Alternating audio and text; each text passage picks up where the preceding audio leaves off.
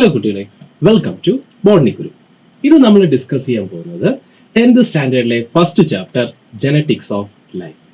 ഇപ്പോൾ വീഡിയോയിലേക്ക് പോകുന്നതിന് മുമ്പ് ചാനൽ സബ്സ്ക്രൈബ് ചെയ്യുക, ബെൽ ബട്ടണും കൂടെ എനേബിൾ ചെയ്യുക, നിങ്ങളുടെ അഭിപ്രായങ്ങളും നിർദ്ദേശങ്ങളും കമന്റായിട്ട് രേഖപ്പെടുത്തുക. ഇന്ന് നമ്മൾ ഡിസ്കസ് ചെയ്യുന്ന സ്ലൈഡും മറ്റ് ഡൗൺലോഡ് ചെയ്യാനുള്ള ലിങ്ക് ഡിസ്ക്രിപ്ഷൻ ബോക്സിൽ കൊടുത്തേക്കാം, അതും കൂടെ ഒന്ന് ചെക്ക് ഔട്ട് ചെയ്ത് നോക്കാം. നമുക്ക് നേരെ ചാപ്റ്ററിലേക്ക് പോകാം. അപ്പൊ നമ്മുടെ ചാപ്റ്റർ തുടങ്ങുന്നത് ഒരു ചെറിയൊരു ന്യൂസ് ഹെഡിങ് ആണ്. എന്താണ് 2020 കെമിസ്ട്രിയിലെ നോബൽ പ്രൈസ് 2020 കെമിസ്ട്രിയുടെ നോബൽ പ്രൈസ് കിട്ടിയിരിക്കുന്നത് ജീൻ എഡിറ്റിംഗ് എന്ന് പറഞ്ഞൊരു ടെക്നിക്കിലാണ്. ജീൻ എഡിറ്റിംഗ് എന്നൊരു ടെക്നിക്കിന്റെ കണ്ടെത്തലിനാണ് 2020 നോബൽ പ്രൈസ് കിട്ടിയിരിക്കുന്നത്. നോക്കിയടാ, ഫസ്റ്റ് പോയിന്റ് തന്നെ നോക്കി. The Nobel prize of 2020 2020 Nobel prize, അതും കെമിസ്ട്രിയിലത് രണ്ട് ആൾക്കാർക്കാണ് കിട്ടിയിരിക്കുന്നത്. ആരൊക്കെയാണ്? ജെനിഫർ ഡുവെണ്ണയും ഇമാനുവൽ ഷാർപ്പന്റിയർ എന്ന് പറഞ്ഞ രണ്ടുപേർക്ക്. എന്തിനാണ് കിട്ടിയിരിക്കുന്നത്? ജീൻ എഡിറ്റിംഗ്, നമ്മുടെ ജീൻസിനെ എഡിറ്റ് ചെയ്യുന്ന ഒരു ടെക്നോളജി, അല്ലെങ്കിൽ ജീൻ എഡിറ്റിംഗ് എന്നൊരു ഫീൽഡിലേക്ക് അവർ നൽകിയ കോൺട്രിബ്യൂഷന്, അവിടെ ആ കോൺട്രിബ്യൂഷന് ആദരിക്കുന്നതിന് വേണ്ടിയാണ് 2020 നോബൽ പ്രൈസ് ഈ രണ്ടുപേർക്ക് കിട്ടിയത്. എന്തുകൊണ്ടാണ് അവർക്ക് ആ നോബൽ പ്രൈസ് കിട്ടിയത്? അവര് ക്രിസ്പർ കാസ്9 എന്ന് പറഞ്ഞ ഒരു പുതിയൊരു ടെക്നോളജി, അല്ലെങ്കിൽ നമ്മുടെ DNA-യിലുള്ള ജീനെ എഡിറ്റ് ചെയ്യുന്ന ഒരു പ്രോസസ്, ആ ഒരു ടെക്നോളജിയാണ് ക്രിസ്പർ കാസ്9 ടെക്നോളജി എന്ന് പറയുന്നത്. ഈ ടെക്നോളജിയുടെ കണ്ടുപിടുത്തത്തിനാണ് അവർക്ക് 2020 കെമിസ്ട്രിയുടെ നോബൽ പ്രൈസ് കിട്ടിയത്. ഈ ക്രിസ്പർ കാസ്9 എന്ന ജീൻ എഡിറ്റിംഗ് പ്രോസസ് എന്താണ് ചെയ്യുന്നത്? ഒരാളുടെ DNA-യില്, അല്ലെങ്കിൽ ഏതൊരു ഓർഗാനിസത്തിന്റെ DNA ആയിക്കോട്ടെ, ഏത് ഓർഗാനിസത്തിന്റെ DNA ആയിക്കോട്ടെ, അതിൽ നമ്മൾ ഉദ്ദേശിക്കുന്ന ഡിസൈറബിൾ ആയിട്ടുള്ള, നമ്മൾ ഉദ്ദേശിക്കുന്ന അല്ലെങ്കിൽ നമുക്ക് ഗുണമുള്ള ചേഞ്ചസ് വരുത്താൻ ഈ ഒരു ടെക്നോളജി വഴി ജീനെ വളരെ എളുപ്പത്തിൽ എന്ത് ചെയ്യാൻ പറ്റും?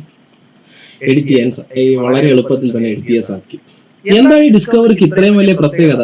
നമുക്കിന്ന് ഒരാൾക്കൊരു ജനറ്റിക് ഡിസീസ്, ജനിതകമായിട്ടൊരു അസുഖം വന്നു കഴിഞ്ഞാൽ അതിൽ അയാൾക്ക് നമുക്ക് കൊടുക്കാൻ പറ്റുന്ന ചികിത്സയ്ക്ക് എന്തുണ്ട്? ഒരു പരിധിയുണ്ട്. പക്ഷെ ഈ ഒരു ടെക്നോളജിയുടെ വരവോടെ ജനറ്റിക് ഡിസീസിന്റെ തെറാപ്പിയിൽ വലിയ മാറ്റങ്ങൾ വരും. അതുപോലെ തന്നെ ക്യാൻസർ, ഒരു പർട്ടിക്കുലർ സ്റ്റേജ് കഴിഞ്ഞാൽ ക്യാൻസർ ഉള്ള രോഗിയെ നമുക്ക് എന്ത് ചെയ്യാൻ പറ്റില്ല? രക്ഷിക്കാൻ പറ്റില്ല. അപ്പോൾ ക്യാൻസർ ട്രീറ്റ്മെന്റിലും ജനറ്റിക് ഡിസീസ് തെറാപ്പിയിലും ഒക്കെ ഈ ഒരു കണ്ടുപിടുത്തം വലിയ മാറ്റങ്ങൾ തന്നെ എന്ത് ചെയ്യും? വരും. അതുപോലെ തന്നെ നമുക്ക് എന്ത് ചെയ്യാടാ, നമുക്ക് ഇഷ്ടമുള്ള രീതിയിൽ ജീൻ അല്ലെങ്കിൽ DNA എഡിറ്റ് ചെയ്യാൻ പറ്റുമല്ലോ. അതുകൊണ്ട് തന്നെ പെസ്റ്റിനെ, കീടങ്ങളെയും അസുഖങ്ങളെയൊക്കെ പ്രതിരോധിക്കുന്ന നല്ല മുന്തിയിനം ക്രോപ്പ് പ്ലാന്റുകളെയും നമുക്ക് എന്ത് ചെയ്യാം? ഈ ടെക്നോളജിയുടെ സഹായത്തോടെ എന്ത് ചെയ്യാം? ഡെവലപ്പ് ചെയ്യാം.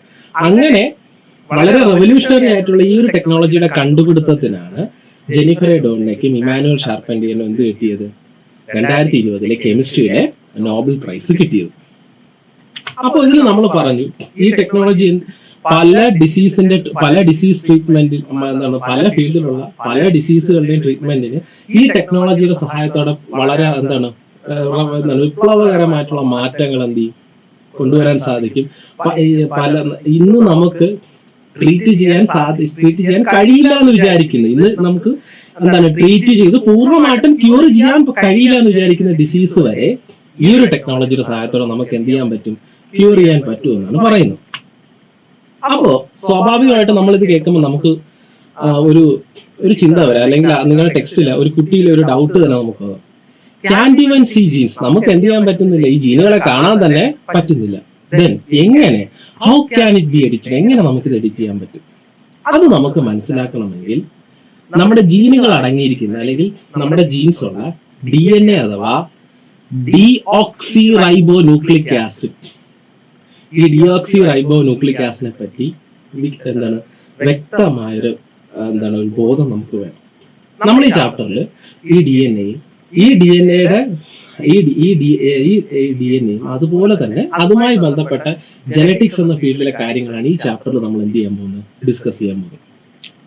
അപ്പോൾ DNA അല്ലെങ്കിൽ നമ്മുടെ ജീൻസ് അടങ്ങിയിട്ടുള്ള DNA കുറിച്ചൊരു ബെറ്റർ അണ്ടർസ്റ്റാൻഡിങ്, വളരെ നന്നായിട്ട് നമുക്ക് അതിന്റെ കാര്യങ്ങളും എല്ലാം മനസ്സിലായതിനു ശേഷമാണ് ജീൻ എഡിറ്റിംഗ് എന്ന് പറഞ്ഞ പല ടെക്നോളജികളും എന്ത് ചെയ്തത്? നമ്മൾ കണ്ടെത്തിയത്. നമുക്ക് നോക്കാം, എന്താണ് ഒരു DNA, എന്താണ് ജീൻസ്. നമ്മൾ ഈ ഒരു ചാപ്റ്ററിൽ ഈ ഒരു കാര്യങ്ങളാണ് ഇനി എന്ത് ചെയ്യാൻ പോകുന്നത്? ഡിസ്കസ് ചെയ്യാൻ പോകുന്നു. ഓക്കെ അല്ല? അതിന് ആദ്യം നമുക്ക് നോക്കണം, എവിടെയാണ് ഈ DNA കാണപ്പെടുന്നത്? എവിടെയാണ് DNA കാണപ്പെടുന്നത്? നോക്കിയടാ, ഈ നിങ്ങളുടെ ടെക്സ്റ്റിലെ തന്നെ ഫസ്റ്റ് ഇല്ലുസ്ട്രേഷൻ നോക്കിയടാ. കുട്ടികളെ, എപ്പോഴും നമ്മുടെ DNA എവിടെയാണ് ലൊക്കേറ്റ് ചെയ്യുന്നത് നമുക്ക് നോക്കാം. നോക്കിയടാ, സെല്ലിന്റെ ഉള്ളില് ന്യൂക്ലിയസിന്റെ ഉള്ളിൽ നമുക്ക് എന്ത് കാണാൻ പറ്റും? ക്രോമോസോം കാണാൻ പറ്റും. ഈ ക്രോമോസോമിന്റെ ഉള്ളിലാണ് നമുക്ക് ആരെ കാണാൻ സാധിക്കുന്നത്? ഈ DNA കാണാൻ സാധിക്കുന്നത്. ഈ DNA അല്ലെങ്കിൽ നമ്മുടെ ന്യൂക്ലിക് ആസിഡ് ആയിട്ടുള്ള DNA സ്ട്രക്ചറിന്റെ കണ്ടുപിടുത്തം, അല്ലെങ്കിൽ നമ്മൾ ഇപ്പോൾ കാണുന്ന ഈ നിങ്ങളുടെ ഈ പിക്ചറിൽ കാണുന്ന ഈ സ്ട്രക്ചർ ഉണ്ടല്ലോ, ഇതിന്റെ കണ്ടുപിടുത്തമായിരുന്നു ബയോളജിയിൽ തന്നെ ഏറ്റവും മികച്ചൊരു ഡിസ്കവറി തന്നെയായിരുന്നു എന്ത്? നമ്മുടെ നമ്മുടെ എല്ലാ ഫീച്ചേഴ്സിനും നമ്മൾ എങ്ങനെ ഇരിക്കണമെന്ന് തീരുമാനിക്കുന്ന നമ്മുടെ ന്യൂക്ലിക് ആസിഡ് ആയിട്ടുള്ള DNA സ്ട്രക്ചറിന്റെ കണ്ടുപിടുത്തം വളരെ വലിയൊരു കണ്ടുപിടുത്തമായിരുന്നു. സോ നമ്മുടെ DNA എവിടെയാണ് കാണപ്പെടുന്നത്? സെല്ലിന്റെ ഉള്ളിലെ ന്യൂക്ലിയസിലെ ക്രോമോസോമിനുള്ളിലാണ് നമ്മുടെ DNA എന്ത് ചെയ്തിരിക്കുന്നത്? കോയിൽ ചെയ്തിരിക്കുന്നത്. ഇതൊക്കെ എങ്ങനെയാണ് നമുക്ക് എന്ത് ചെയ്യാം നോക്കാം. ആദ്യം എങ്ങനെയാണ് ഇന്ന് കാണുന്ന ഈ ഡബിൾ ഹെലിക്കൽ മോഡൽ അല്ലെങ്കിൽ ചുറ്റുഗോവണി മോഡൽ എന്ന ഈ DNA സ്ട്രക്ചർ കണ്ടെത്തിയത് നമുക്ക് നോക്കാം. എന്നാണ് 1953 ജെയിംസ് വാട്സണും ഫ്രാൻസിസ് ക്രിക്കും എന്ന രണ്ട് സയന്റിസ്റ്റ് ചേർന്നാണ് DNA ഡബിൾ ഹെലിക്കൽ മോഡല് ആദ്യമായിട്ട് ലോകത്തിന് മുന്നിൽ പ്രസന്റ് ചെയ്യുന്നത്. അവര് ഈ ഒരു സ്ട്രക്ചർ പ്രൊപ്പോസ് ചെയ്തത് ഈ DNA, അതായത് നമ്മുടെ ഏറ്റവും ബേസിക് ആയിട്ടുള്ള DNA എന്ന മോളിക്യൂൾ, നമ്മുടെ ബോഡിയിലെ നമ്മുടെ ജനറ്റിക് മെറ്റീരിയൽ ആയിട്ടുള്ള DNA സ്ട്രക്ചർ ഇങ്ങനെയാണെന്ന് അവർ പ്രൊപ്പോസ് ചെയ്തതിന് കാരണം റോസ്ലിൻ ഫ്രാങ്ക്ലിനും മൗറിസ് വിൽക്കിൻസ് എന്ന രണ്ട് സയന്റിസ്റ്റുകള് അവർ നടത്തിയ എക്സ്റേ ഡിഫ്രാക്ഷൻ സ്റ്റഡീസ്, ഒരു എക്സ്റേ ഡിഫ്രാക്ഷൻ ടെക്നിക്ക് വഴി കുറച്ച് പഠനങ്ങൾ നടത്തിയിട്ടുണ്ടായിരുന്നു നമ്മുടെ റോസ്ലിൻ ഫ്രാങ്ക്ലിനും മൗറിസ് വിൽക്കിൻസും. അതിന്റെ ഫലമായിട്ട് ഫോട്ടോ 51 എന്ന് പറഞ്ഞൊരു ഇമേജ് അവർ ഒബ്റ്റെയിൻ ചെയ്തു. അത് നിങ്ങൾ ഈ പിക്ചറിൽ കാണുന്നില്ലേ, ആ ഇമേജ് ഒബ്റ്റെയിൻ ചെയ്തു. അതിനെ ബേസ് ചെയ്താണ് ഇത് എടുത്ത ഈ ഒരു ഇമേജ് അന്ന് എക്സ്റേ ഡിഫ്രാക്ഷൻ കണ്ടക്ട് ചെയ്തിട്ട് ഈ ഒരു ഇമേജ് അന്ന് എടുത്തത് നമ്മുടെ റോസ്ലിൻ ഫ്രാങ്ക്ലിനാണ്. പുള്ളിക്കാരി എടുത്ത ആ ഇമേജിനെ ബേസ് ചെയ്താണ് നമ്മുടെ ജെയിംസ് വാട്സണും ഫ്രാൻസിസ് ക്രിക്കും double helical model of DNA എന്ത് ചെയ്യുന്നത്? പ്രൊപ്പോസ് ചെയ്യുന്നത്. വളരെ ഇമ്പോർട്ടന്റ് ആണ് ഈ ഫോട്ടോ 51. നോക്കിയേ, അതില് ആ ഒരു സ്പെസിഫിക് ആയിട്ടുള്ള ഒരു പിക്ചറിൽ നിന്നാണ് DNA സ്ട്രക്ചർ ഇങ്ങനെ ആയിരിക്കുമെന്ന് വാട്സണും ഫ്രാൻസിസ് ക്രിക്കും എന്ത് ചെയ്തത്? മനസ്സിലാക്കിയത്. ഈ പിക്ചർ എടുത്ത റോസ്ലിൻ ഫ്രാങ്ക്ലിൻ 1958 അവരുടെ 37ാമത്തെ വയസ്സിൽ മരിച്ചു പോവുകയുണ്ടായി. അതിനുശേഷം പഠനം മുന്നോട്ട് കൊണ്ടുപോയത് ജെയിംസ് വാട്സണും ഫ്രാൻസിസ് ക്രിക്കും മൗറിസ് വിൽക്കിൻസും ചേർന്നാണ്. അവരുടെ ഈ DNA സ്ട്രക്ചറിന്റെ കണ്ടുപിടുത്തത്തിന് 1962 മെഡിസിൻ കാറ്റഗറിയിൽ അവർക്ക് എന്ത് തന്നെ കിട്ടുകയുണ്ടായി? നോബൽ പ്രൈസ് തന്നെ കിട്ടുകയുണ്ടായി. എന്തുകൊണ്ടാണ്? എന്ത് കാര്യത്തിനാണ് അവർക്ക് നോബൽ പ്രൈസ് കിട്ടിയത്? DNA ഡബിൾ ഹെലിക്കൽ അല്ലെങ്കിൽ ചുറ്റുകോവണി. നിങ്ങൾ കണ്ടാൽ മതി, എന്താണ് ഇങ്ങനെ സ്പൈറൽ ആയിട്ടുള്ള രണ്ട് സ്ട്രാൻഡുകളും അതിന്റെ ഇടയിൽ സ്റ്റെപ്പ് പോലുള്ള ആ ഒരു DNA സ്ട്രക്ചർ കണ്ടെത്തിയതായിരുന്നു നമ്മുടെ ജെയിംസ് വാട്സണും ഫ്രാൻസിസ് ക്രിക്കും ആയിരുന്നു പ്രൊപ്പോസ് ചെയ്തത്. എന്തിനെ ബേസ് ചെയ്ത്? റോസ്ലിൻ ഫ്രാങ്ക്ലിന്റെ മൗറിസ് വിൽക്കിൻസിന്റെ എക്സ്റേ ഡിഫ്രാക്ഷൻ സ്റ്റഡീസ്. സ്പെസിഫിക്കലി ആ സ്ട്രക്ചർ പ്രൊപ്പോസ് ചെയ്യാൻ ഉണ്ടായത് റോസ്ലിൻ ഫ്രാങ്ക്ലിൻ അവരുടെ എക്സ്റേ ഡിഫ്രാക്ഷൻ സ്റ്റഡി സമയത്ത് എടുത്ത ഫോട്ടോ 51 അതിന്റെ സഹായത്തോടെയാണ് അവർ എന്ത് ചെയ്തത്? ഈ ഒരു സ്ട്രക്ചർ അല്ലെങ്കിൽ നമ്മുടെ DNA ഇങ്ങനെ ഒരു ഡബിൾ ഒരു ഹെലിക്സിന്റെ രൂപത്തില് രണ്ട് സ്ട്രാൻഡുള്ള അങ്ങോട്ടും ഇങ്ങോട്ടും ഒരു ചുറ്റുകോമണി പോലെ ഒരു ഡബിൾ ഹെലിക്കൽ സ്ട്രക്ചറിലാണ് ഇരിക്കുന്നതെന്ന് കണ്ടെത്തിയത് ഇങ്ങനെയാണ്. ഇതാണ് നമ്മുടെ റോസ്ലിൻ ഫ്രാങ്ക്ലിൻ.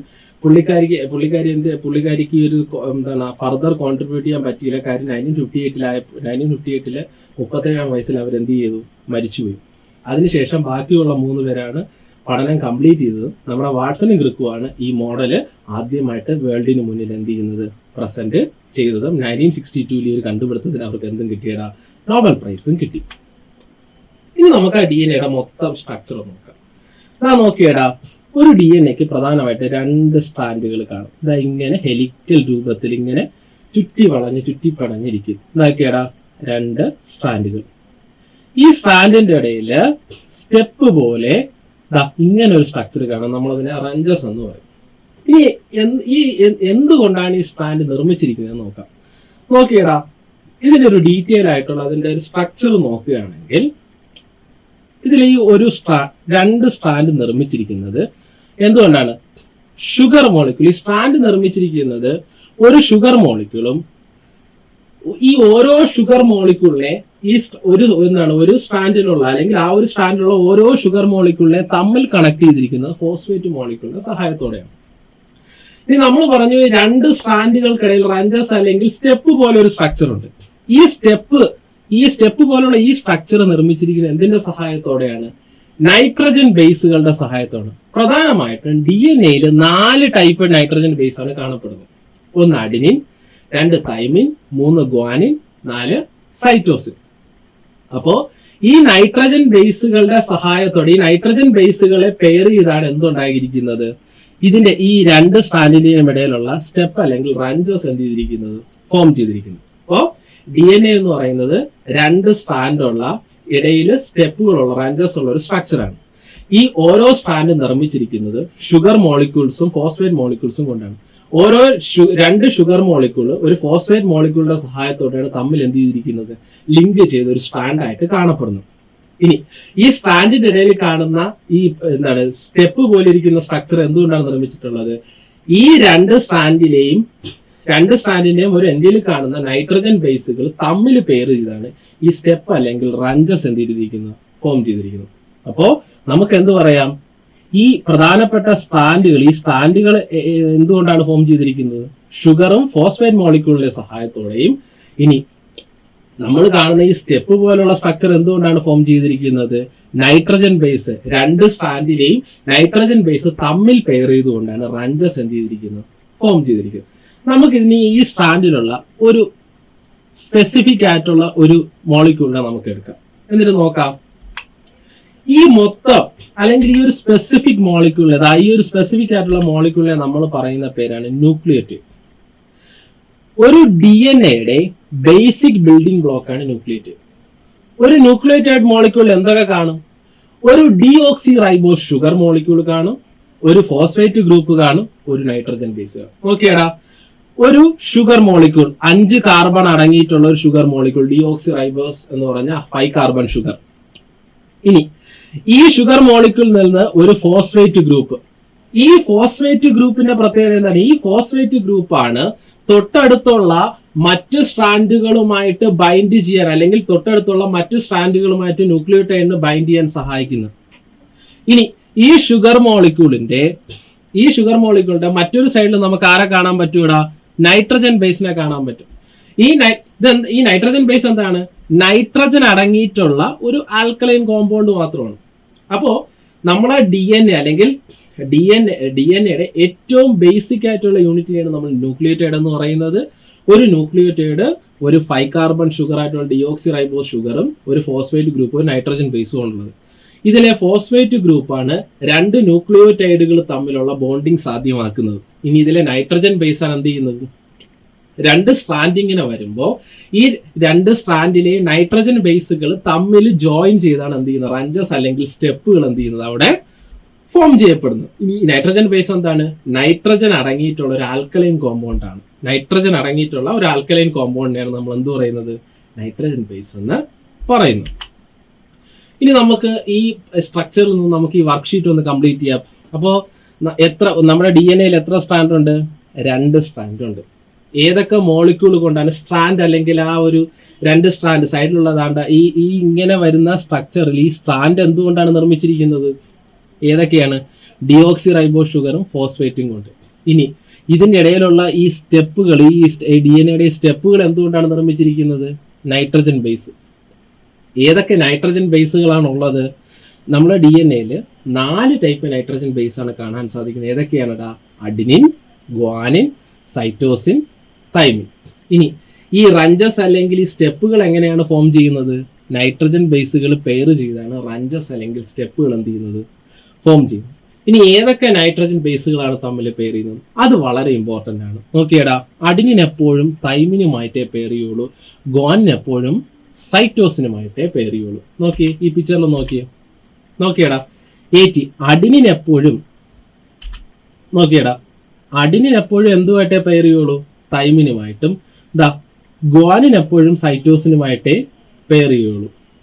അഡിനിൻ എപ്പോഴും തൈമിനുമായിട്ടും ഗ്വാനിൻ എപ്പോഴും സൈറ്റോസിനുമായിട്ടും. അതും വളരെ ഇമ്പോർട്ടൻ്റ് ആണ്. അപ്പോൾ ഇവര് പെയർ ചെയ്താണ് ഈ സ്റ്റെപ്പുകൾ ഉണ്ടാവുന്നത്.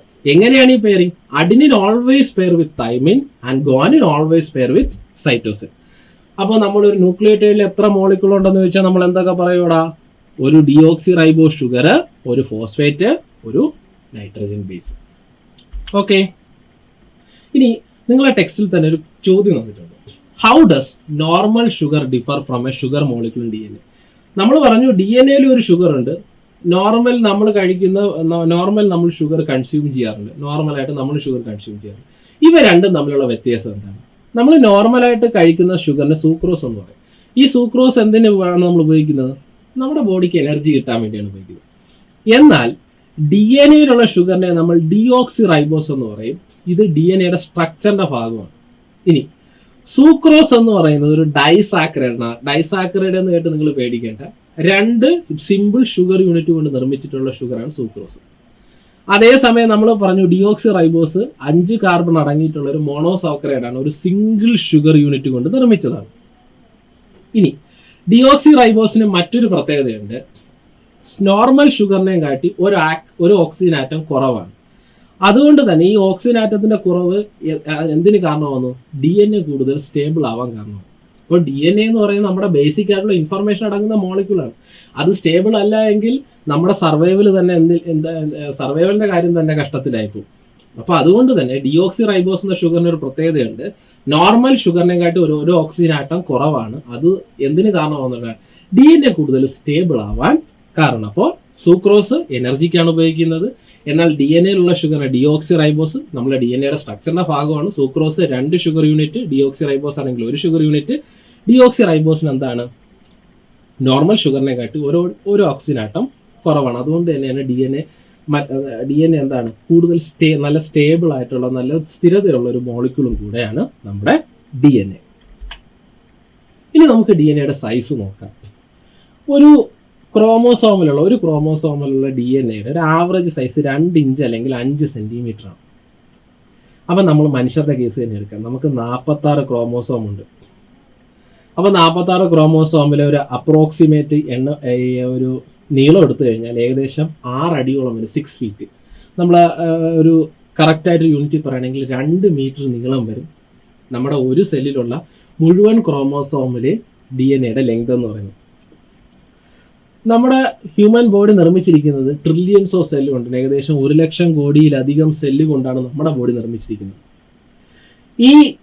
ഈ സെല്ലുകളിലുള്ള എല്ലാ DNAയും കൂടെ ലെങ്ത് ജോയിൻ ചെയ്ത് കഴിഞ്ഞാൽ ഏകദേശം 67 ബില്യൺ. 1 ബില്യൺ എന്ന് പറയുന്നത് 100 കോടിയാണ്. 6700 കോടി മൈൽ നീളം വരും നമ്മുടെ DNA-ക്ക്.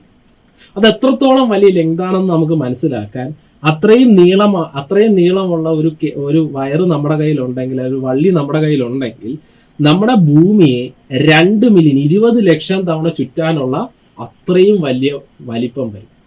പക്ഷെ ഇത്രയും വലിപ്പം പറയുന്ന DNA വളരെ മൈന്യൂട്ടായിട്ട് നമുക്ക് കാണാൻ പറ്റാത്തൊരു സ്പേസിലാണ് നമ്മുടെ സെല്ലിൽ എന്ത് ചെയ്യുന്നത്? കാണപ്പെടുന്നത്. എങ്ങനെയാണ് ഇത്രയും നീളമുള്ള ഈ DNA നമ്മൾ ഇങ്ങനെ കോംപ്ലക്സ് ആയിട്ട് വളരെ സിമ്പിൾ ആയിട്ട് പാക്ക് ചെയ്യുന്നത്? നോക്കാം. അപ്പോൾ ഒരു കുട്ടിയുടെ ഡൗട്ട് അവിടെയുണ്ട്. How does such A large DNA? ഇങ്ങനെയുള്ള ഈ വലിയ DNA എങ്ങനെയാണ് ഈ ക്രോമോസ് വെച്ച് നമ്മുടെ സെല്ലെന്ന് പറയുന്നത് തന്നെ വളരെ ടൈനിയാണ്. ഈ സെല്ലിന്റെ ഉള്ളിലെ ക്രോമോസോമിൽ എങ്ങനെയാണ് ഇത്രയും നീളം DNA ഫിറ്റ് ചെയ്തിരിക്കുന്നത്? അപ്പൊ ഈ DNA എങ്ങനെയാണ് പാക്ക് ചെയ്യുന്നത് നമ്മൾ നോക്കണം. നോക്കിയേടാ, നമ്മളെ DNA മോളിക്യൂൾ ന്യൂക്ലിയോടൈഡ് മോളിക്യൂൾസ് ചേർന്ന് രണ്ട് സ്റ്റാൻഡിലെ നൈട്രജൻ ബേസ് ഫോം ചെയ്തതാ, അതാണ്ട് സ്റ്റെപ്പുകളൊക്കെ ഫോം ചെയ്ത ഈ DNA എന്ത് ചെയ്യുന്നടാ? ഈ DNA ഹിസ്റ്റോൺ പ്രോട്ടീനുമായിട്ട് ചേർന്ന് പാക്ക് ചെയ്തിരിക്കുന്നു. എങ്ങനെയാണെന്ന് വെച്ച് കഴിഞ്ഞാൽ ഒരു 8 ഹിസ്റ്റോൺ മോളിക്യൂൾ ചേർന്ന് ഹിസ്റ്റോൺ ഒക്ടോമർ ഉണ്ടാകും. ഈ ഒക്ടോമറിൽ നമ്മളെ DNA എന്ത് ചെയ്യുന്നു? റാപ്പ് ചെയ്തിരിക്കുന്നു. അപ്പോൾ ഇങ്ങനെ ഹിസ്റ്റോൺ എന്ന് പറഞ്ഞ ഒരു പർട്ടിക്കുലർ പ്രോട്ടീനാണ്. ഈ ഇതുപോലുള്ള 4 പ്രോട്ടീൻ മോളിക്യൂൾ ചേർന്ന് 8 പ്രോട്ടീൻ മോളിക്യൂൾ ചേർന്ന് ഹിസ്റ്റോൺ ഒക്ടാമർ എന്ന് പറഞ്ഞൊരു സ്ട്രക്ചർ ഫോം ചെയ്യുന്നു. ഈ സ്ട്രക്ചറിൽ എന്ത് ചെയ്യും, നമ്മളെ DNA എന്ത് ചെയ്യുന്നു, റാപ്പ് ചെയ്തിരിക്കുന്നു. ഈ 8 ഹിസ്റ്റോൺ പ്രോട്ടീൻ മോളിക്യൂളിൽ DNA റാപ്പ് ചെയ്തിരിക്കുന്ന സ്ട്രക്ചറിനെ ന്യൂക്ലിയോസോം എന്ന് പറയും. ഈ ന്യൂക്ലിയോസോം എന്ത് ചെയ്യുന്നു, വീണ്ടും കോയിൽ ചെയ്ത് എന്താവുന്നു, വീണ്ടും കോയിൽ ചെയ്ത് റീകോയിൽ ചെയ്ത് ക്രോമോസോമിന്റെ രൂപത്തിലേക്ക് മാറുന്നു. നോക്കാടാ, നമ്മള് DNA എടുത്ത് അല്ലെങ്കിൽ നമ്മുടെ ക്രോമോസോം എടുത്ത് നോക്കിയാൽ DNA മറ്റൊരാളെയും കൂടെ കാണാൻ പറ്റും. ആരാണ്? Histone protein. ഹിസ്റ്റോൺ പ്രോട്ടീൻ നമുക്ക് അവിടെ കാണാൻ പറ്റും. ഈ ഹിസ്റ്റോൺ പ്രോട്ടീൻ എന്താണ്, സിംഗിൾ ആയിട്ടല്ല നിൽക്കുന്നത്. 8 ഹിസ്റ്റോൺ പ്രോട്ടീൻ എന്ത് ചെയ്യുന്നു, ജോയിൻ ചെയ്ത് ഹിസ്റ്റോൺ ഒക്ടാമറായി മാറുന്നു. നോക്കിയടാ പിക്ചറിൽ 8 നോക്കി, 8 ഹിസ്റ്റോൺ പ്രോട്ടീൻ ചേർന്ന് ഹിസ്റ്റോൺ ഒക്ടാമറായിട്ട് മാറുന്നു. ഈ ഒക്ടാമറിലേക്ക് എന്ത് ചെയ്യുന്നടാ, DNA സ്ട്രാൻഡ് ചുറ്റുന്നു, വൈൻഡ് ചെയ്യുന്നു. DNA സ്ട്രാൻഡ് ഈ ഒക്ടാമറിൽ ചുറ്റുന്നു.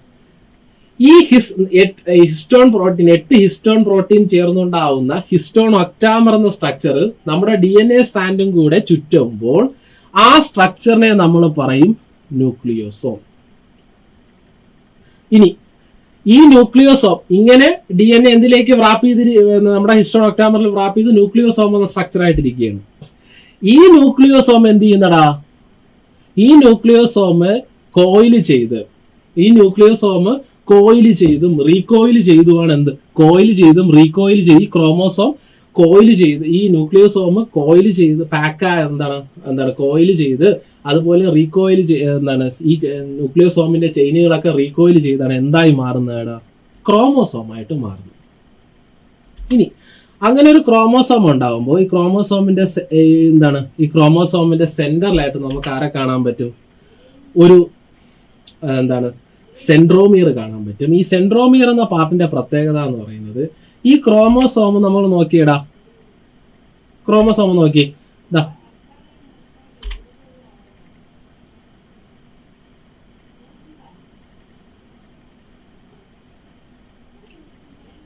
ഈ ക്രോമോസോം നോക്കിയടാ, ഇതിൽ ഈ സെന്റർ പോർഷനെയാണ് നമ്മൾ എന്ത് പറയുന്നത്, സെൻട്രോമിയർ എന്ന് പറയുന്നത്. ഇതില് ഈ ഓരോ ആമിനെയും നമ്മൾ ക്രൊമാറ്റിഡ് എന്ന് പറയും. ഈ ക്രൊമാറ്റിഡ് എങ്ങനെയാണ് ഫോം ചെയ്യുന്നത്, ന്യൂക്ലിയോസോം കോയിൽ ചെയ്യുന്നു, ഈ കോയിൽ ചെയ്യുന്ന ഈ കോയിൽഡ് പാർട്ട് വീണ്ടും റീകോയിൽ ചെയ്താണ് പാക്ക് ചെയ്ത് ക്രോമോസോമായിട്ട് മാറുന്നത്. ഈ പാക്ക് ചെയ്യുന്ന അല്ലെങ്കിൽ ഇതിന്റെ ഓരോ ആമിനെ ഈ ഒരു ആമിനെ നമ്മൾ ക്രൊമാറ്റിഡ് എന്ന് പറയും. ഈ ക്രൊമാറ്റിഡ് ഈ ഒരു എൻ്റയർ ലെങ്തിലുള്ള ആ ഒരു സ്ട്രക്ചർ നമ്മൾ ക്രൊമാറ്റിഡ് എന്ന് പറയും. ഈ ക്രൊമാറ്റിഡിനെ അതിന്റെ ആ കറക്റ്റ് പൊസിഷനിൽ അറ്റാച്ച് ചെയ്തിരിക്കാൻ ആര് സഹായിക്കുന്നു, സെൻട്രോമിയർ സഹായിക്കുന്നു. അപ്പൊ ഈ എന്താണ് നമ്മുടെ ന്യൂക്ലിയോസോം എന്ത് ചെയ്യുന്നു, ന്യൂക്ലിയോസോം എങ്ങനെയാണ് ക്രോമോസോം ഫോം ചെയ്യുന്നത്, DNA സ്ട്രാൻഡ് ഒക്ടാമറിൽ വൈൻഡ് ചെയ്ത് ന്യൂക്ലിയോസോം ആവുന്നു. ഇനി എന്ത് ചെയ്യുന്നു, ഈ ന്യൂക്ലിയോസോമിന് ഫർദർ ആയിട്ട് പാക്ക് ആയിട്ടാണ് ക്രോമോസോം ആവുന്നത്. എങ്ങനെയാണ് ക്രോമോസോം ആവുന്നത്, എന്ത് ചെയ്യുന്നു, നമ്മുടെ ന്യൂക്ലിയോസോം പാക്ക് ചെയ്യപ്പെടുന്നു, കോയിൽ ചെയ്യപ്പെടുന്നു. ഈ കോയിൽ ചെയ്യപ്പെടുന്ന ഈ കോയിൽ ചെയ്യപ്പെട്ട ഈ ചെയിനുകൾ വീണ്ടും റീകോയിൽ ചെയ്യപ്പെടുന്നു, ന്യൂക്ലിയോസോമിന്റെ ചെയിനുകൾ വീണ്ടും റീകോയിൽ ചെയ്യുന്നു. അങ്ങനെയാണ് ക്രോമോസോമായിട്ട് ഫോം ചെയ്യുന്നത്. ഈ ക്രോമോസോമായിട്ട് ഫോം ചെയ്യുമ്പോൾ അതിന്റെ ഒരു വൺ ആമിനെ നമുക്ക് ക്രൊമാറ്റിഡ് എന്ന് പറയാം. ഈ ക്രൊമാറ്റിഡ് എന്ന പാർട്ട് ക്രോമോസോമിൽ കറക്റ്റ് ആയിട്ട് കണക്ട് ചെയ്ത് അറ്റാച്ച് ചെയ്തിരിക്കുന്ന എന്തിന്റെ സഹായത്തോടെയാണ്, നമ്മുടെ സെൻട്രോമിയറിന്റെ സഹായത്തോടെയാണ്.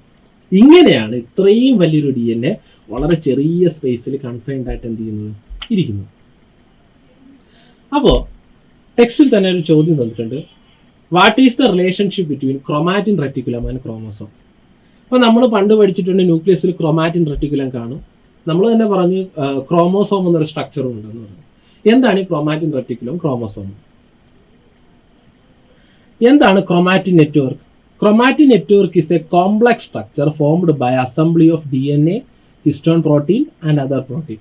ക്രൊമാറ്റിൻ നെറ്റ്വർക്ക് എന്ന് പറയുന്നത് DNA, ഹിസ്റ്റോൺ പ്രോട്ടീനും മറ്റു പ്രോട്ടീനുകളും ചേർന്നുണ്ടാകുന്ന ഒരു കോംപ്ലക്സ് ആയിട്ട് സങ്കീർണമായിട്ടുള്ള ഒരു സ്ട്രക്ചറിനാണ് നമ്മൾ ക്രൊമാറ്റിൻ നെറ്റ്വർക്ക് എന്ന് പറയുന്നത്. ഇത് നമ്മൾ നോർമൽ ആയിട്ടുള്ള യൂക്കാരിയോട്ടിക് സെല്ലിന്റെ ന്യൂക്ലിയസിലാണ് കാണുന്നത്. ഇനി എപ്പോഴാണ് ക്രോമോസോം നമുക്ക് കാണാൻ പറ്റുന്നത്? ഒരു സെല്ല് നമുക്ക് ക്രോമോസോം എപ്പോഴേ കാണാൻ പറ്റുള്ളൂ, സെൽ ഡിവിഷന്റെ സമയത്ത് മാത്രമേ ക്രോമോസോം കാണാൻ പറ്റുള്ളൂ. സെൽ ഡിവിഷൻ സമയത്ത് ന്യൂക്ലിയസിലുള്ള ക്രൊമാറ്റിൻ നെറ്റ്വർക്ക് കോയിലുകളായി കണ്ടൻസ് ചെയ്യുകയും ഈ കോയിലുകൾ എന്തായി മാറുകയും ടൈറ്റായിട്ട് അറേഞ്ച് ചെയ്ത് ക്രോമോസോമായി മാറുകയും ചെയ്യും. അപ്പോൾ ക്രോമോസോമിനെ നമുക്ക് എന്തെന്ന് പറയാം? ക്രൊമാറ്റിൻ നെറ്റ്വർക്കിന്റെ കണ്ടൻസ്ഡ് ആയിട്ടുള്ള ഫോമിനെയാണ് നമ്മൾ എന്തെന്ന് പറയുന്നത്? ക്രോമോസോം എന്ന് പറയുന്നത്. എന്തിനാണ് ക്രോമോസോം ഫോർമേഷൻ സെൽ ഡിവിഷൻ സമയത്ത് നടക്കുന്നത്? എങ്കിൽ മാത്രമേ നമുക്ക് DNA വളരെ സേഫ് ആയിട്ട് ഒരു സെല്ലിൽ നിന്ന് കൃത്യമായ ഈക്വൽ എമൗണ്ടിൽ മറ്റൊരു സെല്ലിലേക്ക് എന്ത് ചെയ്യാൻ പറ്റുള്ളൂ? എത്തിക്കാൻ സാധിക്കുകയുള്ളൂ. ഇനി നമുക്ക് ക്രോമോസോം, നമ്മൾ മനുഷ്യന്റെ ക്രോമോസോമിനെ പറ്റി നോക്കാം. മനുഷ്യരിൽ പ്രധാനമായിട്ടും 2 ടൈപ്പ് ക്രോമോസോമാണ് ഉള്ളത്. സൊമാറ്റിക് ക്രോമോസോമും സെക്സ് ക്രോമോസോമും. എന്താണ് സൊമാറ്റിക് ക്രോമോസോം? നമ്മുടെ ഫിസിക്കൽ അല്ലെങ്കിൽ നമ്മുടെ ഫിസിക്കൽ അപ്പിയറൻസിനെ കൺട്രോൾ ചെയ്യുക, അല്ലെങ്കിൽ നമുക്ക് എന്തൊക്കെ ക്യാരക്ടർ, നമ്മുടെ ഫേഷ്യൽ ഫീച്ചർ ആയിക്കോട്ടെ, നമ്മുടെ അല്ലെങ്കിൽ ഒരു ഇൻഡിവിജ്വലിന്റെ എല്ലാ ഫീച്ചറും അയാളുടെ ഉള്ളിൽ നടക്കുന്ന കെമിക്കൽ റിയാക്ഷൻസ്, അതായത് അയാളുടെ ഉള്ളിലെ മെറ്റബോളിസം എങ്ങനെ നടക്കണം എന്ന് വരെ തീരുമാനിക്കുന്നത് ഈ ക്രോമോസോമിലുള്ള ജനറ്റിക് ജീൻസും DNA, അതിലടങ്ങിയിരിക്കുന്ന DNA അതിനുള്ളിലുള്ള ജീൻസുമാണ്. അപ്പോൾ ഒരു മനുഷ്യന്റെ ഫിസിക്കൽ ക്യാരക്ടറിസ്റ്റിക്സിനെ കൺട്രോൾ ചെയ്യുന്ന ക്രോമോസോമുകളെ നമ്മൾ എന്ത് പറയൂടാ? Somatic chromosome. നമ്മൾ മനുഷ്യരിൽ 22 പേര് സൊമാറ്റിക് ക്രോമോസോം ഉണ്ട്. ഒരു പേരിലെ ക്രോമോസോം നിങ്ങൾ ശ്രദ്ധിച്ചാൽ മതി. എങ്ങനെയായിരിക്കും? They are identical chromosome. Identical ആയിട്ടുള്ള ഈ ഒരു പെയർ ക്രോമോസോമിനെ നമ്മൾ എന്ത് പറയൂടാ? ഒരു പെയർ ഐഡന്റിക്കൽ ആണ്. അതാ നോക്കിയാടാ, ക്രോമോസോം നമ്പർ 1ാമത്തെ പേര് നോക്കിയേ. ഈ 2 ക്രോമോസോമും സിമിലർ ആണ്. നോക്കിയാൽ അതിനകത്തുള്ള ബാൻഡുകളും എല്ലാം കറക്റ്റ് സിമിലർ ആണ്. അപ്പോൾ ഒരുപോലെ ഇരിക്കുന്ന ഐഡന്റിക്കൽ ക്രോമോസോമിനെ നമ്മൾ എന്ത് പറയടാ? Homologous chromosome. എന്തുകൊണ്ടായിരിക്കും നമുക്ക് ഓരോ ക്രോമോസോമിന്റെ ഒരു പെയറായിട്ട് നമുക്ക് കിട്ടുന്നത്? ഈ ക്രോമോസോം പെയറിൽ ഒന്ന് നമ്മുടെ ഫാദറിൽ നിന്ന് നമുക്ക് കിട്ടിയതാണ്, ഒന്ന് നമ്മുടെ മദറിൽ നിന്ന് ഇൻഹെറിറ്റ് ചെയ്യപ്പെട്ടതാണ്. അപ്പോൾ ഒരാളുടെ ഫിസിക്കൽ ഫീച്ചേഴ്സിനെ കൺട്രോൾ ചെയ്യുന്ന ക്രോമോസോമാണ്. നമ്മുടെ ഹ്യൂമൻസിൽ 22 പേർ സൊമാറ്റിക് ക്രോമോസോം ഉണ്ട്. ഒരു പെയർ ഐഡന്റിക്കൽ ക്രോമോസോമിനെ നമ്മൾ ഹോമോലോഗസ് ക്രോമോസോം എന്നാണ് പറയുന്നത്. ഈ പെയറിലെ ഒന്ന് നമുക്ക് ഫാദറിൽ നിന്നും ഒന്ന് നമുക്ക് മദറിൽ നിന്നുമാണ് ഇൻഹെറിറ്റ് ചെയ്ത് കിട്ടിയത്. ഇനി ഒരു പെയർ 23 പെയർ ക്രോമോസോം ഹ്യൂമൻസിലുണ്ട്. അതിൽ ഒരു പെയർ എന്താണ്? സെക്സ് ക്രോമോസോം ആണ്. എന്തുകൊണ്ട് ഇവരെ സെക്സ് ക്രോമോസോം എന്ന് പറയുന്നത് വെച്ച് കഴിഞ്ഞാൽ, ഒരാൾ ആണോ പെണ്ണോ എന്ന് തീരുമാനിക്കുന്നത് ഈ ക്രോമോസോമാണ്. 2 തരത്തിലുള്ള സെക്സ് ക്രോമോസോമാണ് ഉള്ളത്. ഒന്ന് X ടൈപ്പ് ക്രോമോസോമും ഒന്ന് Y ടൈപ്പ് ക്രോമോസോമും. ഇതിൽ ഈ Y ക്രോമോസോം എന്ന് പറയുന്നത് X ക്രോമോസോമിനെയും കാട്ടി ചെറുതാണ്. നോക്കിയിട പിക്ചർ നോക്കിയിട. Y ക്രോമോസോം എന്ന് പറയുന്നത് ഇത്രയേ ഉള്ളൂ, X ക്രോമോസോമിനെയും കാട്ടി ചെറുതാണ്. ഈ Y ക്രോമോസോമിന്റെ അകത്ത് ഒരു ജീനുണ്ട്, SRY ജീൻ. ഈ ജീനാണ് ഡെവലപ്പ് ചെയ്ത് വരുന്ന എംബ്രിയോയില് ടെസ്റ്റിസ് അല്ലെങ്കിൽ മെയിൽ റീപ്രൊഡക്റ്റീവ് ഓർഗന്റെ ഫോർമേഷന് കാരണമാണ്. അപ്പോൾ ഒരു ഇൻഡിവിജ്വലിന് XX എന്ന സെക്സ് ക്രോമോസോം ഉണ്ടെങ്കിൽ അത് ഫീമെയിൽ ആവുകയും, ഒരു ഇൻഡിവിജ്വൽ XY എന്നൊരു സെക്സ് ക്രോമോസോം ആണ് ഉള്ളതെങ്കിൽ Y ജീൻ ഉള്ളത് കൊണ്ട് തന്നെ അവിടെ SRY ജീൻ ഉണ്ട്. അതെന്തിന് കാരണമാവും? ടെസ്റ്റിസ് ഫോർമേഷന് കാരണമാവും. ആ ഒരു കുട്ടി എന്തായി മാറും? ആണായി മാറും. അതേസമയം 2 X ക്രോമോസോം ആണെങ്കിലോ അവിടെ ഫീമെയിൽ റീപ്രൊഡക്റ്റീവ് സ്ട്രക്ചർ ഫോം ആവുകയും ആ കുട്ടി എന്തായി മാറും? ഒരു പെൺകുട്ടിയായി മാറുകയും ചെയ്യും. അപ്പോൾ ഒരു ഇൻഡിവിജ്വലിന്റെ സെക്സ് ആണോ പെണ്ണോ എന്ന് ഡിറ്റർമിൻ ചെയ്യുന്ന ക്രോമോസോമിനെയാണ് സെക്സ് ക്രോമോസോം എന്ന് പറയുന്നത്. X ക്രോമോസോം Y ക്രോമോസോം ഉണ്ട്. Y ക്രോമോസോം X ക്രോമോസോമിനെ കാട്ടി ചെറുതാണ്. Y ക്രോമോസോമിലെ SRY ജീനാണ് ടെസ്റ്റിസിന്റെ ഡെവലപ്പിംഗ് എംബ്രിയോയിൽ ടെസ്റ്റിസിന്റെ ഡെവലപ്മെന്റ് കാരണമാവുന്നത് മെയിൽ ഡിറ്റർമിൻ ചെയ്യുന്നു. ഇനി എന്തുകൊണ്ടായിരിക്കും ഈ ക്രോമോസോം പെയർ ആയിട്ട് കാണുന്നത്? ക്രോമോസോം പെയർ ആയിട്ട് കാണുന്നതിന്റെ പ്രധാന കാരണം ഡിപ്ലോയിഡി എന്ന് പറഞ്ഞൊരു കണ്ടീഷനാണ്. യൂക്കാരിയോട്ടിക് ഓർഗാനിസം ആയിട്ടുള്ള മനുഷ്യർ, ഹ്യൂമൻസ്, അതുപോലെ തന്നെ നമുക്ക് ചുറ്റും കാണുന്ന മിക്ക ഓർഗാനിസവും ഡിപ്ലോയിഡി എന്ന കണ്ടീഷൻ ഉള്ളവരാണ്. അതായത് നമുക്ക് കിട്ടുന്ന ഒരു ക്രോമോസോം പെയറിൽ ഓരോ സെറ്റിലും ഒരു ക്രോമോസോം നമ്മുടെ അമ്മയിൽ നിന്നും മറ്റത് നമ്മുടെ അച്ഛനിൽ നിന്നുമാണ് കിട്ടുന്നത്. ഇങ്ങനെ ഈ ഒരു രീതിയിൽ 2 പേരിൽ നിന്നും ക്രോമോസോം വന്നാൽ മാത്രമേ ജനറ്റിക് ഡൈവേഴ്സിറ്റി, ജനിതകമായിട്ടുള്ള ഒരു വൈവിധ്യം, അതുപോലെ തന്നെ എവല്യൂഷൻ, റീപ്രൊഡക്ഷൻ ഒക്കെ കൃത്യമായിട്ട് എന്ത് ചെയ്യുള്ളൂ? നടക്കുകയുള്ളൂ. അപ്പോൾ ഒരു ഇൻഡിവിജ്വലിന് ഒരു പെയർ ഓഫ് ക്രോമോസോം ഉണ്ടെങ്കിൽ മാത്രമേ നമുക്ക് എന്ത് എൻഷുർ ചെയ്യാൻ പറ്റുള്ളൂ, അതിന്റെ ജനറ്റിക് സ്റ്റെബിലിറ്റിയും അതുപോലെ തന്നെ എവല്യൂഷണറി സ്പെസിഫിസിറ്റി അല്ലെങ്കിൽ എവല്യൂഷനൊക്കെ നടക്കണമെങ്കിൽ ക്രോമോസോം എങ്ങനെ തന്നെ കാണണം, പെയറായിട്ട് തന്നെ എന്ത് ചെയ്യണോടാ, കാണണം. ഇനി മറ്റൊരു ചോദ്യമുണ്ട്, are there multiple organism with same number of chromosome? ഒരേ നമ്പർ ക്രോമോസോം ഉള്ള, ഒരേ ക്രോമോസോം നമ്പർ ഉള്ള മൾട്ടിപ്പിൾ ആയിട്ടുള്ള ഓർഗാനിസം നമുക്ക് ചുറ്റുമുണ്ട്. അതിനുള്ള ഉത്തരം എന്ന് പറയുന്നത് എന്താണ്, മൾട്ടിപ്പിൾ ഒരേ ക്രോമോസോം നമ്പർ ഉള്ള മൾട്ടിപ്പിൾ ഓർഗാനിസം ഉണ്ട്. പക്ഷേ ക്രോമോസോം നമ്പർ 1 എന്ന് പറഞ്ഞിട്ട് ക്രോമോസോം നമ്പർ അതിന്റെ എണ്ണം എന്താണ് ഒരേ ടൈപ്പ് നമ്പറുള്ള പല ഓർഗാനിസം ഉണ്ട്. പക്ഷേ അവരുടെ ജനറ്റിക്കൽ മേക്കപ്പ്, അവരുടെ ഫിസിക്കൽ ഫീച്ചേഴ്സ്, അവരുടെ ബയോളജിക്കൽ ഫംഗ്ഷൻ ഒക്കെ എന്തായിരിക്കും, എൻറ്റയർലി ഡിഫറെന്റ് ആയിരിക്കും. നമുക്ക് കുറച്ച് എക്സാമ്പിൾ നോക്കാം. ഹ്യൂമൻസ്, നമുക്ക് 46 ക്രോമോസോം 23 പേരുണ്ട്. കപ്പൂച്ചിൻ മങ്കിക്കും സെയിം നമ്പർ ഓഫ് ക്രോമോസോം ഉണ്ട്. പക്ഷെ നമ്മൾ ഹ്യൂമൻസും കപ്പൂച്ചിൻ മങ്കി ഒരുപോലെയാണോ? എൻറ്റയർലി ഡിഫറെന്റ് അല്ലേ? നമ്മുടെ ഇന്റലക്റ്റും മറ്റു കാര്യങ്ങളെല്ലാം നോക്കുമ്പോൾ എൻറ്റയർലി ഡിഫറെന്റ് ആണ്. ഇനി നമുക്ക് മാംഗോ 48 പേരുണ്ട്, ഒരു പ്ലാന്റ് ആണ്. അതേ same number chromosome common carp എന്ന് പറഞ്ഞ ഫിഷിൽ നമുക്ക് കാണാൻ പറ്റും. 48 ക്രോമോസോം അതിലും കാണാൻ പറ്റും. ഇനി ഡോഗ്, കാനിസ് ലൂപ്പിസ് ഫെമിലിയാരിസ് എന്ന് പറഞ്ഞാൽ നമ്മുടെ നായ, 78 ക്രോമോസോം 39 പേരാണ് കാണുന്നത്. അതേ സെയിം നമ്പർ ക്രോമോസോം ഉള്ള മറ്റൊരു ഓർഗാനിസം വൂൾ സ്പൈഡർ, പട്ടിയും ഒരു ചിലന്തിയും എൻറ്റയർലി ഡിഫറെന്റ് ആണ്. നമ്മുടെ ഡൊമസ്റ്റിക് പിഗ് അല്ലെങ്കിൽ ഇറച്ചി ആവശ്യത്തിന് വളർത്തുന്ന പന്നി 38 ക്രോമോസോം ഉണ്ട്, 19 പേരാണ്. അതുപോലെ തന്നെ ഇപ്പോൾ നമ്മൾ പെറ്റായിട്ട് വളർത്തുന്ന ഹാംസ്റ്റർ എന്ന് പറഞ്ഞ എലി പോലെ ഇരിക്കുന്ന ഒരു ഓർഗാനിസം, അതിനും ഏകദേശം സെയിം ആണ്. പക്ഷെ രണ്ടിന്റെയും സ്ട്രക്ചറും അവരുടെ ഫിസിക്കൽ ഫീച്ചേഴ്സും അവരുടെ ഫങ്ഷൻസ് അവരുടെ മറ്റ് രീതികളൊക്കെ എൻറ്റയർലി ഡിഫറെന്റ് അല്ലേ. സെയിം നമ്പറുള്ള പല ഓർഗാനിസം ഉണ്ട്, പക്ഷേ ഈ ക്രോമോസോം നമ്പർ സെയിം ആയി എന്ന് പറയുന്നത് ബാക്കിയുള്ള എല്ലാ കാര്യങ്ങളും അവരുടെ ജനറ്റിക്കൽ മേക്കപ്പ്, ഫിസിക്കൽ ക്യാരക്ടറിസ്റ്റിക്സും ബയോളജിക്കൽ ഫംഗ്ഷനും ഒക്കെ എൻറ്റയർലി എന്തായിരിക്കും, ഡിഫറെന്റ് ആയിരിക്കും. ഇനി ഹ്യൂമൻ ക്രോമോസോമിന്റെ കേസ് നോക്കുക, നമുക്ക് ഈ ടേബിൾ ഒന്ന് കംപ്ലീറ്റ് ചെയ്യാം. ഫീമെയിൽ ആണെങ്കിൽ 44 അല്ലെങ്കിൽ 22 പേർ സൊമാറ്റിക് ക്രോമോസോമും സെക്സ് ക്രോമോസോം ഏതൊക്കെയാണ്, XX. അപ്പൊ ടോട്ടൽ 46 ക്രോമോസോമിൽ 44 സൊമാറ്റിക് ക്രോമോസോമും 2 X ക്രോമോസോമാണ് ഒരു ഫീമെയിൽ ഇൻഡിവിജ്വലിൽ നമുക്ക് എന്ത് ചെയ്യാൻ പറ്റുന്നത്, കാണാൻ പറ്റുന്നത്.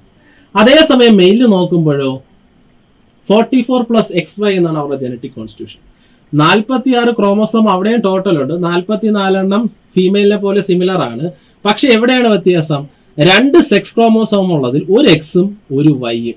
ഇവിടെ ഒരു വൈ, എക്സിന് പകരം ഒരു വൈ വന്നത് കൊണ്ടാണ് എന്താണ് അവിടെ സെക്സിൽ എന്ത് ചെയ്യുന്നത്, ഈ സെക്സ് ക്രോമോസോമിന്റെ ചേഞ്ച് ആണ് മെയിലിനെയും ഫീമെയിലിനെയും എന്ത് ചെയ്യുന്നത്, ഡിറ്റർമിൻ ചെയ്യുന്നത്. അപ്പോൾ ഫീമെയിൽ ആണെങ്കിൽ 44 + XX എന്നും മെയിൽ ആണെങ്കിൽ 44 + XY എന്നും നമ്മൾ എന്ത് ചെയ്യണം, പറയണം.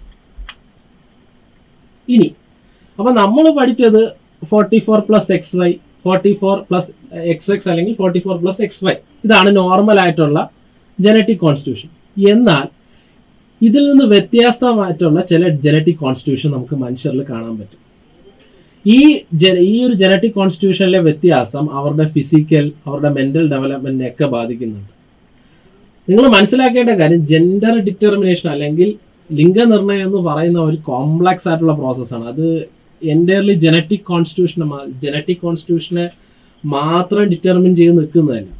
അത് കുറച്ച് ചില വ്യത്യസ്തമായിട്ടുള്ള ജനറ്റിക് കോൺസ്റ്റിറ്റ്യൂഷൻസ് നിങ്ങൾ അതിന്റെ കുറച്ച് എക്സാമ്പിൾ പറയുമ്പോൾ മനസ്സിലാവും.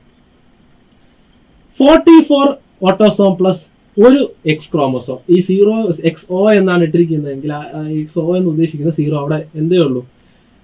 ഇങ്ങനൊരു ജനറ്റിക് കോൺസ്റ്റിറ്റ്യൂഷൻ ഉണ്ടാവാറുണ്ട്. ഇവര് ഫിസിക്കലി നോക്കുമ്പോൾ ഫീമെയിൽ ആണ്, പക്ഷെ എത്ര ക്രോമോസോം ഉള്ളു, ഒരു ഫീമെയിൽ എന്ന് പറഞ്ഞാൽ 2 എക്സ് ക്രോമോസോം പറഞ്ഞു. പക്ഷേ ഇങ്ങനെ ഒരു കോൺസ്റ്റിറ്റ്യൂഷൻ വരുമ്പോൾ ഒരൊറ്റ എക്സ് ക്രോമോസോമേ ഉള്ളൂ. ഈ ഒരു കണ്ടീഷനെ നമ്മൾ പറയുന്നത് ടേർണർ സിൻഡ്രോം എന്നാണ്. ഇനി ചില സമയത്ത് 44 + XX 3X വരാം. ഇവിടെ ഒരു ഫീമെയിൽ ആണ്, 3 എക്സ് ക്രോമോസോം ഉണ്ട്. ഇതിനെ നമ്മൾ എന്ത് പറയട്ടെ, XXX സിൻഡ്രോം എന്ന് പറഞ്ഞൊരു രോഗാവസ്ഥയാണ്. ഇനി ഇങ്ങനെ ഒരു കണ്ടീഷൻ വരാം, 44 + XXY. ഫിസിക്കലി മെയിൽ ആണ്, പക്ഷേ ഇവർക്ക് എന്തുണ്ട്, ഒരു എക്സ് സാധാരണ മെയിലിന് എക്സ് വൈ, ഒരു എക്സ് ഒരു വൈ ക്രോമോസോമാണ്, ഒരു എക്സ് ഒരു വൈ ക്രോമോസോമാണ് സാധാരണ മെയിലിൽ കാണാറുള്ളത്. പക്ഷേ ഈ ഒരു കണ്ടീഷനിൽ വരുമ്പോൾ മെയിലിന് 2 എക്സ് ക്രോമോസോമും ഒരു വൈ ക്രോമോസോമും. ഈ ഒരു കണ്ടീഷനെ നമ്മൾ പറയുന്നത് ക്ലൈൻഫെൽട്ടർ സിൻഡ്രോം എന്നാണ്. ഇനി മറ്റൊരു ഇതും കൂടെ ഉണ്ട്, 44+X YY. ഇവര് ഫിസിക്കലി മെയിലാണ്, ഒരു എക്സ് ക്രോമോസോം ഉണ്ട്, അതിന്റെ കൂടെ എന്താണ്ട 2 വൈ ക്രോമോസോമും കാണും. ഇതിനെ നമ്മൾ XYY സിൻഡ്രോം എന്നൊരു രോഗാവസ്ഥയാണ്. അതുകൊണ്ട് തന്നെ ഇതുപോലുള്ള ജനറ്റിക് കോൺസ്റ്റിറ്റ്യൂഷൻ, ഇങ്ങനെയുള്ള ജനറ്റിക് കോൺസ്റ്റിറ്റ്യൂഷൻ വരുമ്പോൾ ജെൻഡർ ഡിറ്റർമിനേഷൻ അല്ലെങ്കിൽ ബയോളജിക്കലി ലിംഗനിർണ്ണയം ഇങ്ങനെയുള്ള ഇൻഡിവിജ്വൽ എന്താണ് വളരെ കോംപ്ലക്സ് ആണ്. അതിനൊരു എക്സാമ്പിൾ പറയാം. ടെർണർ സിൻഡ്രോം, അതായത് ഒരു എക്സും ഒറ്റ എക്സ് ഉള്ള എക്സോ കണ്ടീഷൻ, ഒരു എക്സ് ക്രോമോസോം മാത്രമേ ഉള്ളൂ, 44+XO. ഈ ഒരു ജനറ്റിക് കോൺസ്റ്റിറ്റ്യൂഷൻ ആണ് വരുന്നതെന്ന് നോക്കുക. ഇങ്ങനെയുള്ള ഫീമെയിലിന്റെ ഒരു കുഴപ്പമെന്ന് പറയുന്നത് ഇവർക്ക് ഫീമെയിൽ സെക്സ് ഓർഗൻസ് ആയിരിക്കും അവരുടെ ബോഡി. ഫിസിക്കലി അവർ ഫീമെയിൽ ആണ്, ഫീമെയിൽ സെക്സ് ഓർഗൻ കാണും. പക്ഷേ അവർക്ക് എന്താണ് ഫീമെയിൽ ആയിട്ടുള്ള അല്ലെങ്കിൽ ഫെമിനിൻ ആയിട്ടുള്ള നമ്മളെ അഡോളസെൻസ് പീരീഡിൽ മെയിൽസിൽ എന്താണ് മെയിൽ റീപ്രൊഡക്റ്റീവ് സിസ്റ്റം ഡെവലപ്പ് ആവും, ഫീമെയിൽസിൽ ഫീമെയിൽ റീപ്രൊഡക്റ്റീവ് സിസ്റ്റം ഡെവലപ്പ് ആവും നമ്മൾ പഠിച്ചിട്ടുണ്ട്. ഇങ്ങനെ ഉണ്ടാവുന്ന ഇൻഡിവിജ്വൽസിൽ എന്ത് പറ്റുമെന്ന് വെച്ച് കഴിഞ്ഞാൽ അവർ ഫീമെയിൽ ആണ്, അവർക്ക് ഫീമെയിൽ സെക്സ് ഓർഗൻ ഉണ്ടെങ്കിലും അഡോളസെൻസ് അല്ലെങ്കിൽ കൗമാര പ്രായത്തിൽ എത്തുമ്പോൾ ഈ ക്യാരക്ടറുകളൊന്നും ഈ ഫീമെയിൽ സെക്ഷൽ ക്യാരക്ടറുകളൊന്നും എന്ത് ചെയ്യില്ല, ഡെവലപ്പ് ചെയ്യില്ല. അവർ സ്റ്റെറൈലായി പോയ, അതായത് റീപ്രൊഡക്റ്റീവ് കേപ്പബിലിറ്റി ഇല്ലാത്ത ഫീമെയിൽസ് ആയിട്ട് എന്ത് ചെയ്യും, മാറും. ഇനി അതുപോലെ തന്നെ ക്ലൈൻഫെൽട്ടർ സിൻഡ്രോം നോക്കിയടാ, അതാണ് XXY കണ്ടീഷൻ. നോക്കിയേ, 44+XXY കണ്ടീഷൻ. ഇവിടെ ഇവർ ഫിസിക്കലി മെയിൽ ആയിരിക്കും, ഇവർക്ക് മെയിൽ സെക്സ് ഓർഗൺ കാണും. പക്ഷേ 2 എക്സ് ക്രോമോസോം ഉള്ളത് കൊണ്ട് തന്നെ അവർക്ക് എന്തും കാണൂടാ, ഫീമെയിൽ ക്യാരക്ടറിസ്റ്റിക്സും അവരെന്ത് ചെയ്യും, കാണിക്കും. അപ്പൊ ഇങ്ങനെയുള്ള ജനറ്റിക് കോൺസ്റ്റിറ്റ്യൂഷൻ വരുമ്പോൾ, ഇങ്ങനെയുള്ള ജനിതക മാറ്റമുള്ള സ്ഥിതിവിശേഷം വരുമ്പോൾ ജെൻഡർ ഡിറ്റർമിനേഷൻ, ലിംഗനിർണ്ണയം വളരെ പാടുള്ളൊരു കാര്യമാണ്. ഓക്കെ, ഇനി ഒരു ചോദ്യമാണ്, the Y chromosome of the father is important in sex determination. Why? അച്ഛന്റെ വൈ ക്രോമോസോം ആണ് സെക്സ് ഡിറ്റർമിനേഷൻ ഇമ്പോർട്ടൻറ്റ്. എന്തുകൊണ്ടാണ്? അതിന് കാരണം എന്താണ്? Y chromosome from the father, അച്ഛനിൽ നിന്ന് കിട്ടുന്ന ഫാദറിലുള്ള വൈ ക്രോമോസോം ആണ് ഒരു കുഞ്ഞിന്റെ സെക്സ് ഡിറ്റർമിനേഷൻ അല്ലെങ്കിൽ മെയിൽ സെക്സിനെ തന്നെ ഡിറ്റർമിൻ ചെയ്യുന്നത്. ഒരു കുഞ്ഞിന് അച്ഛന്റെ സ്പേമിൽ നിന്ന് വൈ ക്രോമോസോമുള്ള സ്പേം കിട്ടിയാൽ മാത്രമേ ആ കുട്ടി എന്താവുകയുള്ളൂ, ആൺകുട്ടിയാവുകയുള്ളൂ. അമ്മയുടെ കാര്യം നോക്കി കഴിഞ്ഞാൽ അമ്മയുടെ ജനറ്റിക് കോൺസ്റ്റിറ്റ്യൂഷൻ എങ്ങനെയാണ്, 44+, അമ്മയുടെ ജനറ്റിക് കോൺസ്റ്റിറ്റ്യൂഷൻ നോക്കുമ്പോൾ 44+XX. അമ്മയിൽ നിന്നുണ്ടാകുന്ന എഗ്ഗിൽ എക്സ് ക്രോമോസോം മാത്രമേ കാണാൻ പറ്റുള്ളൂ. എന്നാൽ അച്ഛൻ്റെ ആണെങ്കിലോ 44+XY. അച്ഛനിൽ നിന്നുണ്ടാകുന്ന സ്പേം എക്സ് ഉള്ള സ്പേമും ഉണ്ടാവാം, വൈ ഉള്ള സ്പേമും ഉണ്ടാവാം. അപ്പോൾ അച്ഛനിൽ നിന്നുള്ള വൈ സ്പേമാണ് അമ്മയുടെ എഗ്ഗുമായിട്ട് ജോയിൻ ചെയ്യുന്നതെങ്കിൽ XY ആവുകയും 44+XY ആവുകയും അതൊരു മെയിൽ ഇൻഡിവിജ്വലായി മാറുകയും ചെയ്യും. ഇനി ഈ വൈ ക്രോമോസോമിന്റെ പ്രത്യേകത നമ്മൾ പഠിച്ചു, SRY ജീനുണ്ട്, സെക്സ് ഡിറ്റർമിനിങ് റീജിയൻ വൈ എന്ന് പറഞ്ഞൊരു സ്പെസിഫിക് ആയിട്ടുള്ള ഒരു ജീനുണ്ട്, SRY ജീനുണ്ട്. ഈ SRY ജീനാണ് എന്തിന്, ടെസ്റ്റിക്കിൾസ് അല്ലെങ്കിൽ ടെസ്റ്റിസിന്റെ ഡെവലപ്മെന്റ് അല്ലെങ്കിൽ മെയിൽ സെക്സ് ഓർഗൻ ആയിട്ടുള്ള ടെസ്റ്റിസിന്റെ ഡെവലപ്മെന്റ് പ്രധാന പങ്ക് വഹിക്കുന്ന ആരാണ്, ഈ SRY ജീനാണ്. അപ്പൊ ഏത് കുട്ടിക്കാണോ അച്ഛനിൽ നിന്ന് വൈ ക്രോമോസോം കിട്ടുന്നത് അവർ ഓട്ടോമാറ്റിക്കലി മെയിലാവും. ഇനി എന്താണ്, അച്ഛനിൽ നിന്ന് എക്സ് ക്രോമോസോം ആണ് കിട്ടുന്നതെങ്കിലോ 44+XX ആ ഇൻഡിവിജ്വൽ എന്തായി മാറും, ഫീമെയിലായി മാറുകയാണ് ചെയ്യുന്നത്. അതുകൊണ്ടാണ് വൈ ക്രോമോസോം, ഫാദറിൽ നിന്ന് കിട്ടുന്ന വൈ ക്രോമോസോം സെക്സ് ഡിറ്റർമിനേഷൻ വളരെ ഇമ്പോർട്ടൻ്റ് ആണെന്ന് പറയുന്നത്. അതിൽ ഏറ്റവും ഇമ്പോർട്ടൻ്റ് SRY ജീനാണ്. ഇനി ഇത്രയും നേരം നമ്മൾ ഒരു ജീൻ എന്താണ് ജീൻ? നമുക്കറിയാം ഡി എൻ എയിൽ നൈട്രജൻ ബേസ് ന്യൂക്ലിയോടൈഡുകൾ ഇങ്ങനെ ചേർന്ന ഒരു DNA ഉണ്ടായിട്ടുണ്ട്. ഈ DNA ഒരു സ്പെസിഫിക് ആയിട്ടുള്ള ഒരു സീക്വൻസ് അല്ലെങ്കിൽ ഈ ന്യൂക്ലിയോടൈഡിന്റെ ഒരു സ്പെസിഫിക് ആയിട്ടുള്ള പാർട്ടിനെയാണ് നമ്മൾ എന്ത് പറയുന്നത്, ജീൻസ്. ഈ ജീൻസിൽ അടങ്ങിയിരിക്കുന്ന ഇൻസ്ട്രക്ഷന്റെ സഹായത്തോടെയാണ് പ്രോട്ടീൻസ് സിന്തസൈസ് ചെയ്യപ്പെടുന്നത്. ഇങ്ങനെ പ്രോട്ടീൻ ഉണ്ടാവുന്നതുകൊണ്ടാണ് ആ DNA അടങ്ങിയിരിക്കുന്ന മെസ്സേജിനനുസരിച്ചിട്ടുള്ള ഫീച്ചർ ഉണ്ടാവുന്നതും നമ്മുടെ പല മെറ്റബോളിക് ആക്ടിവിറ്റിയെയും കൺട്രോൾ ചെയ്യുന്നത് ഈ ജീനിൽ അടങ്ങിയിരിക്കുന്ന ഇൻസ്ട്രക്ഷൻ അനുസരിച്ച് നിർമ്മിക്കപ്പെടുന്ന പ്രോട്ടീനുകളുടെ സഹായത്തോടെയാണ്. അപ്പോൾ DNA സ്പെസിഫിക് ആയിട്ടുള്ള ഇൻഫർമേഷൻ അടങ്ങിയിട്ടുള്ള സ്പെസിഫിക് സീക്വൻസിനെയാണ് ജീൻസ് എന്ന് പറയുന്നത്. ഈ ജീൻസിൽ അടങ്ങിയിരിക്കുന്ന ഇൻസ്ട്രക്ഷന്റെ സഹായത്തോടെയാണ് പ്രോട്ടീൻ സിന്തസൈസ് ചെയ്യപ്പെടുന്നത്. ഈ പ്രോട്ടീൻ അല്ലെങ്കിൽ ഈ പ്രോട്ടീനാണ് പിന്നെ ഈ ജീൻസിന്റെ ഇൻസ്ട്രക്ഷൻ അനുസരിച്ച് സിന്തസൈസ് ചെയ്യുന്ന പ്രോട്ടീനാണ് നമ്മുടെ ഓരോ ഫീച്ചറിനും കാരണമാകുന്നു നമ്മുടെ മെറ്റബോളിക് അല്ലെങ്കിൽ നമ്മുടെ ബോഡിക്കുള്ളിൽ നടക്കുന്ന പല റിയാക്ഷനെ എന്ത് ചെയ്യുന്നത്, കൺട്രോള് ചെയ്യുന്നത്. നോക്കാം, ഇതാണ് ഒരു ക്രോമസോമിൽ DNA കോയിൽ ചെയ്തിട്ടുണ്ട്. ഈ DNA ഈ ഒരു സ്പെസിഫിക് സീക്വൻസ് എടുക്കാം, ഇതിനെ നമുക്കൊരു ജീൻ എന്ന് പറയാം. ഈ ഒരു സ്പെസിഫിക് സീക്വൻസ് ഇതൊരു ജീനാണ്. ആ ജീനിൽ അടങ്ങിയിരിക്കുന്ന ഇൻഫർമേഷൻ ആണ്. ആ ഇൻഫർമേഷൻ എന്തിന്റെ നൈട്രജൻ ബേസുകളുടെ സഹായത്തോടെ GCAT എന്ന രീതിയിൽ സ്പെസിഫിക് ആയിട്ടുള്ള ഇൻഫർമേഷൻ എന്ത് ചെയ്തിട്ടുണ്ട്, കോഡ് ചെയ്തിട്ടുണ്ട്. ഇനി നമ്മൾ മനസ്സിലാക്കേണ്ടത് എങ്ങനെയാണ് ഈ DNAയിലുള്ള ഇൻഫർമേഷൻ പ്രോട്ടീനായി മാറുന്നത്. ഇവിടെ നമ്മളെ മറ്റൊരു ന്യൂക്ലിക് ആസിഡ് ആയിട്ടുള്ള RNA വളരെ ക്രൂഷ്യൽ ആയിട്ടുള്ള റോൾ വഹിക്കുന്നുണ്ട്. നമ്മളെ DNA ഇൻഫർമേഷൻ പ്രോട്ടീൻ ആവണമെങ്കിൽ ആരുടെ സഹായവും കൂടെ വേണം, RNA കൂടെ വേണം. ഈ RNA ഉണ്ടെങ്കിൽ മാത്രമേ എന്ത് സാധ്യമാവുകയുള്ളൂ, പ്രോട്ടീൻ സിന്തസിസ് സാധ്യമാവുള്ളൂ. DNA ഇരിക്കുന്ന കോഡ് RNAയുടെ സഹായത്തോടെ നമ്മൾ പ്രോട്ടീൻ ആക്കുന്നു. ആ പ്രോട്ടീൻ ആ DNA അടങ്ങിയിട്ടുള്ള എന്താണോ ഇൻസ്ട്രക്ഷൻ അതനുസരിച്ച് പ്രവർത്തിക്കുന്നു. അതനുസരിച്ചുള്ള ഫീച്ചേഴ്സും അല്ലെങ്കിൽ അതനുസരിച്ച് ഓരോ ആക്ടിവിറ്റി എന്ത് ചെയ്യപ്പെടുന്നു, നമ്മുടെ ബോഡിയിൽ കൺട്രോൾ ചെയ്യപ്പെടുന്നു. ഇങ്ങനെയാണ് ജീൻ എന്ത് ചെയ്യുന്നത്, നമ്മുടെ ബോഡിയിൽ എന്ത് ചെയ്യുന്നത്, ആക്ട് ചെയ്യുന്നത്. അതിന് മുമ്പ് നമുക്ക് നോക്കാം, നമ്മൾ പറഞ്ഞു RNAയുടെ സഹായത്തോടെയാണ്. എന്താണ് RNA അഥവാ റൈബോ ന്യൂക്ലിക് ആസിഡ്. RNA നമ്മുടെ DNA പോലെ തന്നെ ഒരു ടൈപ്പ് ഓഫ് ന്യൂക്ലിക് ആസിഡ് ആണ്. ന്യൂക്ലിയോറ്റൈഡ് കൊണ്ടാണ് നിർമ്മിച്ചിട്ടുള്ളത്. ഓരോ ന്യൂക്ലിയോറ്റൈഡിലും റൈബോസ് ഷുഗർ ഉണ്ട്, ഒരു ഫോസ്ഫേറ്റ് ഗ്രൂപ്പ് ഉണ്ട്, ഒരു നൈട്രജൻ ബേസ് ഉണ്ട്.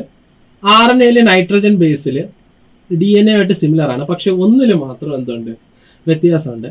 അഡിനിൻ, ഗ്വാനിൻ, സൈറ്റോസിൻ, ഇത് മൂന്നും DNAയിലുണ്ട്. പക്ഷെ ഇവിടെ എന്തില്ലടാ, തൈമിൻ എന്ന് പറഞ്ഞ DNAയിൽ കാണുന്ന നൈട്രജൻ ബേസ് നമുക്ക് ഇവിടെ കാണാൻ പറ്റില്ല. അതിന് പകരം യുറാസിലാണ്.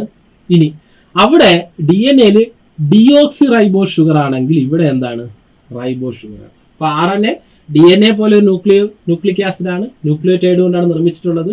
ഒരു ന്യൂക്ലിയോറ്റൈഡില് RNAയിലാണെങ്കിൽ ഡിയോക്സി റൈബോസ് ഷുഗർ അല്ല, 5 കാർബൺ ആയിട്ടുള്ള റൈബോസ് ഷുഗറും phosphate group nitrogen base. Nitrogen base DNAയിൽ നിന്ന് വ്യത്യസ്തമായിട്ട് അഡിനിൻ, ഗ്വാനിൻ, സൈറ്റോസിൻ DNAയിൽ ഉള്ളതുപോലുള്ള 3 നൈട്രജൻ ബേസ് ഇവിടെയും കാണാം. പക്ഷെ ഇവിടെ നമുക്ക് തൈമിൻ കാണാൻ പറ്റില്ല. അതിന് പകരം വ്യത്യസ്തമായിട്ട് ആളുണ്ട്, യുറാസിലുണ്ട്. ഇനി DNA ഡബിൾ സ്റ്റാൻഡേർഡ് ആണെങ്കിൽ RNA എങ്ങനെയാണ്, RNA സിംഗിൾ സ്റ്റാൻഡ് മോളിക്യൂൾ, ഒറ്റ സ്റ്റാൻഡേ ഉള്ളൂ. നോക്കിയടാ, ഇതാണ് ഇവിടെ ഒരു സ്റ്റാൻഡും കൂടെ വന്നു കഴിഞ്ഞാൽ നമുക്ക് എന്തെന്ന് പറയാം, DNA പറയാം. പക്ഷെ RNA ആണെങ്കിലോ സിംഗിൾ സ്റ്റാൻഡേർഡ് ആയിട്ടുള്ള മോളിക്യൂൾ. ഒരു റൈബോസ് ഷുഗർ, ഫോസ്ഫേറ്റ് മോളിക്യൂൾ, ഒരു നൈട്രജൻ ബേസ്. ഇവിടെ എന്തുണ്ടടാ, യുറാസിൽ എന്ന് പറഞ്ഞ നൈട്രജൻ ബേസ് നമുക്ക് എവിടെ കാണാൻ പറ്റുള്ളൂ, RNAയിൽ മാത്രമേ കാണാൻ സാധിക്കുള്ളൂ. അങ്ങനെ ഒറ്റ സ്റ്റാൻഡ് നോക്കിയടാ, അങ്ങനെ ഒറ്റ സ്റ്റാൻഡ്, ഈ സിംഗിൾ സ്റ്റാൻഡായിട്ടുള്ള മോളിക്യൂളിനെയാണ് നമ്മൾ എന്ത് പറയുന്നത് കുട്ടികളെ, RNA എന്ന് പറയുന്നത്. പിക്ചേഴ്സ് വളരെ ഇമ്പോർട്ടൻ്റ് ആണ്, എല്ലാ പിക്ചറും നോക്കി വെക്കുക കേട്ടോ. ഇനി നമുക്ക് ഈ രണ്ടുപേരെ ഒന്ന് കമ്പയർ ചെയ്താലോ. അപ്പൊ DNAയിൽ എത്ര സ്റ്റാൻഡ് ഉണ്ടടാ, 2. അതേസമയം RNAയിലോ 1. ഡിയോക്സി അല്ലെങ്കിൽ ആ ഷുഗർ DNAയിലെ ഷുഗറിന്റെ പേരെന്താണ്, ഡിയോക്സി റൈബോസ് ഷുഗർ. RNAയിൽ വരുമ്പോഴോ റൈബോസ് ഷുഗർ. ഇനി അതുകൊണ്ടാണ് നമ്മൾ DNA ഡിയോക്സി റൈബോ ന്യൂക്ലിക് ആസിഡ് എന്നും RNA നമ്മൾ എന്ത് പറയുന്നത്, റൈബോസ് ഷുഗർ ആയതുകൊണ്ട് റൈബോ ന്യൂക്ലിക് ആസിഡ്. നൈട്രജൻ ബേസ് നോക്കടാ, അഡിനിൻ, ഗ്വാനിൻ, സൈറ്റോസിൻ. അത് രണ്ടിലും കോമൺ ആണ്, അഡിനിൻ, ഗ്വാനിൻ, സൈറ്റോസിൻ. ആകെ വ്യത്യാസം എന്തേ ഉള്ളൂ, DNA ആണെങ്കിൽ തൈമിൻ, നമ്മളെ RNAയിലാണെങ്കിൽ യുറാസിൻ. ഈ ഒരു വ്യത്യാസം വളരെ ഇമ്പോർട്ടൻ്റ് ആണ്. ഇനി എങ്ങനെയാണ് ഈ DNAയിലുള്ള ഇൻഫർമേഷൻ എന്തായി മാറുന്നത്, ഒരു പ്രോട്ടീനായി മാറി അത് നമ്മുടെ ബോഡിയിൽ എക്സ്പ്രസ് ആകുന്നത്. അതിൽ പ്രധാനമായിട്ട് 2 പ്രോസസ്സാണ്. ഒന്ന് ട്രാൻസ്ക്രിപ്ഷനും 2 ട്രാൻസ്ലേഷനും. നോക്കാം എങ്ങനെയാണ് നടക്കുന്നത്. സോ ഇതൊരു DNA മോളിക്യൂളാണ്, ഇത് അതിലുള്ള സ്പെസിഫിക് ആയിട്ടുള്ള ഒരു ജീനാണെന്ന് വെക്കുക. ഇതൊരു ജീനാണെന്ന് വെക്കുക. ഈ ജീനിൽ നിന്ന് എന്ത് ചെയ്യുന്നു, ഇൻഫർമേഷൻ ഈ ജീനിൽ നിന്ന് ട്രാൻസ്ക്രിപ്ഷൻ എന്ന പ്രോസസ്സ് വഴി mRNA ആയി മാറും. ഒരു mRNA പ്രൊഡ്യൂസ് ചെയ്യുന്നു. മെസ്സഞ്ചർ RNA എന്ന് പറഞ്ഞ ഒരു RNA മോളിക്യൂള് ഈ DNA മെസ്സേജിൽ നിന്ന് ട്രാൻസ്ക്രിപ്ഷൻ എന്ന പ്രോസസ്സ് വഴി ഉണ്ടാകുന്നു. ഇത് ന്യൂക്ലിയസിനുള്ളിലാണ്, അതായത് നമ്മുടെ ന്യൂക്ലിയസിനുള്ളിലാണ് ഈ പ്രോസസ്സ് നടക്കുന്നത്. ഈ mRNA എന്ത് ചെയ്യുന്നത്? അവിടുന്ന് പുറത്തേക്ക് വരുന്നു. പുറത്തേക്ക് വന്ന് റൈബോസോമിലേക്ക് ഈ mRNA വന്ന് അറ്റാച്ച് ചെയ്യുന്നു. ഈ പ്രോസസ്സിനെ സഹായിക്കാൻ tRNA എന്ന് പറഞ്ഞൊരു RNA മോളിക്യൂളും കൂടെ ചെയ്യുന്നു. ഈ tRNA ആണ് ശരിക്കും പറഞ്ഞു കഴിഞ്ഞാൽ പ്രോട്ടീൻ. ഒരു പ്രോട്ടീന്റെ ബേസിക് യൂണിറ്റ് എന്താണ്? അമിനോ ആസിഡുകളാണ്. അപ്പോൾ ഈ tRNA ആണ് ഈ മെസ്സേജിനനുസരിച്ചുള്ള അമിനോ ആസിഡുകൾ കൊണ്ടുവന്ന് കൊടുക്കുന്നത്. അതനുസരിച്ച് റൈബോസോമിലുള്ള RNAകളുടെ സഹായത്തോടെ നമ്മൾ എന്ത് ചെയ്യുന്നു? പ്രോട്ടീൻ സിന്തസിസ് ചെയ്യുന്നു. നോക്കാം. ഫസ്റ്റ് പ്രോസസ് അല്ലെങ്കിൽ പ്രോട്ടീൻ സിന്തസിന്റെ ഒന്നാമത്തെ പ്രോസസ്സാണ് ട്രാൻസ്ക്രിപ്ഷൻ. എന്ത് ചെയ്യുന്നു? ഒരു സ്പെസിഫിക് ന്യൂക്ലിയോടൈഡ് സീക്വൻസ് ആയ ജീനിൽ നിന്ന് mRNA ഫോം ചെയ്യുന്നു. DNAയിലെ ജീൻസിൽ നിന്ന് mRNA ഫോം ചെയ്യുന്നു ചില എൻസൈമുകളുടെ സഹായത്തോടെ. ഇങ്ങനെ ഫോം ചെയ്യുന്ന mRNAയിൽ എന്തുണ്ടടാ? പ്രോട്ടീൻ സിന്തസിസ് എങ്ങനെ നടക്കണമെന്ന കോഡ് അല്ലെങ്കിൽ മെസ്സേജ് കൃത്യമായിട്ട് ഉണ്ട്. ഇപ്പോൾ പ്രോട്ടീൻ സിന്തസിസ് അല്ലെങ്കിൽ നമ്മുടെ ഒരു ജീനിലുള്ളത് എങ്ങനെ എക്സ്പ്രസ് ചെയ്യപ്പെടുന്നു നോക്കി കഴിഞ്ഞാൽ അതിനെ എക്സ്പ്രസ് ചെയ്യണമെങ്കിൽ പ്രോട്ടീൻ സിന്തസിസ് ചെയ്യപ്പെടണം. ഈ പ്രോട്ടീൻ സിന്തസിസിന്റെ ഫസ്റ്റ് സ്റ്റെപ്പാണ് ട്രാൻസ്ക്രിപ്ഷൻ. ഇവിടെ എന്ത് ചെയ്യുന്നടാ? ജീനിൽ അടങ്ങിയിട്ടുള്ള സ്പെസിഫിക് ന്യൂക്ലിയോടൈഡ് സീക്വൻസിൽ നിന്നും ഒരു mRNA ഫോം ചെയ്യുന്നു. ഡിഎൻഎയിലുള്ള ജീൻസ് അല്ലെങ്കിൽ സ്പെസിഫിക് ആയിട്ടുള്ള ജീനിൽ നിന്ന് ഒരു mRNA ഫോർമേഷൻ നടക്കുന്നു ചില എൻസൈമുകളുടെ സഹായത്തോടെ. എന്താണ് ഈ mRNAയിൽ ഉള്ളത്? പ്രോട്ടീൻ സിന്തസിസിന് ആവശ്യമായിട്ടുള്ള മെസ്സേജ് ആണ് mRNAയിലുള്ളത്. ഈ പ്രോസസ്സിനെയാണ് നമ്മൾ എന്ത് പറയുന്നതാ? സിമ്പിൾ ആയിട്ട് പറഞ്ഞ ഇതാണ് എന്ത്? ഈ രണ്ട് പോയിന്റാണ് ട്രാൻസ്ക്രിപ്ഷൻ. ഇനി ട്രാൻസ്ലേഷൻ. ഇങ്ങനെ വന്ന mRNA എങ്ങോട്ട് അറ്റാച്ച് ചെയ്യുന്നതാ? റൈബോസോമിലേക്ക് എത്തുന്നു. ന്യൂക്ലിയസിൽ നിന്ന് പുറത്തേക്ക് എത്തി സൈറ്റോപ്ലാസത്തിലുള്ള റൈബോസോമിൽ എത്തുന്നു. ഈ mRNAയുടെ മെസ്സേജിനെ ബേസ് ചെയ്ത് സ്പെസിഫിക് ആയിട്ടുള്ള സ്പെസിഫിക് ആയിട്ടുള്ള mRNAയിലുള്ള കോഡിനനുസരിച്ചുള്ള അമിനോ ആസിഡ് ആര് കൊണ്ടുകൊടുക്കുന്നു? tRNA അല്ലെങ്കിൽ ട്രാൻസ്ഫർ RNA കൊണ്ടുകൊടുക്കുന്നു. എവിടേക്ക്? റൈബോസോമിലേക്ക്. ഇനി നമ്മുടെ റൈബോസോമിൽ 6 RNAകളുണ്ട്. ഈ റൈബോസോമിന്റെ ഒരു പാർട്ടാണ് ഈ RNA. ഈ RNAയുടെ സഹായത്തോടെയാണ് അമിനോ ആസിഡുകൾ എന്ത് ചെയ്യുന്നത്? ഈ റൈബോസോമിൽ വെച്ച് ഈ tRNA കൊണ്ടുകൊടുക്കുന്ന അമിനോ ആസിഡിനെ റൈബോസോമിൽ വെച്ച് കമ്പൈൻ ചെയ്ത് പ്രോട്ടീനാക്കി മാറ്റുന്നത്. നോക്കണം, നമുക്ക് ആ ഫിഗർ ഒന്നുകൂടെ നോക്കാം. അപ്പോൾ ട്രാൻസ്ക്രിപ്ഷൻ നടന്ന് DNA നിന്ന് mRNA വരുന്നു ന്യൂക്ലിയസിനുള്ളിൽ. അത് ന്യൂക്ലിയസിൽ നിന്ന് പുറത്തേക്ക് പോയി ഇത് എവിടെ എത്തുന്നടാ? റൈബോസോമിൽ mRNA വന്ന് നിൽക്കുന്നു. അപ്പോൾ ഈ mRNAയിൽ പ്രോട്ടീൻ കോഡുകളുണ്ട്. അതിനനുസരിച്ചുള്ള അമിനോ ആസിഡ് tRNA എവിടെ കൊണ്ടുവന്ന് കൊടുക്കുന്നു? ഇവിടെ കൊണ്ടുവന്ന് കൊടുക്കുന്നു. ഈ പ്രോട്ടീനുകൾ ഇവിടെ കൊണ്ടുവന്ന് tRNA ട്രാൻസ്ഫർ RNA ഈ റൈബോസോം എന്ന് പറഞ്ഞ സ്ട്രക്ചറിൽ ഈ tRNA എന്ത് ചെയ്യുന്നു? കൊണ്ട് കൊടുക്കുന്നു. എന്നിട്ട് അവിടെയുള്ള RNAയുടെ സഹായത്തോടെ ഈ അമിനോ ആസിഡുകളെ തമ്മിൽ ബൈൻഡ് ചെയ്യുകയും ആ സ്പെസിഫിക് ആയിട്ടുള്ള ഈ മെസ്സേജിനനുസരിച്ചുള്ള പ്രോട്ടീൻ ട്രാൻസ്ലേഷൻ എന്ന പ്രോസസ്സ് വഴി അവിടെ പ്രോട്ടീൻ ക്രിയേറ്റ് ചെയ്യുകയും ചെയ്യും. പ്രോട്ടീൻ ക്രിയേറ്റ് ആയി കഴിഞ്ഞാൽ പിന്നെ വേറെ എന്തായി? പ്രോട്ടീൻ അവിടെ അല്ലെങ്കിൽ പ്രോട്ടീന്റെ സിന്തസിസ് അവിടെ നടന്നു കഴിഞ്ഞാൽ എന്തായി? ആ പ്രോട്ടീൻ എന്ത് ചെയ്യും? ഏത് ക്യാരക്ടർ ആണോ അല്ലെങ്കിൽ ഏത് ഫിസിക്കൽ ഫീച്ചർ ആണോ നമ്മുടെ ഉള്ളിൽ എക്സ്പ്രസ് ആവേണ്ടത് അതിന്റെ എക്സ്പ്രഷൻ കൃത്യമായിട്ട് നടത്തും. അല്ലെങ്കിൽ ഏതെങ്കിലും ഒരു സെല്ലുലർ ആക്ടിവിറ്റിയാണ് കൺട്രോൾ ചെയ്യേണ്ടതെങ്കിൽ ആ ആക്ടിവിറ്റിയെ കൃത്യമായിട്ട് ഈ പ്രോട്ടീൻ എന്ത് ചെയ്യും? കൺട്രോൾ ചെയ്യുകയും ചെയ്യും. ഇങ്ങനെയാണ് DNA-യിലുള്ള ഇൻഫർമേഷൻ നമ്മുടെ ബോഡിയിൽ എന്ത് ചെയ്യുന്നത്? എക്സ്പ്രസ് ആവുന്നത്. ഒന്നാമത്തെ സ്റ്റെപ്പ് ട്രാൻസ്ക്രിപ്ഷൻ. DNA-യിൽ നിന്ന് mRNA ഫോം ചെയ്യുന്നു. mRNA-യിൽ എന്തുകൊണ്ട്? പ്രോട്ടീൻ സിന്തസിസ് ചെയ്യാനുള്ള മെസ്സേജ് ഉണ്ട്. അവിടെ നിന്ന് mRNA റൈബോസോമിലേക്ക് എത്തുന്നു. റൈബോസോമിൽ mRNAയുടെ മെസ്സേജിനനുസരിച്ച് tRNA സ്പെസിഫിക് ആയിട്ടുള്ള അമിനോ ആസിഡ് കൊണ്ടുകൊടുക്കുന്നു. റൈബോസോമിലുള്ള RNA അല്ലെങ്കിൽ റൈബോസോമൽ RNA നമ്മുടെ റൈബോസോമിന്റെ പ്രധാനപ്പെട്ട പാർട്ടായിട്ടുള്ള RNA ഈ അമിനോ ആസിഡുകളെ കമ്പൈൻ ചെയ്ത് എന്തുണ്ടാക്കുന്നതാണ്? Protein synthesis. അവിടെ ട്രാൻസ്ലേഷൻ എന്ന പ്രോസസ്സിൽ പ്രോട്ടീൻ സിന്തസിസ് എന്ത് ചെയ്യുന്നു? കംപ്ലീറ്റ് ചെയ്യുന്നു. അപ്പൊ നമുക്ക് നോക്കാം. 3 ടൈപ്പ് RNA ആണല്ലോ. ഒന്ന് mRNA എന്ത് ചെയ്യുന്നു? mRNAയിലാണ് പ്രോട്ടീൻ പ്രോഡക്റ്റിന്റെ ഇൻസ്ട്രക്ഷൻ അല്ലെങ്കിൽ മെസ്സേജ് DNA-യിൽ നിന്ന് കോഡ് ചെയ്തിരിക്കുന്നത് ട്രാൻസ്ക്രിപ്ഷൻ എന്ന പ്രോസസ്സ് വഴി. ഇനി tRNA അല്ലെങ്കിൽ ട്രാൻസ്ഫർ RNA പേരിൽ തന്നെ ട്രാൻസ്ഫർ ചെയ്യുന്നു. എന്ത് ചെയ്യുന്നടാ? സ്പെസിഫിക് ആയിട്ടുള്ള അമിനോ ആസിഡുകളെ റൈബോസോമിൽ mRNAയുടെ മെസ്സേജിനനുസരിച്ച് കൊണ്ടെത്തിക്കുന്നു. ഇനി RNA അല്ലെങ്കിൽ റൈബോസോമൽ RNA എന്താണ്? നമ്മുടെ റൈബോസോമിന്റെ മെയിൻ കമ്പോണന്റ് ആണ്. അമിനോ ആസിഡുകൾ തമ്മിലുള്ള ബോണ്ടുകൾ ഉണ്ടാവാനുള്ള അല്ലെങ്കിൽ അമിനോ ആസിഡുകൾ തമ്മിലുള്ള ബോണ്ട് ഫോർമേഷന് പ്രധാനമായിട്ടുള്ള പങ്ക് വഹിക്കുന്ന ആളാണ് ആര്? നമ്മുടെ RNA അല്ലെങ്കിൽ റൈബോസോമൽ RNA. അപ്പൊ ഇത്രയും നമുക്ക് മനസ്സിലായി. ഇങ്ങനെയാണ് നമ്മുടെ ബോഡിയിൽ അല്ലെങ്കിൽ നമ്മുടെ ജീൻസ് നമ്മുടെ ബോഡിയിൽ എന്ത് ചെയ്യുന്നത്? എക്സ്പ്രസ് ചെയ്യപ്പെടുന്നു. കുട്ടികളെ, നമ്മൾ ഇത്രയും നേരം ഡിസ്കസ് ചെയ്തത് എന്താണ് ജീൻ, അത് എങ്ങനെയാണ് ഒരു പാരന്റിൽ നിന്ന് അതിന്റെ ഓഫ്സ്പ്രിങ്ങിലേക്ക് എക്സ്പ്രസ് ചെയ്യുന്നത്. ഇനി നമുക്ക് ഇതിന്റെ എക്സ്പ്രഷൻ അല്ലെങ്കിൽ ഇത് എങ്ങനെയാണ് ട്രാൻസ്മിറ്റ് ചെയ്യുന്നത്, എന്താണ് എന്ത് ലോസ് ആണ് ഇത് ഫോളോ ചെയ്യുന്നതാണ് ഇനി നമ്മൾ നോക്കാൻ പോകുന്നത്. നിങ്ങൾ ഈ പിക്ചറിലേക്ക് നോക്കി. Similarities and difference in characters. ഒരു അമ്മയും ഓരോ അമ്മ ജീവിയും അതിന്റെ കുഞ്ഞുങ്ങളെയാണ് നമ്മൾ ഈ സ്ലൈഡിൽ കാണുന്നത്.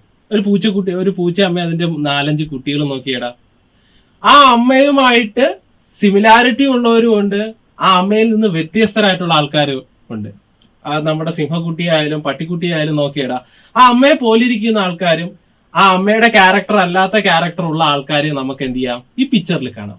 എങ്ങനെയാണ് ഈ പാരന്റിന്റെ അതേ ക്യാരക്ടർ കുഞ്ഞുങ്ങളിലേക്ക് വരുന്നതും പാരന്റിൽ നിന്ന് വ്യത്യസ്തമായിട്ടുള്ള ക്യാരക്ടർ കുഞ്ഞുങ്ങളിൽ കാണുന്നത് എങ്ങനെയാണെന്ന് നമുക്ക് നോക്കാം. നോക്കിയാലോ? പ്രധാനമായും 2 കാര്യങ്ങളാണ് ഇതിന് കാരണം. നമ്മൾ അത് മനസ്സിലാക്കേണ്ട 2 പ്രധാനപ്പെട്ട കാരണങ്ങളുണ്ട്. ഒന്ന് ഹെറിഡിറ്റിയും ഒന്ന് വേരിയേഷൻ. എന്താണ് ഹെറിഡിറ്റി? എന്താണ് heredity? Heredity refers to transmission of characters. പാരന്റ്സിൽ നിന്ന് കുഞ്ഞുങ്ങളിലേക്ക് ഒരു ഗുണം ട്രാൻസ്മിറ്റ് ചെയ്യുന്നു. അതിനെയാണ് ഹെറിഡിറ്റി അല്ലെങ്കിൽ പാരമ്പര്യം എന്ന് പറയുന്നത്. ഇനി ചില സമയം ഒരു പാരന്റിൽ നിന്നുണ്ടാവുന്ന അല്ലെങ്കിൽ ഒരു പാരന്റിൽ നിന്നുണ്ടാവുന്ന ഓസ്പ്രിങ്ങില് പാരന്റിന്റെ മെയിൽ പാരന്റിന്റെയോ ഫീമെയിൽ പാരന്റോ അല്ലാത്ത ചില ക്യാരക്ടേഴ്സും കൂടെ നമുക്ക് എന്ത് ചെയ്യാൻ കാണാൻ പറ്റും? എക്സ്പ്രസ് ചെയ്യുന്നതായിട്ട് നമുക്ക് അവിടെ എന്ത് ചെയ്യാൻ പറ്റും? കാണാൻ പറ്റും. അതായത് പാരന്റിന്റെ അല്ലാത്ത ഡിഫറെന്റ് ആയിട്ടുള്ള ഒരു ക്യാരക്ടർ, അതിനെയാണ് നമ്മൾ എന്ത് പറയുന്നത്? വേരിയേഷൻ എന്ന് പറയുന്നത്. ഈ ഹെറിഡിറ്റി പാരമ്പര്യമായിട്ട് അച്ഛന്റെ അല്ലെങ്കിൽ അമ്മയുടെ ക്യാരക്ടർ കുഞ്ഞുങ്ങളിലേക്ക് എത്തുന്നത് ഹെറിഡിറ്റി അല്ലെങ്കിൽ പാരമ്പര്യം വഴി അല്ലെങ്കിൽ ട്രാൻസ്മിഷൻ വഴിയും, വേരിയേഷൻ അച്ഛന്റെയും അമ്മയുടെയും അല്ലാത്ത ക്യാരക്ടേഴ്സ് അല്ല, അതായത് അച്ഛന്റെയോ അമ്മയുടെയോ അല്ലാത്ത ക്യാരക്ടേഴ്സ് കുഞ്ഞുങ്ങൾ എക്സ്പ്രസ് ആവുന്നതിന് വേരിയേഷൻ അല്ലെങ്കിൽ വ്യതിയാനം എന്നും പറയും. ഇതിനെല്ലാം കാരണം നമ്മുടെ ജീനുകളാണ്. നമ്മൾ എവിടെയാണ് ജീൻ കാണപ്പെടുന്നത്, എങ്ങനെയാണ് അത് എക്സ്പ്രസ് ചെയ്യുന്നതെന്ന് മുന്നേ പറഞ്ഞായിരുന്നു. അപ്പൊ ഇതിനെല്ലാം പ്രധാനപ്പെട്ട കാരണം എന്താണെടാ? ജീൻ. ഈ ജീൻ എവിടുന്ന് കിട്ടുന്നു? നമ്മുടെ പാരന്റ്സിൽ നിന്ന്. ഈ ജീനാണ് ഹെറിഡിറ്റിക്കും പാരമ്പര്യമായിട്ട് അവരുടെ ക്യാരക്ടർ നമുക്ക് വരാനും വേരിയേഷൻ വ്യതിയാനം അല്ലെങ്കിൽ അവരുടേതല്ലാത്ത ക്യാരക്ടർ നമുക്ക് ഉണ്ടാവാനും കാരണമാവുന്നത്. അപ്പോ ഈ ഹെറിഡിറ്റിയും വേരിയേഷനെയും പഠിക്കുന്ന അല്ലെങ്കിൽ അതിനെപ്പറ്റി സ്റ്റഡി ചെയ്യുന്ന ബയോളജിയുടെ ബ്രാഞ്ചാണ് ജെനറ്റിക്സ്. ഈ ജെനറ്റിക്സ് അല്ലെങ്കിൽ ഈ ജെനറ്റിക്സ് എന്ന ഈ ബ്രാഞ്ച് ഓഫ് ബയോളജി ഒരു ഗാർഡൻ, ഒരു പൂന്തോട്ടത്തിൽ നിന്നാണ് ഇവോൾവ് ചെയ്യുന്നത്. നമുക്ക് നോക്കാം. ഇനി നമ്മൾ നോക്കാൻ പോകുന്നു ഇത്രയും നേരം നമ്മൾ ജീനിനെ പറ്റി എങ്ങനെ അത് എക്സ്പ്രസ് ചെയ്യുന്നു, എങ്ങനെയാണ് ഈ ക്യാരക്ടേഴ്സ് വരുന്നത്, എന്താണ് ജീൻ, എന്താണ് DNA, അതാണ് നമ്മൾ പറഞ്ഞത്. ഇനി ഈ ജീൻ കാരണം എങ്ങനെ ഈ ക്യാരക്ടേഴ്സ് എങ്ങനെ ഓരോന്നിലും എക്സ്പ്രസ് ചെയ്യുന്നു നമ്മൾ ഇനി നോക്കും. അതെങ്ങനെയാണ് എക്സ്പ്രസ് ചെയ്യുന്നത്, ഏത് രീതിയിലാണ് ജീൻ പെരുമാറുന്നത്, അതിനെപ്പറ്റി നമ്മൾ എന്ത് ചെയ്യുന്നു? ജെനറ്റിക്സ് എന്ന ബ്രാഞ്ചിൽ നമ്മൾ ഡീറ്റെയിൽ ആയിട്ട് പഠിക്കും. നമ്മൾ ഇനി നേരെ നോക്കാൻ പോകുന്നത് എന്താണ്ടാ? ജെനറ്റിക്സ്. ഇത് തുടങ്ങിയത് ഒരു പൂന്തോട്ടത്തിലാണ്. നോക്കാം എന്താണ് genetics. Genetics is a branch of science that deals with gene, heredity and variation. ജീനുകളെയും അതുപോലെ തന്നെ പാരമ്പര്യം, വ്യതിയാനം, ഈ 3 കാര്യങ്ങളെയും ഡീല് ചെയ്യുന്ന ബയോളജിയിലെ ബ്രാഞ്ചാണ് ഏത്? ജെനറ്റിക്സ്. ഈ ജെനറ്റിക്സ് എന്ന ഈ ഒരു കൺസെപ്റ്റ് ആദ്യമായിട്ട് അല്ലെങ്കിൽ ഈ ജെനറ്റിക്സ് അല്ലെങ്കിൽ ഒരു ക്യാരക്ടർ ഒരു പാരന്റിൽ നിന്ന് ഒരു ക്യാരക്ടർ എങ്ങനെ പോകുന്നു അതിനെപ്പറ്റി ആദ്യമായിട്ട് പഠനം നടത്തിയത് നിങ്ങൾ ഈ പിക്ചറിൽ കാണുന്ന ആളിലെ ഗ്രിഗർ ജോൺ മെൻഡൽ, ഒരു പള്ളിയിലച്ഛനാണ്. അദ്ദേഹമാണ് ആദ്യമായിട്ട് ഇതിനെപ്പറ്റി പഠനം നടത്തിയത്. നോക്കാം. ഗ്രിഗർ ജോൺ മെൻഡൽ അദ്ദേഹം പീ പ്ലാന്റിൽ നടത്തിയ പൈസം സറ്റയം എന്ന് പറഞ്ഞ പീ പ്ലാന്റിൽ നടത്തിയ ചില എക്സ്പെരിമെന്റുകൾ, അദ്ദേഹം അദ്ദേഹത്തിന്റെ ഗാർഡനിൽ കുറച്ച് പീ പ്ലാന്റുകളെ വെച്ച് അദ്ദേഹം നടത്തിയ ഹൈബ്രിഡൈസേഷൻ എക്സ്പെരിമെന്റുകൾ, ആ എക്സ്പെരിമെന്റുകളുടെ റിസൾട്ടിൽ നിന്ന് ആ എക്സ്പെരിമെന്റിൽ നിന്നാണ് ജെനറ്റിക്സ് എന്ന പുതിയ ഫീൽഡ് തന്നെ എന്ത് ചെയ്തത്? ഉദയം കൊണ്ടത്. ആ പുതിയൊരു ഫീൽഡ് തന്നെ കൊണ്ടുവന്ന ആരാണ്? അദ്ദേഹമാണ്. അതുകൊണ്ട് തന്നെ അദ്ദേഹമാണ് ആദ്യമായിട്ട് ഈ മേഖലയില് പരീക്ഷണം നടത്തി ശാസ്ത്രീയമായി തെളിയിച്ചത്. ശാസ്ത്രീയമായിട്ട് എന്താണ്, പാരന്റിൽ നിന്നാണ് ക്യാരക്ടേഴ്സ് വരുന്നത്. ഈ ക്യാരക്ടേഴ്സ് പ്രത്യേക രീതിയിലാണ് ഒരു തലമുറയിൽ നിന്ന് മറ്റൊരു തലമുറയിലേക്ക് വരുന്നതെന്ന് ആദ്യമായിട്ട് എക്സ്പെരിമെന്റ് ചെയ്ത് പ്രൂവ് ചെയ്ത ആരാണ്? അദ്ദേഹമാണ്. അതുകൊണ്ട് തന്നെ നമ്മൾ അദ്ദേഹത്തെ എന്തായിട്ട് കൺസിഡർ ചെയ്യുന്നു? Father of genetics. ഇനി നമ്മൾ അദ്ദേഹത്തിന്റെ എക്സ്പെരിമെന്റും ആ ബ്രാഞ്ചിലുള്ള മറ്റു കാര്യങ്ങളെ പറ്റിയാണ് ഇനി എന്ത് ചെയ്യാൻ പോകുന്നത്? ഡിസ്കസ് ചെയ്യാൻ പോകുന്നത്. ഇത് നമ്മുടെ ബ്രൂണോ യൂണിവേഴ്സിറ്റിയിൽ മെന്റലിന്റെ ആദരസൂചകമായിട്ടുള്ള മെന്റൽ മ്യൂസിയം ആണ്. ഇനി നമുക്ക് നോക്കാം, ആരായിരുന്നു ഈ Gregor John Mendel? Gregor John Mendel 20 July 1822 northern Moravia, നമ്മുടെ ഇപ്പോഴത്തെ ചെക്ക് റിപ്പബ്ലിക് എന്ന രാജ്യത്തിലെ നോർത്തേൺ മൊറാവിയയിലെ ഒരു കൊച്ചു ഗ്രാമമായിട്ടുള്ള ഹൈൻസൈസിൽ ജനിച്ച ഒരാളായിരുന്നു അദ്ദേഹം. എന്തായിരുന്നു, അദ്ദേഹം ജനിച്ച് പ്രായപൂർത്തിയായതിനു ശേഷം ബ്രൂണോയിലുള്ള അഗസ്റ്റീനിയൻ മൊണാസ്ട്രി അല്ലെങ്കിൽ പള്ളിയിലെ അച്ഛനാവാൻ വേണ്ടി പണം നടത്തുന്ന മഠത്തിലേക്ക് അദ്ദേഹം ജോയിൻ ചെയ്തു. 1847 അദ്ദേഹം ഒരു പുരോഹിതനാവുകയും ചെയ്തു. എന്നാൽ അതിനുശേഷം 1851 53 ഇടയ്ക്ക് അദ്ദേഹം വിയന്ന യൂണിവേഴ്സിറ്റിയിൽ പഠിക്കുകയും അവിടെ അദ്ദേഹം ഫിസിക്സ്, മാത്തമെറ്റിക്സ്, നാച്ചുറൽ സയൻസ് പഠിക്കുകയും ചെയ്തു. ഇവിടെ ഈ യൂണിവേഴ്സിറ്റി പഠനകാലത്തിലാണ് അദ്ദേഹത്തിന്റെ ഭാവിയിലെ നമ്മുടെ ഈ ജനറ്റിക്സിന് ആധാരമായിട്ടുള്ള പരീക്ഷണങ്ങൾക്ക് വേണ്ടിയിട്ടുള്ള സ്റ്റാറ്റിസ്റ്റിക്കൽ മെത്തേഡ്സും എങ്ങനെ നമ്മളൊരു ഒരു എക്സ്പെരിമെന്റ് ചെയ്ത് കിട്ടുന്ന ഡേറ്റ എങ്ങനെ ശാസ്ത്രീയമായിട്ട് അനലൈസ് ചെയ്യണമെന്നൊക്കെ അദ്ദേഹം അവിടെ വെച്ചാണ് പഠിച്ചത്. അങ്ങനെ പഠനമൊക്കെ കഴിഞ്ഞതിന് ശേഷം 1856 അദ്ദേഹം പീ പ്ലാന്റിൽ, അദ്ദേഹം പൈസൺ സറ്റീവ് എന്ന് പറഞ്ഞത് ഈ പീ പ്ലാന്റ് ആണ് അദ്ദേഹത്തിന്റെ എക്സ്പെരിമെന്റൽ പ്ലാന്റ് ആയിട്ട് എടുത്തത്. ഈ പീ പ്ലാന്റ് ആണ്. ഈ പീ പ്ലാന്റിൽ പല വെറൈറ്റികൾ അങ്ങോട്ടും ഇങ്ങോട്ടും അദ്ദേഹം ഹൈബ്രിഡൈസേഷൻ എക്സ്പെരിമെന്റുകൾ നടത്തി. അദ്ദേഹത്തിന്റെ മഠത്തിലുള്ള ഗാർഡനിലാണ് ഈ പരീക്ഷണങ്ങളെല്ലാം നടത്തിയത്. അതുകൊണ്ടാണ് നമ്മൾ പറഞ്ഞ ജെനറ്റിക്സിന്റെ തുടക്കം അല്ലെങ്കിൽ ജനിതക ശാസ്ത്രത്തിന്റെ ആരംഭം ഒരു പൂന്തോട്ടത്തിൽ, ഒരു ഗാർഡനിൽ നിന്നായിരുന്നു നമ്മൾ പറഞ്ഞത്. ഈ പൈസൺ സറ്റീവത്തിലായിരുന്നു അദ്ദേഹത്തിന്റെ പ്രധാനപ്പെട്ട ഹൈബ്രിഡൈസേഷൻ പരീക്ഷണങ്ങളെല്ലാം. എസ്പെഷ്യലി അദ്ദേഹം ഒരു പ്ലാന്റിന്റെ 7 സ്പെസിഫിക് ക്യാരക്ടേഴ്സ് തിരഞ്ഞെടുത്ത്. എന്തൊക്കെയാണ്? നമ്മുടെ പീ പ്ലാന്റിന്റെ ഫ്ലവറിന്റെ കളറ്, അതിന്റെ ഷേപ്പ്, സീഡിന്റെ ഷേപ്പ്, ഇങ്ങനെയുള്ള ക്യാരക്ടേഴ്സിനെ ഫോക്കസ് ചെയ്തായിരുന്നു അദ്ദേഹത്തിന്റെ പഠനങ്ങളെല്ലാം നടത്തിയത്.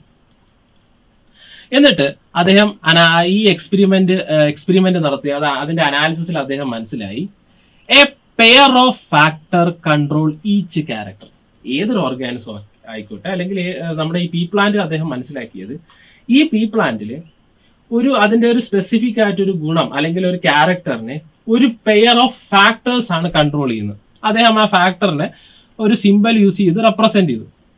ആ കാലഘട്ടത്തിൽ നിങ്ങൾ ആലോചിക്കണം, 1800കളാണ്, 1856 റേഞ്ച് കാലഘട്ടമാണ്. ആ കാലഘട്ടത്തിൽ നമ്മൾ കൃത്യമായിട്ട് സെല്ലിനെ പോലും മനസ്സിലാക്കിയിട്ടില്ലാത്ത കാലഘട്ടമാണ്. അപ്പോഴാണ് നമ്മൾ ഇപ്പൊ നമുക്കറിയാം നമ്മുടെ ബോഡിയിലുള്ള ഓരോ ക്യാരക്ടറിനെയും കൺട്രോൾ ചെയ്യുന്നത് ക്രോമോസോമിനുള്ളിലുള്ള ജീനുകളാണ്. അന്ന് അദ്ദേഹത്തിന് അത് മനസ്സിലായില്ല. പക്ഷെ അദ്ദേഹത്തിന് എക്സ്പെരിമെന്റൽ ഡേറ്റ അനലൈസ് ചെയ്തപ്പോൾ മനസ്സിലായി ഒരു പെയർ ഫാക്ടർ ആണ് എന്ത് ചെയ്യുന്നത്, ഒരു ഇൻഡിവിജ്വൽ ഓർഗാനിസത്തിന്റെ ഓരോ ക്യാരക്ടറിനെയും കൺട്രോൾ ചെയ്യുന്നത്. അന്ന് അദ്ദേഹം അതിനെ ജസ്റ്റ് ഒരു സിമ്പൽസ് ഉപയോഗിച്ച് റെപ്രസെന്റ് ചെയ്യാണ് ചെയ്തത്. ഇന്ന് നമുക്കറിയാം ഈ ഫാക്ടറുകളെയാണ് എന്ത് പറയുന്നത്, ജീൻ എന്ന് പറയുന്നത്. അങ്ങനെ മെന്റൽ തന്റെ പരീക്ഷണങ്ങളിൽ നിന്ന് മനസ്സിലാക്കിയ കൺക്ലൂഷൻസ്, അദ്ദേഹത്തിന്റെ ആ പരീക്ഷണത്തിന്റെ റിസൾട്ടിന്റെ ഫലമായിട്ട് ലോസ് ഓഫ് ഇൻഹെറിറ്റൻസ്, എങ്ങനെയാണ് ഒരു ഗുണം ഒരു തലമുറയിൽ നിന്ന് അടുത്ത തലമുറയിലേക്ക് പോകുന്നത്, എന്ത് റൂളാണ് ഫോളോ ചെയ്യുന്നത് അദ്ദേഹം കണ്ടെത്തുകയും അത് സയന്റിഫിക് വേൾഡിലേക്ക് പ്രൂവ് ചെയ്യുകയും ചെയ്തു. ശരിക്കും പറഞ്ഞു കഴിഞ്ഞാൽ ഈ ലോ ഓഫ് ഇൻഹെറിറ്റൻസ് ഈ ഒരു തുടക്കത്തിൽ നിന്നാണ് ജെനറ്റിക്സ് എന്ന ഇപ്പോ വളരെ ഇലാബറേറ്റ് ആയിട്ടുള്ള അഡ്വാൻസ്ഡ് ആയിട്ടുള്ള ബ്രാഞ്ച് തന്നെ എന്ത് ചെയ്തത്, ഡെവലപ്പ് ചെയ്തത്. നമ്മുടെ മെന്റലിന്റെ ഈ പ്രധാനപ്പെട്ട പരീക്ഷണങ്ങൾ ഇപ്പോഴും എന്ത് ചെയ്യുന്നടാ, ഒരു ഫണ്ടമെന്റൽ അടിസ്ഥാനപരമായിട്ടുള്ള നിയമങ്ങൾ, എങ്ങനെയാണ് ഒരു ക്യാരക്ടർ ഒരു തലമുറയിൽ നിന്ന് മറ്റൊരു തലമുറയിലേക്ക് പോകുന്നത്, എന്തുകൊണ്ട് വേരിയേഷൻ വ്യത്യാസം വരുന്നു, ഇതിനെ പറ്റിയിട്ടുള്ള, അല്ലെങ്കിൽ നമുക്ക് എങ്ങനെ ഒരു ക്യാരക്ടർ ഒരു തലമുറയിൽ നിന്ന് മറ്റൊരു തലമുറയിലേക്ക് പോകുന്നു, എന്തുകൊണ്ട് വ്യത്യാസം വരുന്നു, എന്തുകൊണ്ട് പാരന്റിന്റേതല്ലാത്ത ക്യാരക്ടേഴ്സ് പുതിയ ഓഫ്സ്പ്രിങ്ങിൽ വരുന്നു, ഇതിനെയൊക്കെ നമുക്ക് മനസ്സിലാക്കാൻ അദ്ദേഹത്തിന്റെ ഈ ലോകൾ കൊണ്ട് നമുക്ക് എന്ത് ചെയ്തു പറ്റി.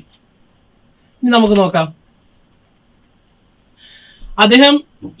അദ്ദേഹത്തിന്റെ പരീക്ഷണം നമ്മൾ ഇനി പഠിക്കും. അദ്ദേഹത്തിന്റെ ഈ പരീക്ഷണം എന്ത് ചെയ്തു, 1865 അദ്ദേഹം എന്ത് ചെയ്തു, നാച്ചുറൽ ഹിസ്റ്ററി സൊസൈറ്റി, ബ്രൂണോയിലെ നാച്ചുറൽ ഹിസ്റ്ററി സൊസൈറ്റിയിൽ പ്രസന്റ് ചെയ്യും.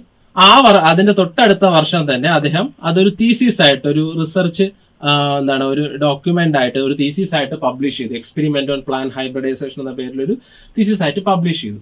പക്ഷേ അദ്ദേഹം ഇത് പബ്ലിഷ് ചെയ്ത കാലഘട്ടത്തിൽ ഇതിനെ പറ്റിയിട്ടുള്ള ഒരു ബേസിക് ആയിട്ടുള്ള ഒരു അണ്ടർസ്റ്റാൻഡിങ് തീരെ ഇല്ലാതിരുന്ന ഒരു കാലഘട്ടത്തിലാണ് അദ്ദേഹം ഇത് പബ്ലിഷ് ചെയ്യുന്നത്. അതുകൊണ്ട് തന്നെ ആ കാലഘട്ടത്തിൽ അന്നത്തെ ശാസ്ത്ര സമൂഹം, സയന്റിഫിക് കമ്മ്യൂണിറ്റി എന്ത് ചെയ്തു, ഈ മെന്റലിന്റെ വർക്കിനെ ലാർജ്ലി ഇഗ്നോർ ചെയ്തു.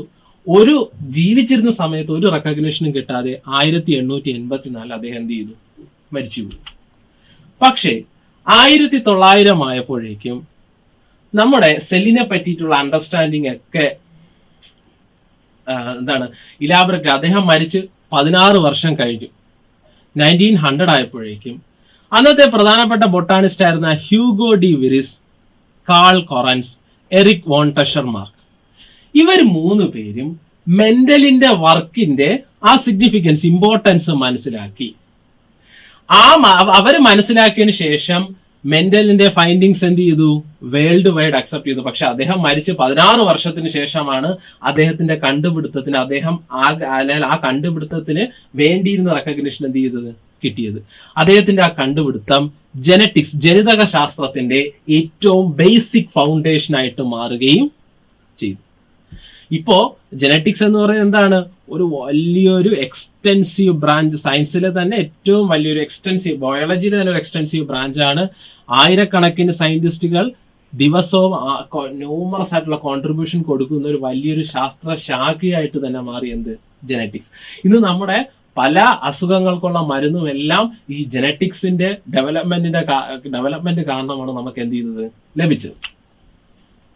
അപ്പൊ നമ്മൾ കുറെ പറഞ്ഞു, മെന്റൽ കുറെ എക്സ്പെരിമെന്റ് നടത്തി, അതിന്റെ ബേസിൽ അദ്ദേഹം കുറച്ച് ലോസ് കൊണ്ടുവന്നു. അതാണ് നമുക്ക് കൂടുതലായിട്ടുള്ള ഡീറ്റെയിൽ ആയിട്ടുള്ള അണ്ടർസ്റ്റാൻഡിങ്ങിലേക്ക് നമ്മൾ എത്തിച്ചേർത്ത് മനസ്സിലായി. നമുക്ക് നോക്കാം എന്താണ് മെന്റലിന്റെ എക്സ്പെരിമെന്റ്. മെന്റൽ ആദ്യം അദ്ദേഹം ചെയ്തത് ഹൈബ്രിഡൈസേഷൻ എക്സ്പെരിമെന്റ്, അതായത് 2 വെറൈറ്റി പ്ലാന്റുകളെ തമ്മിൽ ക്രോസ് ചെയ്യുക. നമുക്കതൊരു ഇല്ലുസ്ട്രേഷൻ വഴി ഡീറ്റെയിൽ ആയിട്ട് നോക്കാം. അദ്ദേഹം എന്ത് ചെയ്തു, ഹൈബ്രിഡൈസേഷൻ എക്സ്പെരിമെന്റ് ആണ് നടത്തിയത്. ഒരൊറ്റ പെയർ ക്യാരക്ടർ, 2 ഓപ്പോസിറ്റ് ആയിട്ടുള്ള ട്രൈറ്റ് എടുത്തിട്ട് ആ ട്രൈറ്റ് ഉള്ള പ്ലാന്റുകളെ തമ്മിൽ ഹൈബ്രിഡൈസ് ചെയ്ത് അതിന്റെ അടുത്ത തലമുറയിൽ എന്ത് ടൈപ്പ് കുട്ടികൾ, എന്ത് ടൈപ്പ് ഓഫ്സ്പ്രിംഗ് ആണ് കിട്ടുന്നതാണ് അദ്ദേഹം നോക്കി. അദ്ദേഹത്തിന്റെ ഇനിഷ്യൽ എക്സ്പെരിമെന്റിൽ അദ്ദേഹം ഒരു പെയർ ഓപ്പോസിറ്റ് ക്യാരക്ടറെ എടുത്തുള്ളൂ.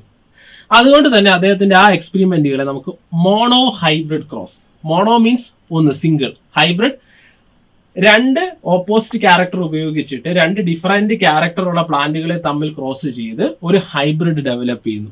ആ ഹൈബ്രിഡിനെ ക്രോസ് ചെയ്യുന്നു. അതുകൊണ്ട് നമ്മൾ ഈ ക്രോസിനെ എന്ത് വിളിച്ചു, മോണോ ഹൈബ്രിഡ് ക്രോസ്. നമുക്ക് ഇതിൽ പറഞ്ഞിരിക്കുന്ന എക്സാക്ട് വേർഡ് തന്നെ എടുക്കുക, single pair of contrasting trait. അതായത് ഒരു പെയർ ട്രൈറ്റ് എടുക്കുന്നു. ഫോർ എക്സാമ്പിൾ ടോളും ഡോർഫും. ടോളും ഡോർഫും എന്ന് പറയുന്നത് പൊക്കം എന്ന് പറഞ്ഞ ഒരു ക്യാരക്ടറാണ്. അതിന്റെ 2 ഓപ്പോസിറ്റ് ആണ്. ഒന്നുകിൽ ഒരു ചെടി എന്തായിരിക്കും, ടോളായിരിക്കും, അല്ലെങ്കിൽ എന്തായിരിക്കും, ഡോർഫായിരിക്കും. അപ്പോൾ ഒരു ടോളോ ആയിട്ടുള്ള പ്ലാന്റിനെയും ഒരു ഡോർഫായിട്ടുള്ള പ്ലാന്റിനെയും തമ്മിൽ അദ്ദേഹം എന്ത് ചെയ്തു, ക്രോസ് ചെയ്തു. ഇങ്ങനെ ഒരു സിംഗിൾ പെയർ കോൺട്രാസ്റ്റിംഗ് ക്യാരക്ടേഴ്സിനെ തമ്മിൽ ക്രോസ് ചെയ്യുന്നതിനെയാണ് അദ്ദേഹം, ക്രോസിനെയാണ് അദ്ദേഹം എന്തെന്ന് പറഞ്ഞത്, മോണോ ഹൈബ്രിഡ് ക്രോസ് എന്ന് പറഞ്ഞു. നോക്കാം ഇതിലെന്ത് ചെയ്തു, അദ്ദേഹം ഒരു ഓപ്പോസിറ്റ് ക്യാരക്ടറുള്ള ഒരു സിംഗിൾ കോൺട്രാസ്റ്റിംഗ് ക്യാരക്ടർ, ഒരു സിംഗിൾ പെയർ കോൺട്രാസ്റ്റിംഗ് ക്യാരക്ടർ എടുത്തു. ഒരു ടോൾ പ്ലാന്റിനെയും ഒരു ഡോർഫ് പീ പ്ലാന്റിനെയും തമ്മിൽ ക്രോസ് ചെയ്തു. എന്നിട്ട് അദ്ദേഹം നോക്കിയപ്പോൾ ഫസ്റ്റ് ജനറേഷനിൽ, ഒന്നാമത്തെ ജനറേഷനിൽ കിട്ടിയ ആൾക്കാരെല്ലാം എന്ത് പ്ലാന്റ്, ടാൾ പ്ലാന്റ്. അദ്ദേഹം എന്ത് ചെയ്തു, ഈ കിട്ടിയ ടോൾ പ്ലാന്റിന് ഒന്നാമത്തെ ജനറേഷനിൽ കിട്ടിയ ടോൾ പ്ലാന്റിനെ വീണ്ടും ഇവരെ തമ്മിൽ ആ ഫസ്റ്റ് ജനറേഷനിൽ കിട്ടിയ 2 ടോൾ പ്ലാന്റുകൾ എടുത്ത് വീണ്ടും ക്രോസ് ചെയ്തു. അങ്ങനെ രണ്ടാമത്തെ ജനറേഷനിൽ അദ്ദേഹത്തിന് 1064 പ്ലാന്റ് കിട്ടി. ഈ 1064 787 ടോളും 277 ഡോർഫും, നമ്മളൊരു റേഷ്യോ പറയുകയാണെങ്കിൽ 3:1 റേഷ്യോയിൽ ടോളും ഡോർഫ് എന്ന രീതിയിൽ കിട്ടി. ഇതാണ് അദ്ദേഹത്തിന്റെ എക്സ്പെരിമെന്റ് റിസൾട്ട്. അദ്ദേഹം എന്ത് ചെയ്ത്, ടോളും ഡോർഫും എന്ന കോൺട്രാസ്റ്റിംഗ് ക്യാരക്ടർ ചെയ്തു ഒന്നാം തലമുറയിലുള്ള എല്ലാ പ്ലാന്റും ടോളും. അപ്പോൾ ആ ഡോർഫ് എന്ന ക്യാരക്ടർ എവിടെ പോയെന്ന് അദ്ദേഹത്തിന് ഒരു സംശയം. അതേ എന്ത് ചെയ്തു, ആ ഒന്നാം തലമുറയിലുള്ള 2 ടോൾ പ്ലാന്റുകളെ തമ്മിൽ ക്രോസ് ചെയ്തു, സെക്കൻഡ് ജനറേഷൻ എടുത്തു. സെക്കൻഡ് ജനറേഷൻ എടുത്തപ്പോൾ ഒരു അദ്ദേഹത്തിന്റെ ഒരു എക്സ്പെരിമെന്റിൽ 1064 പ്ലാന്റുകൾ അദ്ദേഹത്തിന്റെ ആ ഒരു ക്രോസിംഗിൽ കിട്ടിയെങ്കിൽ അതിൽ 787 പൊക്കമുള്ളതും 277 പൊക്കം കുറഞ്ഞ ഡോർഫ് പ്ലാന്റുകൾ കിട്ടിയത്. ഏകദേശം ഒരു 3:1 റേഷ്യോയിൽ അദ്ദേഹത്തിന് റിസൾട്ട് കിട്ടി. അപ്പൊ ഇതിൽ നിന്ന് അദ്ദേഹം മനസ്സിലാക്കി, there must be a certain factor within the seed that control trait. ആ വിത്തിൽ എന്തോ ഫാക്ടറുകളുണ്ട്, അതാണ് ഈ ട്രൈറ്റ് അല്ലെങ്കിൽ ഈ ക്യാരക്ടേഴ്സിനെ കൺട്രോൾ ചെയ്യുന്നത്. അപ്പോ അദ്ദേഹം എക്സ്പെരിമെന്റ് നടത്തിയപ്പോൾ ഒന്നാമത്തെ സെറ്റ് എക്സ്പെരിമെന്റ് ടോളും ഡോർഫും ചെയ്തപ്പോൾ അദ്ദേഹത്തിന് അത്ഭുതമായി, ഈ ഡോർഫിനെസിനുള്ള അല്ലെങ്കിൽ പൊക്കം കുറയുന്നതിനുള്ള ഫാക്ടർ എവിടെ പോയി. അങ്ങനെ ഫസ്റ്റ് ജനറേഷനുള്ള പ്ലാന്റുകളെ എല്ലാം അദ്ദേഹം എന്ത് ചെയ്തടാ, സെൽഫ് പോളിനേറ്റ് ചെയ്ത് second generation of plant produce ചെയ്തു. സെക്കൻഡ് ജനറേഷൻ പ്രൊഡ്യൂസ് ചെയ്തപ്പോൾ ടോളും ഡോർഫും ടോളും ഡോർഫും എന്ത് ചെയ്തു, ടോളും ഡോർഫും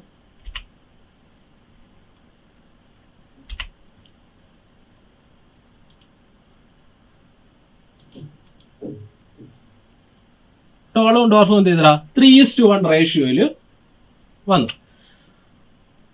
അപ്പോ അദ്ദേഹം എന്ത് ചെയ്തു, ഇത് ഈ ഒരു ഹൈറ്റ് എന്ന ക്യാരക്ടർ മാത്രമാണ്. അപ്പൊ അദ്ദേഹം പറഞ്ഞു, അദ്ദേഹം കുറെ ഫ്ലവറിന്റെ കളറ്, സീഡിന്റെ ഷേപ്പ് ഒക്കെ ഉള്ള പല ക്യാരക്ടേഴ്സ് ഈ അങ്ങനെയുള്ള വെറൈറ്റി ആയിട്ടുള്ള പീ പ്ലാന്റ് എടുത്തു. അദ്ദേഹം എന്ത് ചെയ്തു, ഇതേപോലെ ഒരു സിംഗിൾ ആയിട്ടുള്ള 6 മറ്റ് കോൺട്രാസ്റ്റിംഗ് ക്യാരക്ടേഴ്സ് എടുത്തിട്ട് ഇതേ എക്സ്പെരിമെന്റ് അതിലും ചെയ്തു നോക്കി. ഫ്ലവറിന്റെ കളർ വെച്ച് ചെയ്തു നോക്കി, സീഡിന്റെ ഷേപ്പ് വെച്ച്, സീഡിന്റെ കളർ വെച്ച്, പോഡിന്റെ ഷേപ്പ് വെച്ച്, ഫ്ലവറിന്റെ പൊസിഷൻ വെച്ചൊക്കെ അദ്ദേഹം ചെയ്തു നോക്കി. എപ്പോഴൊക്കെ അദ്ദേഹം ഒരു സിംഗിൾ പെയർ കോൺട്രാസ്റ്റിംഗ് ക്യാരക്ടർ ഏത് ക്യാരക്ടർ എടുത്ത് എക്സ്പെരിമെന്റ് ചെയ്തപ്പോഴും നമുക്ക് ആദ്യം കിട്ടിയ ടോളും ഡോർഫിലും കിട്ടിയ അതേ റിസൾട്ട് തന്നെ ഇവിടെ എന്ത് ചെയ്തു കിട്ടി. അപ്പൊ ഇതിൽ നിന്ന് മനസ്സിലാക്കി, ഇതിൽ നിന്ന് ഗ്രിഗർ മെന്റൽ ഇങ്ങനെ ഹൈപ്പോത്തസിസ് ചെയ്തു, characters from parents are passed on to offspring. അച്ഛനമ്മമാരിൽ നിന്നുള്ള ക്യാരക്ടേഴ്സ് കുഞ്ഞുങ്ങളിലേക്ക് എത്തുന്നു. എന്ത് വഴി? Through certain factors. അന്ന് അദ്ദേഹത്തിന് അറിയില്ലായിരുന്നു എന്താണ് ആ ഫാക്ടർ എന്ന്. നമുക്കറിയാം ആ ഫാക്ടറുകൾ ജീനാണ്. ഈ ജീൻ ഏത് വഴി എത്തുന്നു? ഗ്യാമറ്റുകൾ വഴി. എന്തുകൊണ്ടാണ് അദ്ദേഹം അതിനെ ഫാക്ടർ എന്ന് പറഞ്ഞു? കാര്യം മെന്റലിന്റെ പീരീഡിന് ശേഷമാണ് ആ ഫാക്ടറുകൾ ജീനാണെന്നും ഈ ജീൻ ക്രോമോസോമിലാണെന്നും ഈ ക്രോമോസോം സെല്ലിന്റെ സെന്ററിലുള്ള കൺട്രോളിംഗ് സെന്റർ ആയിട്ടുള്ള ന്യൂക്ലിയസിനുള്ളിലാണ് നമുക്ക് മനസ്സിലായത്. ഇനി ഈ പറയുന്ന ഫാക്ടറുകൾ അല്ലെങ്കിൽ ജീനിന് ഒരു പ്രത്യേകതയുണ്ട്. ഈ ജീനാണ് ഒരു ക്യാരക്ടർ അല്ലെങ്കിൽ നമ്മുടെ ഇന്റേണൽ നമുക്ക് പുറമേ കാണുന്ന ക്യാരക്ടർ ആയിക്കോട്ടെ, നമ്മുടെ ഉള്ളിലുള്ള ക്യാരക്ടർ ആയിക്കോട്ടെ, ഉള്ളിലുള്ള ആ ഒരു ക്യാരക്ടർ ഇവിടെ നമുക്ക് ടോൾ ആയിക്കോട്ടെ ഡോർഫ് ആയിക്കോട്ടെ, ഒരു പ്ലാന്റ് ടോൾ ആവണോ, അങ്ങനെയാണെങ്കിൽ ആ ടോൾനെസ്സിനുള്ള ജീൻ അതിനുള്ളിൽ ഉണ്ടാവണം. അല്ലെങ്കിൽ ഒരു പ്ലാന്റ് ഡോർഫ് ആണോ, അല്ലെങ്കിൽ അതിന് ആ ഒരു പൊക്കം അതിന്റെ പൊക്കം ആ ഒരു പർട്ടിക്കുലർ പൊക്കത്തിൽ ഒരു പരിധിയിൽ കൂടുതൽ വളരാതെ കൺട്രോൾ ചെയ്യുന്നത് ആ ജീനായിരിക്കും. ഇങ്ങനെ ക്യാരക്ടറിനെ കൺട്രോൾ ചെയ്യുന്ന ജീനിന് പല ഫോമുകൾ കാണും, പല ഒരു ഹൈറ്റ് എന്ന് പറഞ്ഞ പൊക്കം എന്ന് പറഞ്ഞ ക്യാരക്ടറിനെ കൺട്രോൾ ചെയ്യുന്ന ഡിഫറെന്റ് ടൈപ്പ് ഓഫ് ജീനുകൾ കാണും. ഒരു ജീനിന്റെ ഡിഫറെന്റ് ഫോമിനെയാണ് നമ്മൾ എന്ത് പറയുന്നത്? അലീൽ. എന്താണ് അലീൽ എന്ന് ചോദിച്ചു കഴിഞ്ഞാൽ ഒരു ജീനിന്റെ വ്യത്യസ്തമായിട്ടുള്ള വകഭേദങ്ങളെയാണ് നമ്മൾ അലീൽ എന്ന് പറയുന്നത്. നമ്മുടെ ഈ പീ പ്ലാന്റിന്റെ കേസിൽ വരുമ്പോൾ ഒരു ജീനിന് എത്ര അലീലുണ്ടടാ? 2 അല്ലീലുകളാണ് ഉള്ളത്. അപ്പോൾ ഇൻഡിവിജ്വല് ഓരോ ക്യാരക്ടറും ഡിറ്റർമിൻ ചെയ്യുന്ന ജീനാണ്. ഈ ജീനിന് പല വകഭേദങ്ങൾ ഉണ്ടാവാം, പല ഡിഫറെന്റ് ആയിട്ടുള്ള ഫോമുകൾ, ഒരേ ജീനിന്റെ തന്നെ ഡിഫറെന്റ് ഫോമുകൾ ഉണ്ടാവാം. നമ്മുടെ ഇവിടെ ഈ നമ്മുടെ മെന്റലിന്റെ കേസ് വരുമ്പോൾ ഇവിടെ നമ്മുടെ ടോളും ഡോർഫും എടുത്തു കഴിഞ്ഞാൽ ആ ഒരു പൊക്കം ഹൈറ്റ് എന്ന് പറഞ്ഞ ക്യാരക്ടറിന് 2 ടൈപ്പ് ജീൻ ഉണ്ട്. ടോൾ, പ്ലാന്റിനെ ടോളാക്കുന്ന ജീനും ഉണ്ട്, പ്ലാന്റിനെ ഷോർട്ട് ആക്കുന്ന ഡോർഫാക്കുന്ന ജീനും ഉണ്ട്. ആ ജീനിന് 2 ഫോം ഉണ്ട്. ടോളാക്കുന്ന ഒരു അലീലും ഉണ്ട്. അതിന്റെ മറ്റൊരു ഫോമായിട്ടുള്ള ഡോർഫാവുന്ന ജീനാണ് വരുന്നതെങ്കിൽ ആ പ്ലാന്റിന്റെ പൊക്കം കുറഞ്ഞു പോകുന്ന ആ വരുന്ന ജീനും ഇവിടെ നമുക്ക് എന്ത് ചെയ്യാൻ പറ്റും, കാണാൻ സാധിക്കും. അപ്പൊ നമുക്കത് നമ്മുടെ നിങ്ങളുടെ ടെക്സ്റ്റിൽ തന്നെ ഒരു ഇല്ലുസ്ട്രേഷൻ ഉണ്ടാകും നമുക്ക് ഡീറ്റെയിൽ ആയിട്ട്. അപ്പൊ നമുക്ക് എന്ത് ചെയ്യാം, ഹൈറ്റ് എന്ന ക്യാരക്ടറിനെ 2ആയിട്ട് റെപ്രസെന്റ് ചെയ്യാം. ടോളിനെ ക്യാപിറ്റൽ ടി എന്നും ഡോർഫിനെ സ്മോൾ ടി എന്നും. അപ്പോ ടി എന്ന അലീൽ എന്തിനെ റെപ്രസെന്റ് ചെയ്യുന്നു, ടോൾ ജീനിനെയും സ്മോൾ അലീലായിട്ടുള്ള സ്മോൾ ടി എന്തിനെ റെപ്രസെന്റ് ചെയ്യുന്നു, ഡോർഫ് അല്ലെങ്കിൽ ആ കുഞ്ഞായിട്ടുള്ള സ്മോൾ പ്ലാന്റിനെ സ്മോൾ ജീനിനെ നമ്മൾ എന്ത് ചെയ്യുന്നു, റെപ്രസെന്റ് ചെയ്യുന്നു. അപ്പോൾ ഇതിനെപ്പറ്റി നമ്മളിത് മുന്നോട്ട് പോകുന്നതിന് മുമ്പ് നമ്മൾ രണ്ട് ടേമിനെ പറ്റി മനസ്സിലാക്കിയിരിക്കണം. ഫീനോടൈപ്പും ജീനോടൈപ്പും. ഒരു ഓർഗാനിസം നമ്മൾ എക്സ്റ്റേണലി നോക്കുമ്പോൾ എന്ത് ക്യാരക്ടറാണോ കാണുന്നത് അതാണ് അതിന്റെ ഫീനോടൈപ്പ്. മീൻസ് നമ്മളൊരു ചെടി കാണും, നല്ല പൊക്കമുള്ള ചെടി, ടോളാണ്, അത് അതിന്റെ ഫീനോടൈപ്പാണ്. അല്ലെങ്കിൽ നല്ല ഗ്രീൻ, നല്ല അതിന്റെ ഫ്ലവർ നല്ല റെഡ് കളറാണ്, അതാണ് അതിന്റെ എന്ന് പറയുന്നത് ഫീനോടൈപ്പ്. നമുക്ക് ഒരു ജീവിയിൽ ഒബ്സർവ് ചെയ്യാൻ പറ്റുന്ന ഗുണങ്ങളെയാണ് നമ്മൾ ഫീനോടൈപ്പ് എന്ന് പറയുന്നത്. എന്നാൽ ആ ജീവിയുടെ ജനറ്റിക് കോൺസ്റ്റിറ്റ്യൂഷൻ, ജനിതകമായിട്ടുള്ള ഘടന, ഏത് പെയർ ജീനാണുള്ളത്, അതെന്താണ്, നമ്മൾ ഈ കണ്ട ടോൾ എന്ന ക്യാരക്ടർ നമ്മളൊരു പ്ലാന്റ് ഉണ്ട്, അത് ടോളാണ് അല്ലെങ്കിൽ ഡോർഫാണ്. അപ്പോ ഈ ടോളും ഡോർഫിനും കാരണമായിട്ടുള്ള ആ ജനറ്റിക് കോൺസ്റ്റിറ്റ്യൂഷൻ, ആ ജീൻ കോൺസ്റ്റിറ്റ്യൂഷനെയാണ് നമ്മൾ എന്ത് പറയുന്നത്, ജീനോടൈപ്പ്. അപ്പോൾ ഒരു പ്ലാന്റിന്റെ ഫീനോടൈപ്പ് ചോദിക്കുകയാണെങ്കിൽ എക്സ്റ്റേണലി അതെങ്ങനെ ഇരിക്കുന്നു, അതെങ്ങനെ ഇരിക്കുന്നു, അതാണ് അതിന്റെ ഫീനോടൈപ്പ്.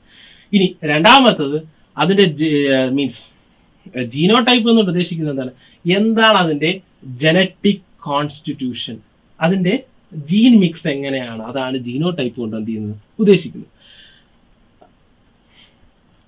ഓക്കെ, ഇനി നമുക്ക് നിങ്ങളുടെ ടെക്സ്റ്റിലുള്ള തന്നെ ഒരു ക്വസ്റ്റ്യൻ നോക്കാം. Is dominant character always A phenotype? എപ്പോഴും ഡോമിനന്റ് ക്യാരക്ടർ ആയിരിക്കും ഒരു ഓർഗാനിസത്തിന്റെ ഫീനോടൈപ്പ്? അതിന്റെ ഉത്തരവ് എന്ന് പറയുന്നത് അല്ല, ഡോമിനന്റ് ക്യാരക്ടർ ആയിരിക്കില്ല. അതായത് ഒരു പ്ലാന്റിൽ അല്ലെങ്കിൽ ആ ഒരു പ്ലാന്റിലുള്ള ഡോമിനന്റ് ആയിട്ടുള്ള എക്സ്പ്രസീവ് ആയിട്ടുള്ള ക്യാരക്ടർ ആയിരിക്കില്ല എപ്പോഴും അതിന്റെ ഫീനോടൈപ്പ്. കാരണം ഡോമിനന്റ് ക്യാരക്ടർ എന്ന് പറയുന്നത് അല്ലെങ്കിൽ അതിന്റെ ഡോമിനന്റ് അല്ലീൽ എന്ന് പറയുന്നത് ഒരു റിസസീവ് അല്ലീൽ ഉണ്ടെങ്കിലും ഇപ്പൊ നമുക്കിവിടെ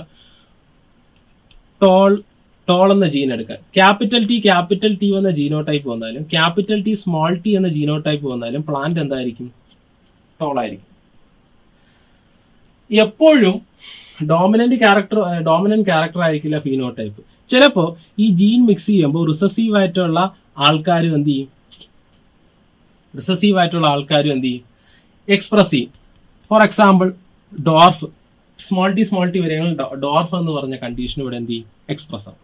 അപ്പോൾ എപ്പോഴും ഡോമിനന്റ് ക്യാരക്ടർ ആയിരിക്കില്ല ഫീനോടൈപ്പ്. ഡോമിനന്റ് ക്യാരക്ടർ എന്താണ് ഉദ്ദേശിക്കുന്നത്, ഒരു ജനറ്റിക് ട്രേറ്റ് ആണ്, ഒരു സ്വന്തം ഒരു റിസസീവ് അല്ലീൽ ഉണ്ടെങ്കിൽ എക്സ്പ്രസ് ചെയ്യാൻ പറ്റുന്ന ക്യാരക്ടറിനെയാണ് നമ്മൾ ഡോമിനന്റ് ക്യാരക്ടർ എന്ന് പറയുന്നത്. അതേസമയം ഫീനോടൈപ്പ് കൊണ്ട് ഉദ്ദേശിക്കുന്നത് എന്താണ്, ഫീനോടൈപ്പ് എന്ന് പറയുന്നത് ഒരു ഒബ്സർവബിൾ ട്രേറ്റ് ആണ്. ഒരു പ്ലാന്റ് ആയിക്കോട്ടെ അനിമൽ ആയിക്കോട്ടെ അതിൽ നമുക്ക് ഒബ്സർവ് ചെയ്യാൻ പറ്റുന്ന ക്യാരക്ടേഴ്സിനെ അല്ലെങ്കിൽ ഒബ്സർവ് ചെയ്യാൻ പറ്റുന്ന ക്യാരക്ടേഴ്സിനെയാണ് നമ്മൾ എന്ത് പറയുന്നത്, ഫീനോടൈപ്പ് എന്ന് പറയുന്നത്. അപ്പോൾ ഒരു കാര്യം എപ്പോഴും ഓർക്കുക, എപ്പോഴും ഡോമിനന്റ് ക്യാരക്ടർ ആയിരിക്കില്ല ഫീനോടൈപ്പ്.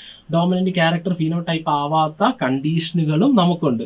നമ്മൾ ഇപ്പോൾ പഠിക്കുന്ന എക്സ്പെരിമെന്റിൽ കൂടുതലും ഒരു ഡോമിനന്റ് ജീൻ വരികയാണെങ്കിൽ അതായിരിക്കും ഫീനോടൈപ്പ്. പക്ഷേ അതല്ലാത്ത കണ്ടീഷനും നമുക്ക് ചുറ്റും എന്ത് ചെയ്യുന്നുണ്ട്, എക്സിസ്റ്റ് ചെയ്യുന്നുണ്ട്. ഇനി നമുക്ക് ഇല്ലുസ്ട്രേഷനിലേക്ക് വരാം. നേരത്തെ പറഞ്ഞ എക്സ്പെരിമെന്റ് ടോൾ പ്ലാന്റ് എന്ന് പറയുമ്പോൾ ക്യാപിറ്റൽ ടി ജീൻ വരുന്നു. ഡോർഫ് വരുമ്പോൾ സ്മോൾ ടി എന്ന ജീൻ വരുന്നു. നമുക്കറിയാം, നമുക്കെല്ലാം ഒരു പെയർ ക്രോമോസോം ഉണ്ട്, പക്ഷേ ഗ്യാമറ്റിലേക്ക് വരുമ്പോൾ അതിൽ നിന്ന് ഒരു സിംഗിൾ ഇൻഡിവിജ്വൽ മാത്രം, അല്ലെങ്കിൽ അതിന്റെ ഒരു സിംഗിൾ, ഒന്നുകിൽ എന്താണ് ഒരു സിംഗിൾ ആയിട്ടുള്ള അതിന്റെ ഒരു സിംഗിൾ എൻറ്റിറ്റി മാത്രമേ ഗ്യാമറ്റിലേക്ക് എന്ത് ചെയ്യുള്ളൂ, മൂവ് ചെയ്യുള്ളൂ. അപ്പൊ ഇവിടെ ക്യാപിറ്റൽ ടിയിൽ എങ്ങനത്തെ ഒരു ഗ്യാമറ്റേ വരാൻ സാധ്യതയുള്ളൂ? ക്യാപിറ്റൽ ടി ഗ്യാമറ്റ് മാത്രമേ വരാൻ സാധ്യതയുള്ളൂ. ഡോർഫിന്റെ കേസിൽ വരുമ്പോഴോ സ്മോൾ ടി എന്ന് പറഞ്ഞ ഗ്യാമറ്റ് വരാനേ അവിടെ സാധ്യതയുള്ളൂ. അപ്പോൾ ഒന്നാമത്തെ തലമുറയിൽ എങ്ങനെയായിരിക്കും ഇവിടെ capital T small T, F1 capital T small T. Capital T small ടിയില് ക്യാപിറ്റൽ ടി എന്ന് പറയുന്നത് ഡോമിനന്റ് ആയതുകൊണ്ട് തന്നെ അവിടുത്തെ ഒരു സ്മോൾ ടി എന്ന റിസസീവ് ജീന് വരുമെങ്കിലും അവിടുത്തെ ഫീനോടൈപ്പ് എന്തായിരിക്കും? ഫീനോടൈപ്പ് ടോൾ ആയിരിക്കും. Genotype capital T small T ആണെങ്കിൽ, genotype capital T small T വരികയാണെങ്കിലും ഫീനോടൈപ്പ് എന്തായിരിക്കും ഇവിടെ? ടോള് തന്നെ ആയിരിക്കും. അപ്പൊ ഒന്നാമത്തെ തലമുറയിൽ എല്ലാം ടോള് കിട്ടി. സ്മോൾ ടി എവിടെ പോയെന്ന് നമ്മുടെ മെന്റലിന് സംശയം തോന്നി. അദ്ദേഹം എന്ത് ചെയ്തു?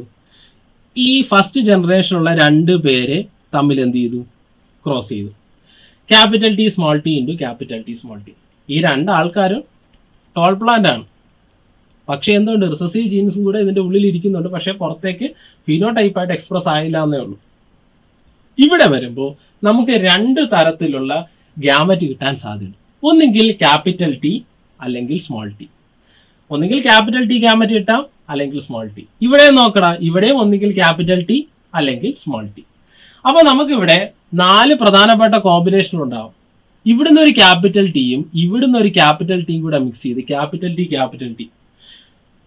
ടി ഉള്ളത് കൊണ്ട് തന്നെ ടോൾ പ്ലാൻ. അല്ലെങ്കിൽ ഇവിടുത്തെ ക്യാപിറ്റൽ ടിയും അവിടുത്തെ സ്മോൾ ടി ഗ്യാമറ്റുമായിട്ട് മിക്സ് ചെയ്യാം, capital T small T, tall plant തന്നെ കിട്ടും. ഇവിടുത്തെ സ്മോൾ ടിയും ഇവിടുത്തെ ക്യാപിറ്റൽ ടിയും കൂടെ മിക്സ് ആവാം, ക്യാപിറ്റൽ ടി സ്മോൾ ടി കിട്ടും, ടോൾ പ്ലാൻ തന്നെ കിട്ടി. ഇനി ഫൈനലി ഇവിടുത്തെ സ്മോൾ ടിയും ഇവിടുന്നുള്ള സ്മോൾ ടി ഗ്യാമറ്റും കൂടെ മിക്സ് ചെയ്ത് സ്മോൾ ടി 2 റിസസീവ് ജീൻ വന്നപ്പോൾ വീണ്ടും എന്ത് ചെയ്തു? ഡോർഫ് എന്ന് പറഞ്ഞ ആ ക്യാരക്ടർ വീണ്ടും എന്തായടാ? ആ ഡോർഫ് എന്ന് പറഞ്ഞ ക്യാരക്ടർ എക്സ്പ്രസ് ആയി. എന്ത് റേഷ്യോയിലാണ് നോക്കിയടാ? 1, 2, 3 ടോളും 1 ഡോർഫും. നമുക്ക് എങ്ങനെ പറയാം? 3:1. ടോൾ എന്ന് പറയുന്ന 3 ടോളും 1 ഡോർഫും 3:1 റേഷ്യോയില് എന്ത് ചെയ്തു? എക്സ്പ്രസ് ചെയ്തു. ഇതാണ് മെന്റലിന്റെ മോണോഹൈബ്രിഡ് ക്രോസ്. ഈ മോണോഹൈബ്രിഡ് ക്രോസിൽ നിന്ന് മെന്റലി ഈ പോസ്റ്റുലേറ്റുകൾ പ്രപ്പോസ് ചെയ്തു. എന്തൊക്കെയാണ്? ഒരു ട്രേറ്റ് 2 ഫാക്ടറാണ് കൺട്രോൾ ചെയ്യുന്നത്. ഇനി ആ 2 ട്രേറ്റ് അല്ലെങ്കിൽ ആ ഒരു പെയർ ഓഫ് ട്രേറ്റില് കോൺട്രാസ്റ്റിംഗ് ഓപ്പോസിറ്റ് ആണ്, 2 ഓപ്പോസിറ്റ് ക്യാരക്ടർ ആണ് നമ്മൾ ഹൈബ്രിഡൈസേഷന് വെക്കുന്നതാണെങ്കിൽ, ഒന്നാമത്തെ തലമുറയിൽ ഫസ്റ്റ് ജനറേഷൻ ടോളും ഡോർഫും ഫസ്റ്റ് ക്രോസ് ചെയ്തപ്പോൾ ഫസ്റ്റ് ജനറേഷനിൽ ഒരു ട്രേറ്റ് മാത്രമേ എക്സ്പ്രസ് ആവുകയുള്ളൂ. ഒന്ന് എന്ത് ചെയ്യും? ഹിഡൻ ആയിട്ടിരിക്കും. ജീനോടൈപ്പിൽ നമുക്ക് കാണാൻ പറ്റും, ഫീനോടൈപ്പിൽ നമുക്ക് ഒരു ട്രേറ്റ് മാത്രമേ കാണാൻ പറ്റൂ.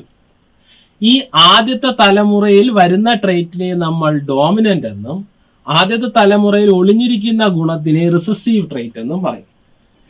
ഈ ഒന്നാമത്തെ തലമുറയിൽ ഒളിഞ്ഞിരിക്കുന്ന റിസസീവ് ആയിട്ടുള്ള ട്രേറ്റ് രണ്ടാമത്തെ തലമുറയിൽ മാത്രമേ എന്ത് ചെയ്യുള്ളൂ?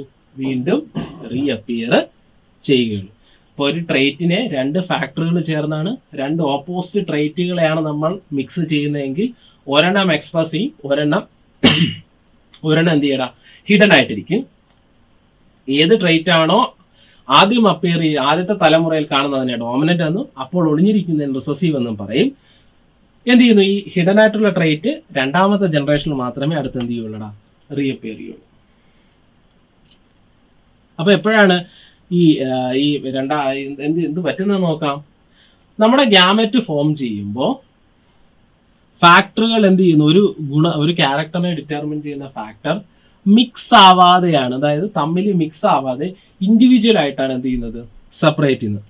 അതുകൊണ്ടാണ് 2ാമത്തെ തലമുറ എടുക്കുമ്പോൾ എപ്പോഴും റേഷ്യോ 3:1 എന്ന രീതിയിൽ, അല്ലെങ്കിൽ ഡോമിനന്റിന്റെയും റിസസീവ് ട്രേറ്റിന്റെയും റേഷ്യോ നോക്കുമ്പോൾ നമുക്ക് എപ്പോഴും മോണോഹൈബ്രിഡ് ക്രോസിൽ സെക്കൻഡ് ജനറേഷനിൽ 3:1 ഏത് ക്യാരക്ടർ എടുത്താലും നമുക്ക് ഏത് റേഷ്യോ തന്നെ കിട്ടുവാടാ? 3:1 റേഷ്യോ തന്നെ കിട്ടും. അപ്പോൾ അവിടെ ഒരു ചോദ്യമുണ്ട്, എന്തുകൊണ്ട് ക്യാപിറ്റൽ ടി സ്മോൾ ടി എന്ന് പറഞ്ഞ 2 ഡോമിനന്റ് റിസസീവ് ഒത്തുവന്നു? ഈ ഒത്തുവന്നപ്പോൾ എന്തുകൊണ്ട് ഇടത്തരം പൊക്കമുള്ള, വലുതുമല്ല തീരെ ചെറുതുമല്ല, ടോളും ഡോർഫും കൂടെ കമ്പയർ ചെയ്ത് അങ്ങനെ ഒരു പ്ലാന്റ് ഉണ്ടായില്ല? എന്തുകൊണ്ടുണ്ടായില്ല? ഇതിനെ നമുക്ക് ഹെർഡിറ്റിയുടെ നിയമങ്ങൾ കൊണ്ട് എക്സ്പ്ലെയിൻ ചെയ്യാം. നോക്കാം. ടോൾ അല്ലി, ക്യാപിറ്റൽ ടി എന്ന അല്ലി കംപ്ലീറ്റ്ലി എന്ത് ചെയ്തടാ, സ്മോൾ ടിയുടെ ആക്ഷനെ എന്ത് ചെയ്തു, സപ്രസ് ചെയ്തു. എന്താണ്, ബ്ലോക്ക് ചെയ്ത് വെച്ചു. ക്യാപിറ്റൽ ടി എന്തിനെ എക്സ്പ്രസ് ചെയ്യാൻ സമ്മതിച്ചില്ല, സ്മോൾ ടിയെ എക്സ്പ്രസ് ചെയ്യാൻ സമ്മതിച്ചില്ല. അതുകൊണ്ട് തന്നെ അത് എക്സ്പ്രസ് ചെയ്യാത്തത് കൊണ്ട് തന്നെ മീഡിയം പൊക്കമുള്ള മീഡിയം ടോൾ പ്ലാന്റ് ഒന്നാമത്തെ തലമുറയിൽ എന്ത് ഇതില്ല ഉണ്ടായില്ല. എല്ലാ പ്ലാന്റും എന്തായി മാറി, ടോളായിട്ട് മാറി.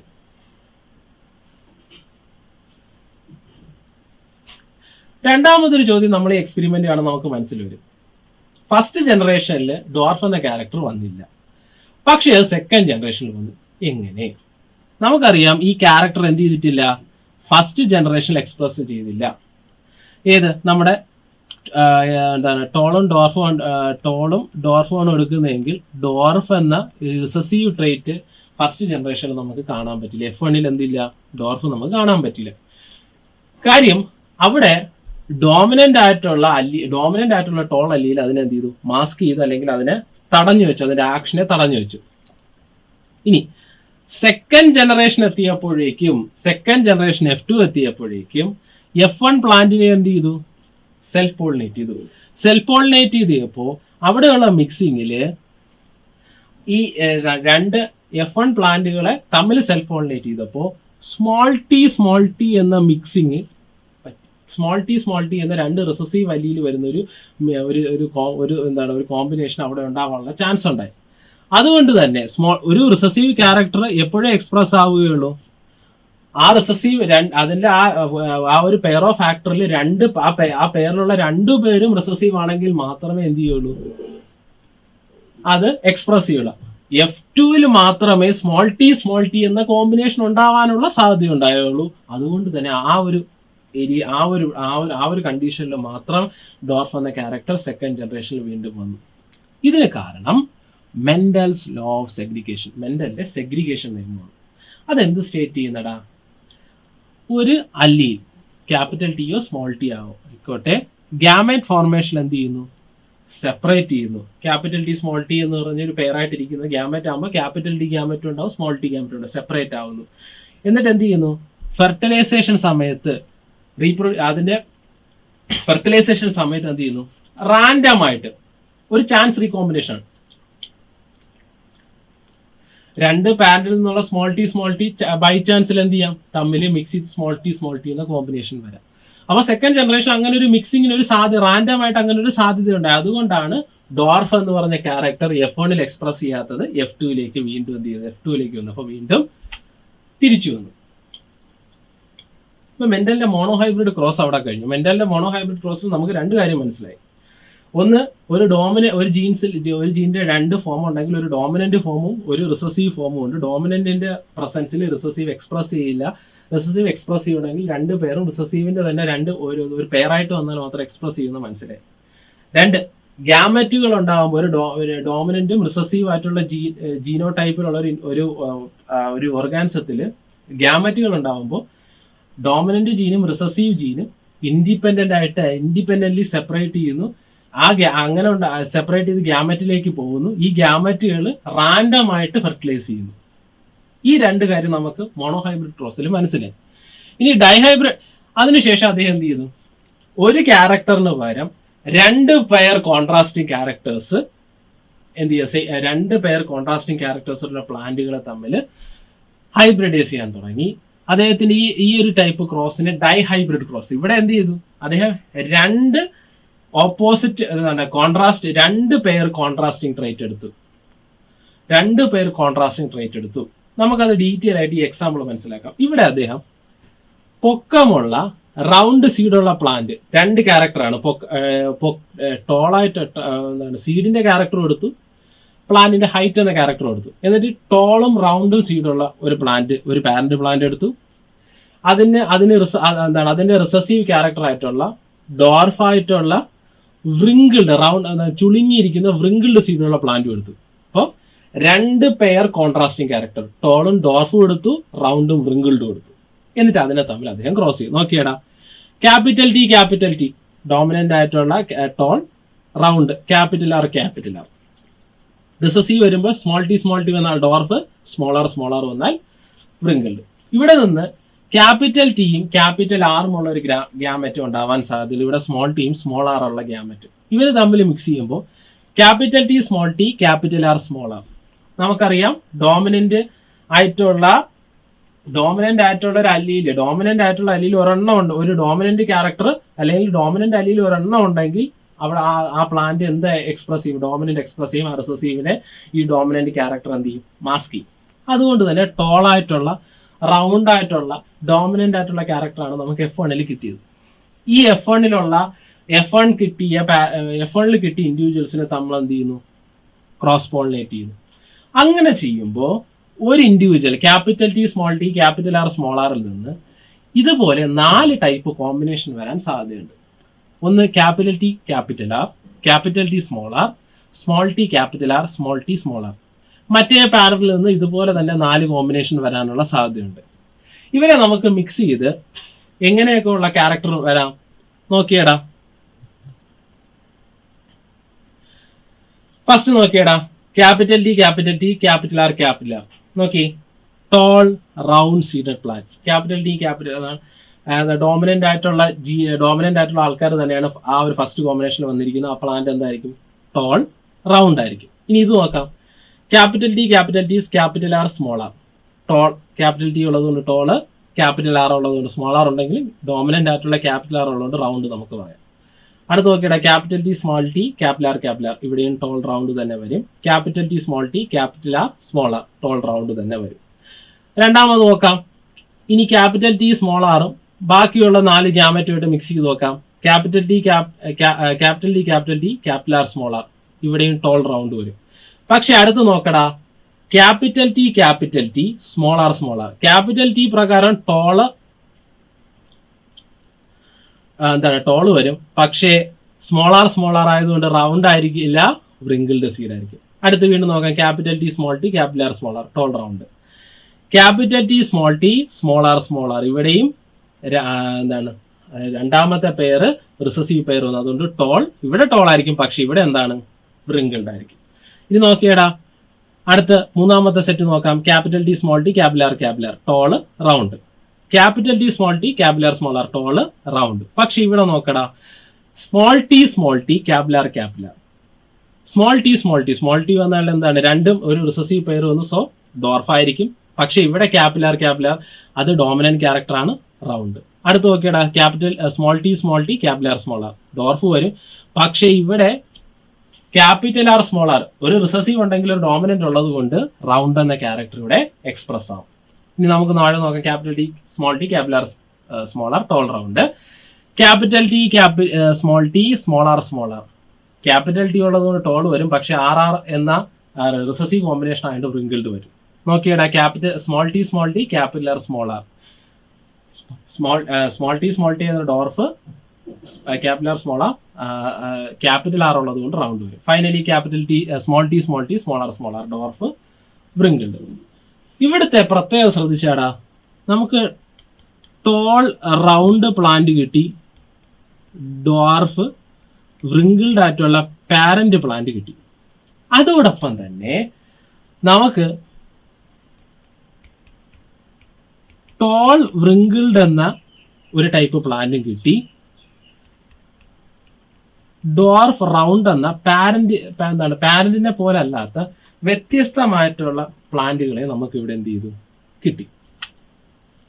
അപ്പൊ ഇതിൽ നിന്ന് അദ്ദേഹം മനസ്സിലാക്കി, രണ്ടോ അതിൽ കൂടുതലോ ട്രേറ്റുകൾ കമ്പൈൻ ചെയ്യുമ്പോൾ ഓരോ ട്രേറ്റ്, ഇവിടെ ഹൈറ്റ് ആയിക്കോട്ടെ സീഡിന്റെ ഷേപ്പ് ആയിക്കോട്ടെ, ഇൻഹെറിറ്റഡ് ഇൻഡിപെൻഡന്റ്ലി നെക്സ്റ്റ് ജനറേഷനിൽ തമ്മിൽ മിക്സ് ചെയ്യാതെ ഇൻഡിപെൻഡന്റ് ആയിട്ടാണ് ഒരു തലമുറയിൽ നിന്ന് അടുത്ത തലമുറയിലേക്ക് എന്ത് ചെയ്യുന്നത്, ഇൻഹെറിറ്റ് ചെയ്യപ്പെട്ടത്, ട്രാൻസ്ഫർ ചെയ്യപ്പെട്ടത്. അതായത് ഒരു ഓർഗാനിസത്തിന്റെ ഒരു പെയർ ഓഫ് അല്ലീൽ മറ്റൊരു പെയർ ഓഫ് അല്ലീലിന്റെ സെപ്പറേഷനെയോ അതിനെയോ എന്ത് ചെയ്യില്ല, അതിനെ ഇൻഫ്ലുവൻസ് ചെയ്യില്ല എന്ന് അദ്ദേഹത്തിന് മനസ്സിലായി.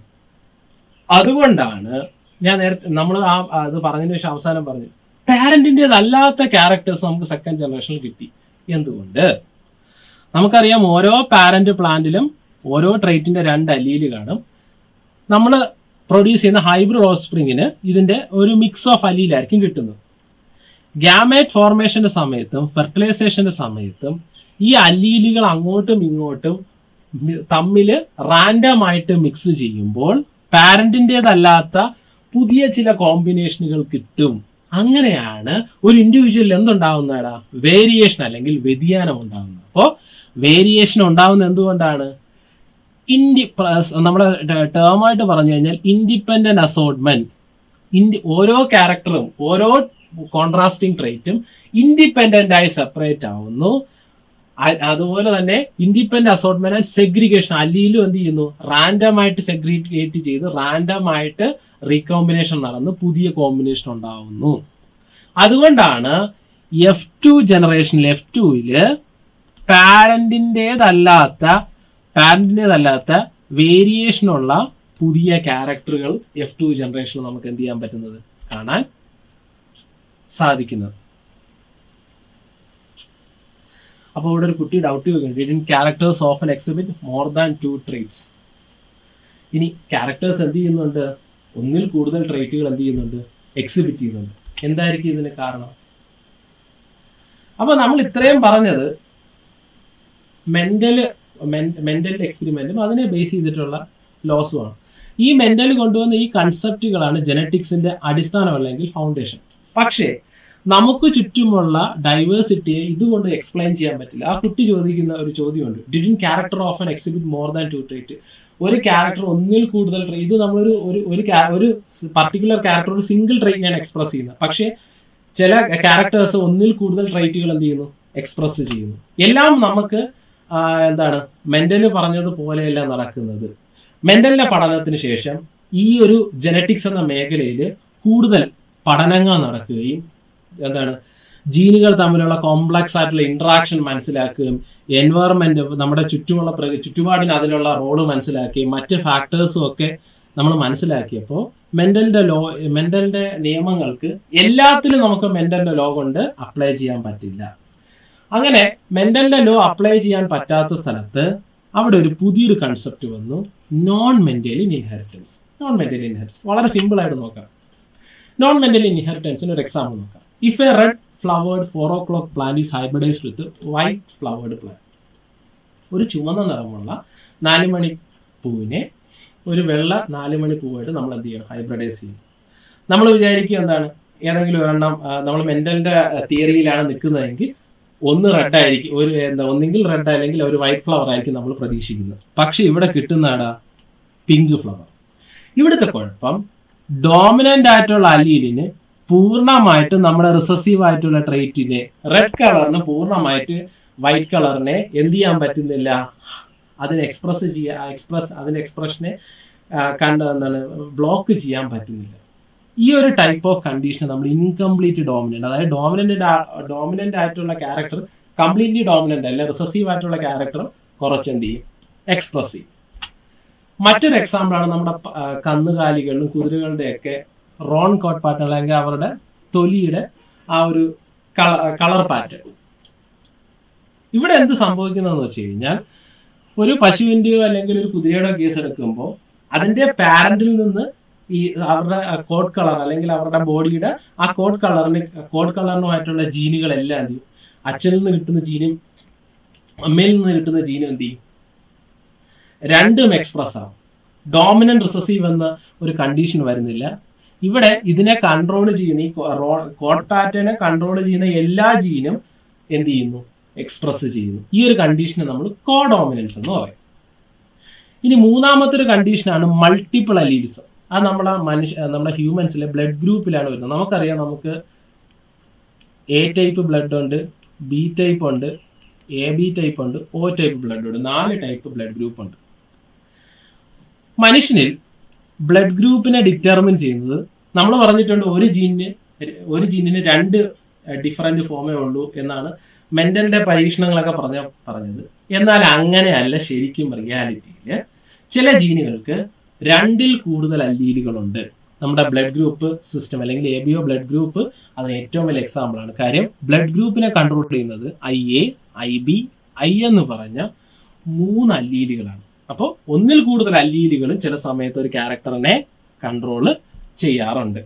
അപ്പോൾ ബ്ലഡ് ഗ്രൂപ്പ് മൾട്ടിപ്പിൾ അലീലിസിന് ഇങ്ങനെ ഒരു കണ്ടീഷൻ എന്തുണ്ട് എക്സിസ്റ്റ് ചെയ്യുന്നുണ്ട്. ഇനി നമുക്ക് വളരെ റിലേറ്റ് ചെയ്യാൻ പറ്റുന്ന എക്സാമ്പിൾ എടുക്കാം. Skin colour. നമ്മുടെ എല്ലാ സ്കിൻ കളർ ഒരുപോലെയാണോ ഇരിക്കുന്നത്? ഒന്നീ വെളുപ്പ് ഒന്നീ കറുപ്പെന്നാണോ? അല്ല, വെളുപ്പിന്റെയും കറുപ്പിന്റെയും ഡിഫറെന്റ് ആയിട്ടുള്ള പാറ്റേൺ ആണ് നമുക്ക് ചുറ്റുമുള്ളവരിൽ കാണാൻ പറ്റുന്നത്. എന്തുകൊണ്ടാണ്? ഇവിടെ ഒരു ജീനല്ല സ്കിന്നിന്റെ കളറിനെ കൺട്രോൾ ചെയ്യുന്നത്, നിരവധി ജീനുകളുടെ ആക്ഷനാണ്, അല്ലെങ്കിൽ നിരവധി ജീനുകളാണ് എന്ത് ചെയ്യുന്നത്, ന്യൂമറസ് ആയിട്ടുള്ള ജീനുകളാണ് എന്ത് ചെയ്യുന്നത്, കൺട്രോൾ ചെയ്യുന്നത്, ഈ സ്കിൻ കളറിനെ കൺട്രോൾ ചെയ്യുന്നത്. ഈ ജീൻസിന്റെ ആക്ഷൻ കാരണം മെലാൻ എന്ന കോമ്പൗണ്ടിന്റെ പ്രൊഡക്ഷന് വ്യത്യാസം വരികയും ഇത് കാരണമാണ് നമ്മുടെ സ്കിൻ കളർ വ്യത്യാസം വരുന്നത്. നിങ്ങൾ മനസ്സിലാക്കേണ്ട കാര്യം, മെലാൻ എന്ന കണ്ടന്റ് കൂടുകയാണെങ്കിൽ, നിങ്ങളുടെ ബോഡിയിൽ മെലാനിൻ കണ്ടന്റ് കൂടുകയാണെങ്കിൽ നിങ്ങളുടെ സ്കിൻ ടോൺ ഡാർക്കായി വരികയും നിങ്ങളുടെ ബോഡിയിൽ മെലാനിൻ കണ്ടന്റിന്റെ അളവ് കുറയുകയാണെങ്കിൽ സ്കിൻ കളർ ഫെയർ ആയിട്ട് ഒരു ലൈറ്റ് ഷെയ്ഡിലേക്ക് പോവുകയും ചെയ്യും. മെലാനിൻ കൂടുതലാണെങ്കിൽ ഡാർക്ക് ഷെയ്ഡ്, മെലാനിൻ കുറവാണെങ്കിൽ ലൈറ്റ് ഷെയ്ഡ്. അപ്പൊ ഈ ഒരു ടൈപ്പ് ഓഫ് ഇൻഹെറിറ്റൻസിനെ പോളിജനിക് ഇൻഹെറിറ്റൻസ് എന്നാണ് പറയുന്നത്. കാര്യം ഇവിടെ ഒരൊറ്റ ജീനല്ല, മൾട്ടിപ്പിൾ ജീനാണ് എന്ത് ചെയ്യുന്നത്, കൺട്രോൾ ചെയ്യുന്നത്. അപ്പോൾ മെന്റലിന്റെ ലോ ഫോളോ ചെയ്യാത്ത ഇങ്ങനത്തെ ടൈപ്പ് ഇൻഹെറിറ്റൻസ് നമുക്ക് ചുറ്റും കാണാറുണ്ട്. ഇതിനെ നോൺ മെന്റൽ ഇൻഹെറിറ്റൻസ് എന്നാണ് പറയുന്നത്. ഓക്കെ, നമുക്കിനി ആ കളർ ഡിഫറൻസിലേക്ക് പോകാം. നിങ്ങൾ മനസ്സിലാക്കുക, നമ്മൾ പറഞ്ഞു മെലാൻ എന്ന പിഗ്മെന്റ് ആണ് നമ്മുടെ സ്കിന്നിന്റെ കളറിന് കാരണമാണ്. മെലാനിന്റെ എമൗണ്ടും ഏത് ടൈപ്പ് മെലാനാണ് അതിന്റെ എമൗണ്ട് എത്ര, ഇതാണ് നമ്മുടെ സ്കിൻ കളറിനെ എന്ത് ചെയ്യുന്നത്, ഡിറ്റർമിൻ ചെയ്യുന്നത്. ഇനി നമ്മൾ താമസിക്കുന്ന ജിയോഗ്രഫിക്കൽ റീജിയൻ, നമ്മുടെ ആൻസിസ്റ്റർ, പൂർവികർ, ഇതെല്ലാം നമ്മുടെ സ്കിൻ കളറിനെ എന്ത് ചെയ്യുന്നുണ്ട്, ഇൻഫ്ലുവൻസ് ചെയ്യുന്നുണ്ട്. നമ്മൾ താമസിക്കുന്ന ആ ഒരു ഏരിയയിലെ സൺലൈറ്റിന്റെ ഇന്റൻസിറ്റിക്ക് അനുസരിച്ച്, അതുപോലെ തന്നെ നമ്മുടെ ഉള്ളിലുള്ള ജനറ്റിക് വേരിയേഷൻ, ആ വ്യത്യാസത്തിനനുസരിച്ച് ആ ഒരു റീജിയനിലുള്ള ആൾക്കാർക്ക് ആ ഒരു ടൈപ്പ് സ്കിൻ കളർ ആയിരിക്കും. നമ്മൾ ഫോർ എക്സാമ്പിൾ യൂറോപ്യൻ കൺട്രീസിലെടുക്കാം, കൂടുതൽ അവർ ഫെയർ സ്കിൻ ആയിട്ടുള്ള ആൾക്കാരാണ്. കാര്യം അവിടെ എന്താണ്, ഇക്വേറ്ററിന്റെ കുറെ മുകളിലോട്ടുള്ള നല്ല കോൾഡ് ആയിട്ടുള്ള ഏരിയ ആണ്. അവിടെ സൺലൈറ്റിന്റെ നമുക്ക് ഇവിടെ കിട്ടുന്ന, ഇക്വേറ്ററിന്റെ അടുത്ത് കിട്ടുന്ന അത്ര ഇന്റൻസിറ്റിയിൽ കിട്ടുന്നില്ല.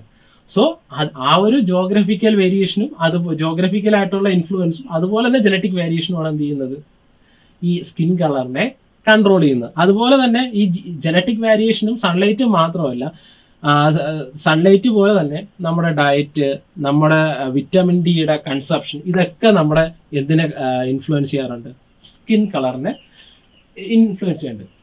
മനുഷ്യൻ എന്ന നിലയിൽ തന്നെ ഹ്യൂമൻ റേസ് എന്ന് പറയുന്ന ഭയങ്കര ഡൈവേഴ്സ് ആയിട്ടുള്ള ആൾക്കാരാണ്. അപ്പോൾ നമ്മളെ ഡൈവേഴ്സിറ്റിയെ നമ്മുടെ ഉള്ളിലുള്ള വ്യത്യാസങ്ങൾ തെളിയിക്കുന്നതിൽ ഒരു ഫാക്ടർ മാത്രമാണ് എന്ത്, സ്കിൻ കളർ. സ്കിൻ കളർ ഒരിക്കലും നമ്മുടെ കഴിവിന്റെ അടിസ്ഥാനമല്ല. എന്താണ്, നമ്മൾ താമസിക്കുന്ന എൻവയറമെന്റ്, നമ്മുടെ ഡയറ്റ്, നമ്മുടെ ഉള്ളിലുള്ള നമ്മുടെ പാരന്റ്സിൽ നിന്ന് കിട്ടിയ ജീൻസ്, ഇതിന്റെ ബേസിലാണ് സ്കിൻ കളർ എന്ത് ചെയ്യുന്നത്, ഡിറ്റർമിൻ ചെയ്യപ്പെടുന്നത്. ബാക്കി നമ്മുടെ മറ്റു കഴിവുകളൊന്നും സ്കിൻ കളർ എന്ത് ചെയ്യുന്നില്ല, ഡിറ്റർമിൻ ചെയ്യുന്നില്ല. ജസ്റ്റ് ഈ ഒരു വേരിയേഷൻ കൊണ്ട് മാത്രം ഉണ്ടാവുന്നതാണ് എന്ത് ചെയ്യുന്നത്, സ്കിൻ കളർ. അപ്പൊ ഇങ്ങനെയാണ് എന്ത് ചെയ്യുന്നത്, സ്കിൻ കളറിന് അല്ലെങ്കിൽ നമ്മുടെ ഹ്യൂമൻസിന്റെ സ്കിൻ ഇത്രയും വെറൈറ്റി ഓഫ് ഷെയ്ഡ് ഉണ്ടാവാൻ കാരണം, അല്ലെങ്കിൽ ഇങ്ങനെ ഒരു എക്സ്പ്രഷൻ ഉണ്ടാവാൻ, തീരെ ഡാർക്കും അല്ല ഫെയറും അല്ലാത്തൊരു എക്സ്പ്രഷൻ ഉണ്ടാവാനുള്ള കാരണങ്ങൾ ഇതൊക്കെയാണ്. അപ്പൊ നമ്മൾ ഈ ക്യാരക്ടേഴ്സിനൊക്കെ പറ്റിയൊക്കെ പറഞ്ഞു. അപ്പൊ അതിലൊരു നമ്മുടെ ഈ സ്ലൈഡിൽ നോക്കിയിട്ട് ആ കുട്ടിക്ക് ഒരു ഡൗട്ട് ഉണ്ട്. How do offspring have characters that there parents don't have? അച്ഛനും അമ്മയ്ക്കും ഇല്ലാത്ത ഗുണങ്ങൾ എങ്ങനെ കുട്ടികളിലേക്ക് വരും? പല കാരണങ്ങളുണ്ട്. അതായത് കുഞ്ഞിലേക്ക് പാരന്റിൽ നിന്ന് വരുന്ന ക്യാരക്ടേഴ്സ് എപ്പോഴും സെയിം ആയിരിക്കണമല്ലോ. സെയിം പാരന്റിന്റെ എക്സാക്ട് നിങ്ങളുടെ കാര്യം തന്നെ. നിങ്ങളുടെ ഈ വീഡിയോ കണ്ടുകൊണ്ടിരിക്കുന്ന നിങ്ങൾ ഓരോരുത്തരും ഒന്ന് ചിന്തിക്കുക. നിങ്ങളുടെ അച്ഛൻ്റെയും അമ്മയുടെയും ചില ക്യാരക്ടേഴ്സ് ഉണ്ട്, അവർക്കില്ലാത്ത വ്യത്യസ്തമായിട്ടുള്ള ചില ക്യാരക്ടേഴ്സും നിങ്ങൾക്ക് എന്തുണ്ട്. ഇതിന് പല ജനറ്റിക് പ്രോസസ്സുകൾ ഇതിന് കാരണമാവാറുണ്ട്. നമുക്ക് ഓരോന്നായിട്ട് എന്ത് ചെയ്യാം, ഡിസ്കസ് ചെയ്യാം. അപ്പോൾ വേരിയേഷൻ അല്ലെങ്കിൽ പാരന്റിൻ്റെതല്ലാത്ത ക്യാരക്ടർ ഉണ്ടാവാനുള്ള കാരണങ്ങൾ നോക്കാം. അതിൽ ഒന്നാണ് ക്രോസിംഗ് ഓവർ. നിങ്ങൾ മനസ്സിലാക്കേണ്ടത്, ഒരു ഇൻഡിവിജ്വലില് ഗ്യാമറ്റുകൾ റീപ്രൊഡക്ഷന് വേണ്ടി ഗ്യാമറ്റ് ഉണ്ടാകുമ്പോൾ ഒരു special type of cell division നടക്കും. ആ സെൽ ഡിവിഷന്റെ പേരാണ് മിയോസിസ്. നിങ്ങൾ മുൻപേ ഉള്ള ക്ലാസ്സുകളിൽ പഠിച്ചിട്ടുണ്ടായിരിക്കും മിയോസിസ്. മിയോസിസ് എന്നൊരു special type of cell division നടക്കും. ഈ സെൽ ഡിവിഷനാണ് എന്തിന് കാരണമാവുന്നത്? ഗ്യാമേറ്റ് ഫോർമേഷന് കാരണമാവുന്നത്. ഈ ഗ്യാമേറ്റ് ഫോർമേഷൻ നടക്കുമ്പോൾ അവിടെ ക്രോസിംഗ് ഓവർ എന്ന് പറഞ്ഞൊരു പ്രോസസ്സ് നടക്കും. നോക്കാം എന്ത് ചെയ്യുന്നു. നമുക്കറിയാം നമ്മുടെ ക്രോമോസോംസ് ഈ സിംഗിൾ അല്ല, ഒരു പെയറായിട്ടാണ് കാണുന്നത്. അപ്പോൾ മിയോസിസ് നടക്കുന്ന സമയത്ത് ഒരു പെയർ ഓഫ് ഐഡന്റിക്കൽ ആയിട്ടുള്ള ക്രോമോസോമുകളെയാണ് ഹോമോലോഗസ് ക്രോമോസോം എന്ന് പറയുന്നത്. അതായത് ഒരു പാരന്റിലുള്ള ഐഡന്റിക്കൽ ആയിട്ടുള്ള ക്രോമോസോമുകളെയാണ് നമ്മൾ ഹോമോലോഗസ് ക്രോമോസോമുകൾ എന്ന് പറയുന്നത്. ഈ ഹോമോലോഗസ് ക്രോമോസോം പെയർ ചെയ്യുന്നു. പെയർ ചെയ്തതിന് ശേഷം ഒരു പോയിന്റിൽ താൻ നോക്കിയിടാ, ഈ ഒരു പർട്ടിക്കുലർ പോയിന്റ് കണ്ടോ, ഈ പോയിന്റ് ഈ ക്രോമോസോമുകൾ കോണ്ടാക്ട് ചെയ്യുന്ന ഈ ഒരു പോയിന്റ്, ആ പോയിന്റിന് നമ്മൾ കയാസ്മ എന്ന് പറയും. ഈ പോയിന്റിൽ വെച്ചിട്ട് ഈ ക്രോമോസോമിന്റെ ഇൻഡിവിജ്വൽ യൂണിറ്റുകളായിട്ടുള്ള ക്രോമാറ്റിഡുകൾ എന്ത് ചെയ്യുന്നു? ബ്രേക്ക് ചെയ്യുന്നു. ബ്രേക്ക് ചെയ്തിട്ട് അങ്ങോട്ടും ഇങ്ങോട്ടും എക്സ്ചേഞ്ച് ചെയ്യപ്പെടുന്നു. ഇങ്ങനെ എക്സ്ചേഞ്ച് ചെയ്യുമ്പോൾ എന്ത് സംഭവിക്കുമെടാ? അല്ലീലുകൾ അങ്ങോട്ടും ഇങ്ങോട്ടും റീകോമ്പൈൻ ചെയ്യപ്പെടും. പുതിയ പുതിയ കോമ്പിനേഷൻ അല്ലീലുകൾ വെറൈറ്റി ആയിട്ടുള്ള രീതിയിൽ മിക്സ് ചെയ്യപ്പെടും. ഇങ്ങനെ മിക്സ് ചെയ്യപ്പെട്ട് ഗ്യാമറ്റിലേക്ക് വരുമ്പോൾ പാരന്റിൻ്റെതല്ലാത്ത പുതിയ ക്യാരക്ടർ, പുതിയ ട്രേറ്റുകൾ നമുക്ക് ഓഫ്സ്പ്രിങ്ങിലേക്ക് കാണാൻ സാധിക്കും. നോക്കിയടാ, എക്സ് വൈ ഇസഡ്, ഇപ്പുറത്ത് small X small Y small Z. ഈ ജീന് ഈ ക്രൊമാറ്റിഡുകൾ താണ്ടി ഇതിനെയാണ് നമ്മൾ ക്രൊമാറ്റിഡ് എന്ന് പറയുന്നത്. ഈ പർട്ടിക്കുലർ പോയിന്റിൽ തമ്മിൽ ക്രോസ് ചെയ്യുന്നു. ക്രോസ് ചെയ്തിട്ട് നോക്കണേ, ക്രോസ് ചെയ്തിട്ട് എന്ത് പറ്റി? ക്യാപിറ്റൽ വൈ ക്യാപിറ്റൽ ഇസഡ് എന്ന് പറഞ്ഞ ഈ റീജിയൻസ് തമ്മിൽ അങ്ങോട്ട് ഈ സെന്ററിലുള്ള ഈ ഒരു പോർഷൻ നോക്കിയടാ, ഇവിടെ എന്ത് ചെയ്തു? മിക്സിങ് നടന്നു, പുതിയൊരു റീകോമ്പിനേഷൻ നടന്നു. ഈ പാർട്ടിൽ എന്ത് ചെയ്യുന്നു? ഈ എക്സ്ചേഞ്ച് നടന്ന് റീകോമ്പിനേഷൻ നടന്നു. പാരന്റിൽ നിന്ന് വ്യത്യസ്തമായിട്ടൊരു ജീൻ കോമ്പിനേഷൻ അവിടെ ഉണ്ടായി. പാരന്റിൽ നിന്ന് വ്യത്യസ്തമായ ഒരു ജീൻ കോമ്പിനേഷൻ ഉണ്ടായെങ്കിൽ പാരന്റേതല്ലാത്ത ഒരു വെറൈറ്റി ആയിട്ടുള്ള ക്യാരക്ടർ അതിന്റെ ഓഫ്സ്പ്രിങ്ങിലേക്ക് എന്ത് ചെയ്യും? വരും. അപ്പോൾ നമ്മുടെ മിയോസിസ് എന്ന് പറഞ്ഞ സെൽ ഡിവിഷനിൽ നടക്കുന്ന ക്രോസിംഗ് ഓവർ എന്ന പ്രോസസ്സ് ഇതിന് എന്ത് ചെയ്യാറുണ്ട്? കാരണമാവാറുണ്ട്. ഇനി മറ്റൊരു പ്രോസസ്സും ഇവിടെ നടക്കാറുണ്ട്. അതിനെയാണ് മ്യൂട്ടേഷൻ. നമ്മുടെ ജീൻ അല്ലെങ്കിൽ നമ്മുടെ ജനറ്റിക് കോൺസ്റ്റിറ്റ്യൂഷൻ അല്ലെങ്കിൽ നമ്മുടെ DNA അല്ലെങ്കിൽ നമ്മുടെ ജീനിൽ പെട്ടെന്ന് ഒരു ഹെറിറ്റബിൾ ആയിട്ടുള്ള പെട്ടെന്ന് ഒരു ചേഞ്ച് ഉണ്ടാവും, സഡൻ ആയിട്ടൊരു ചേഞ്ച് ഉണ്ടാവുകയാണ്. അതിനെയാണ് മ്യൂട്ടേഷൻ എന്ന് പറയുന്നത്. നിങ്ങൾ ഈ പിക്ചറിൽ നോക്കിയടാ, ഇങ്ങനെ ഇരിക്കുന്ന ഈ ജീനിന്റെ ഈ ഒരു സ്പെസിഫിക് പോർട്ട് നോക്കിയടാ, തൈമിനും അഡിനും TA എന്ന് പറഞ്ഞിരിക്കുന്ന ഈ റീജിയൻ എന്തോ ഒരു സഡൻ ആയിട്ടുള്ള ചേഞ്ച് കാരണം AT എന്ന രീതിയിലേക്ക് മാറുകയാണ്. അവിടെ മൊത്തത്തിൽ ഒരു സിംഗിൾ പോയിന്റിലാണ് മാറിയതെങ്കിലും അത് ചിലപ്പോൾ എൻറ്റയർലി ഡിഫറെന്റ് ആയിട്ടൊരു റിസൾട്ട് ആയിരിക്കും ഉണ്ടാക്കുന്നത്. അപ്പോൾ ഇതുപോലുള്ള മ്യൂട്ടേഷനും എന്തിന് കാരണമാവാം? പുതിയ ട്രേറ്റ് ഉണ്ടാവാൻ കാരണമാവാം. അപ്പൊ മ്യൂട്ടേഷൻ എങ്ങനെ ഉണ്ടാവാം? ഈ DNA റെപ്ലിക്കേറ്റ് ചെയ്യുമ്പോൾ, DNA ഡിവൈഡ് ചെയ്യുമ്പോൾ എററും ഉണ്ടാവാം, അല്ലെങ്കിൽ ചില കെമിക്കൽസുമായിട്ടുള്ള എക്സ്പോഷനോ അല്ലെങ്കിൽ റേഡിയേഷൻ പോലുള്ള കാര്യങ്ങളും ഉണ്ടാവാം. ഈ മ്യൂട്ടേഷൻ ഇങ്ങനെ ഉണ്ടാവുന്ന മ്യൂട്ടേഷൻ എന്തിന് കാരണമാവുന്നടാ? ജീൻസിൽ ചേഞ്ചസിന് കാരണമാവുന്നു. ഈ ജീനുകൾ എന്ത് ചെയ്യുന്നു? തലമുറകളായി ട്രാൻസ്ഫർ ചെയ്യപ്പെടുകയും ഇത് പതിയെ വേരിയേഷൻ അല്ലെങ്കിൽ വ്യതിയാനത്തിന് കാരണമാവും, പുതിയ ക്യാരക്ടർ ഉണ്ടാവാനുള്ള കാരണവും. ഇങ്ങനെ ഉണ്ടാവുന്ന മ്യൂട്ടേഷനാണ് നമ്മൾ നെക്സ്റ്റ് ചാപ്റ്ററിൽ ഇവല്യൂഷനെ പറ്റി ഡിസ്കസ് ചെയ്യും. ഇവല്യൂഷൻ ഇങ്ങനെ ഉണ്ടാവുന്ന മ്യൂട്ടേഷൻ ആണ് പുതിയ ജീവികളുടെ ഉത്ഭവം അല്ലെങ്കിൽ എവല്യൂഷനും കാരണം ആകുന്നത്. അല്ലെങ്കിൽ എവല്യൂഷൻ പരിണാമത്തിൽ പ്രധാനപ്പെട്ട ഒരു പങ്ക് വഹിക്കുന്ന ഒരു ഇതും കൂടെയാണ് എന്താടാ? ഈ മ്യൂട്ടേഷൻ. ഇനി ജനറ്റിക്സ് എന്ന് പറയുന്നത് വളരെ വലിയൊരു ബ്രാഞ്ചാണ്. നിങ്ങൾക്കൊരു ബ്രോഡ് കരിയർ ഓപ്പർച്യൂണിറ്റി ഉള്ള ബ്രാഞ്ചാണ്. ഇന്ന് ജനറ്റിക്സ് എന്ന് പറയുന്നത് പല ബ്രാഞ്ചുകൾ അടങ്ങിയിട്ടുള്ള ഒരു ബ്രാഞ്ചാണ്. Molecular genetics, population genetics, medical genetics, cytogenetics, behavioural genetics, genomics എന്ന് പറഞ്ഞ് പല ഡിഫറെൻറ്റ് ബ്രാഞ്ചുകളുള്ള ഒരു മേഖലയായിട്ട് ജനറ്റിക്സ് വളർന്നു കഴിഞ്ഞു. ജനറ്റിക്സ് പഠിക്കാനുള്ള ഡിഗ്രി പ്രോഗ്രാമുകൾ, അല്ലെങ്കിൽ ജനറ്റിക്സുമായിട്ട് റിലേറ്റ് ചെയ്ത ബയോടെക്നോളജി, മൈക്രോബയോളജി, ബയോ ഇൻഫോർമാറ്റിക്സ്, ഇതുപോലെ ഡിഗ്രി പ്രോഗ്രാമുകൾ അവൈലബിൾ ആണ്. ഇത് പഠിച്ചു കഴിഞ്ഞാൽ വൈഡ് റേഞ്ച് ഓഫ് കരിയർ ഓപ്പർച്യൂണിറ്റിയാണ് നിങ്ങളുടെ മുന്നിലുള്ളത്. അതുപോലെ തന്നെ PG പ്രോഗ്രാം, ഒരു ഡിഗ്രി കഴിഞ്ഞിട്ടുള്ള പോസ്റ്റ് ഗ്രാജുവേറ്റ് ലെവൽ പ്രോഗ്രാം, അതും സ്പെഷ്യലൈസ്ഡ് ആയിട്ടുള്ള പ്രോഗ്രാമുകൾ ഇപ്പോൾ അവൈലബിൾ ആണ്. ഈ genetic counselling, genomic, genomics, medical genetics, forensic science, ഇതൊക്കെ ഹെൽത്ത് ആരോഗ്യ മേഖലയിലും ഗവേഷണ മേഖലകളിലും വിദ്യാഭ്യാസ മേഖലയിലും നിങ്ങൾക്ക് നല്ല ഓപ്പർച്യൂണിറ്റി തരുന്ന കോഴ്സുകളാണ്. ഇനി നിങ്ങൾക്ക് കൂടുതൽ പഠിക്കണമെങ്കിൽ ജെനറ്റിക്സിൽ PhD പോലുള്ള ഡിഗ്രീസ് പെർസ്യൂ ചെയ്യാം. അത് നിങ്ങളെ റിസർച്ചിലും മരുന്നുകൾ മാനുഫാക്ചർ ചെയ്യുന്ന ഫാർമസ്യൂട്ടിക്കൽ അല്ലെങ്കിൽ അഗ്രികൾച്ചർ മറ്റ് ഇൻഡസ്ട്രിയിലൊക്കെ അഡ്വാൻസ്ഡ് കരിയർ നിങ്ങളെ പാകപ്പെടുത്തിയെടുക്കും. സോ ജെനറ്റിക്സിൻ്റെ ലോകം എന്ന് പറയുന്നത് വാസ്റ്റാണ്. പുതിയ പല കണ്ടുപിടുത്തങ്ങൾക്കും ഗവേഷണങ്ങൾക്കും നല്ല ഓപ്പർച്യൂണിറ്റി ഉള്ള ഏരിയയാണ്. നിങ്ങൾക്ക് ജീവന്റെ അല്ലെങ്കിൽ ലൈഫിന്റെ പുറകിലുള്ള മിസ്റ്ററീസ് കണ്ടുപിടിക്കുക അല്ലെങ്കിൽ അതിനെപ്പറ്റി ക്യൂരിയസ് ആണെങ്കിൽ നിങ്ങൾക്ക് നല്ലൊരു ഫീൽഡാണ് ജെനറ്റിക്സ്. ജെനറ്റിക്സിലെ ഇഷ്ടം പോലെ ഡൊമൈനുകൾ, ഇഷ്ടം പോലെ മേഖലകളുണ്ട്. അതൊക്കെ നിങ്ങൾക്ക് എന്ത് ചെയ്യാം, എക്സ്പ്ലോർ ചെയ്ത് നോക്കാം. അപ്പൊ ജെനറ്റിക്സ് എന്ന ബ്രാഞ്ച് എന്താണ് ചെയ്യുന്നത്? ഈ ജെനറ്റിക്സ് എന്ന ശാസ്ത്രത്തിന്റെ ഈ ശാഖ എന്താണ് ചെയ്യുന്നത്?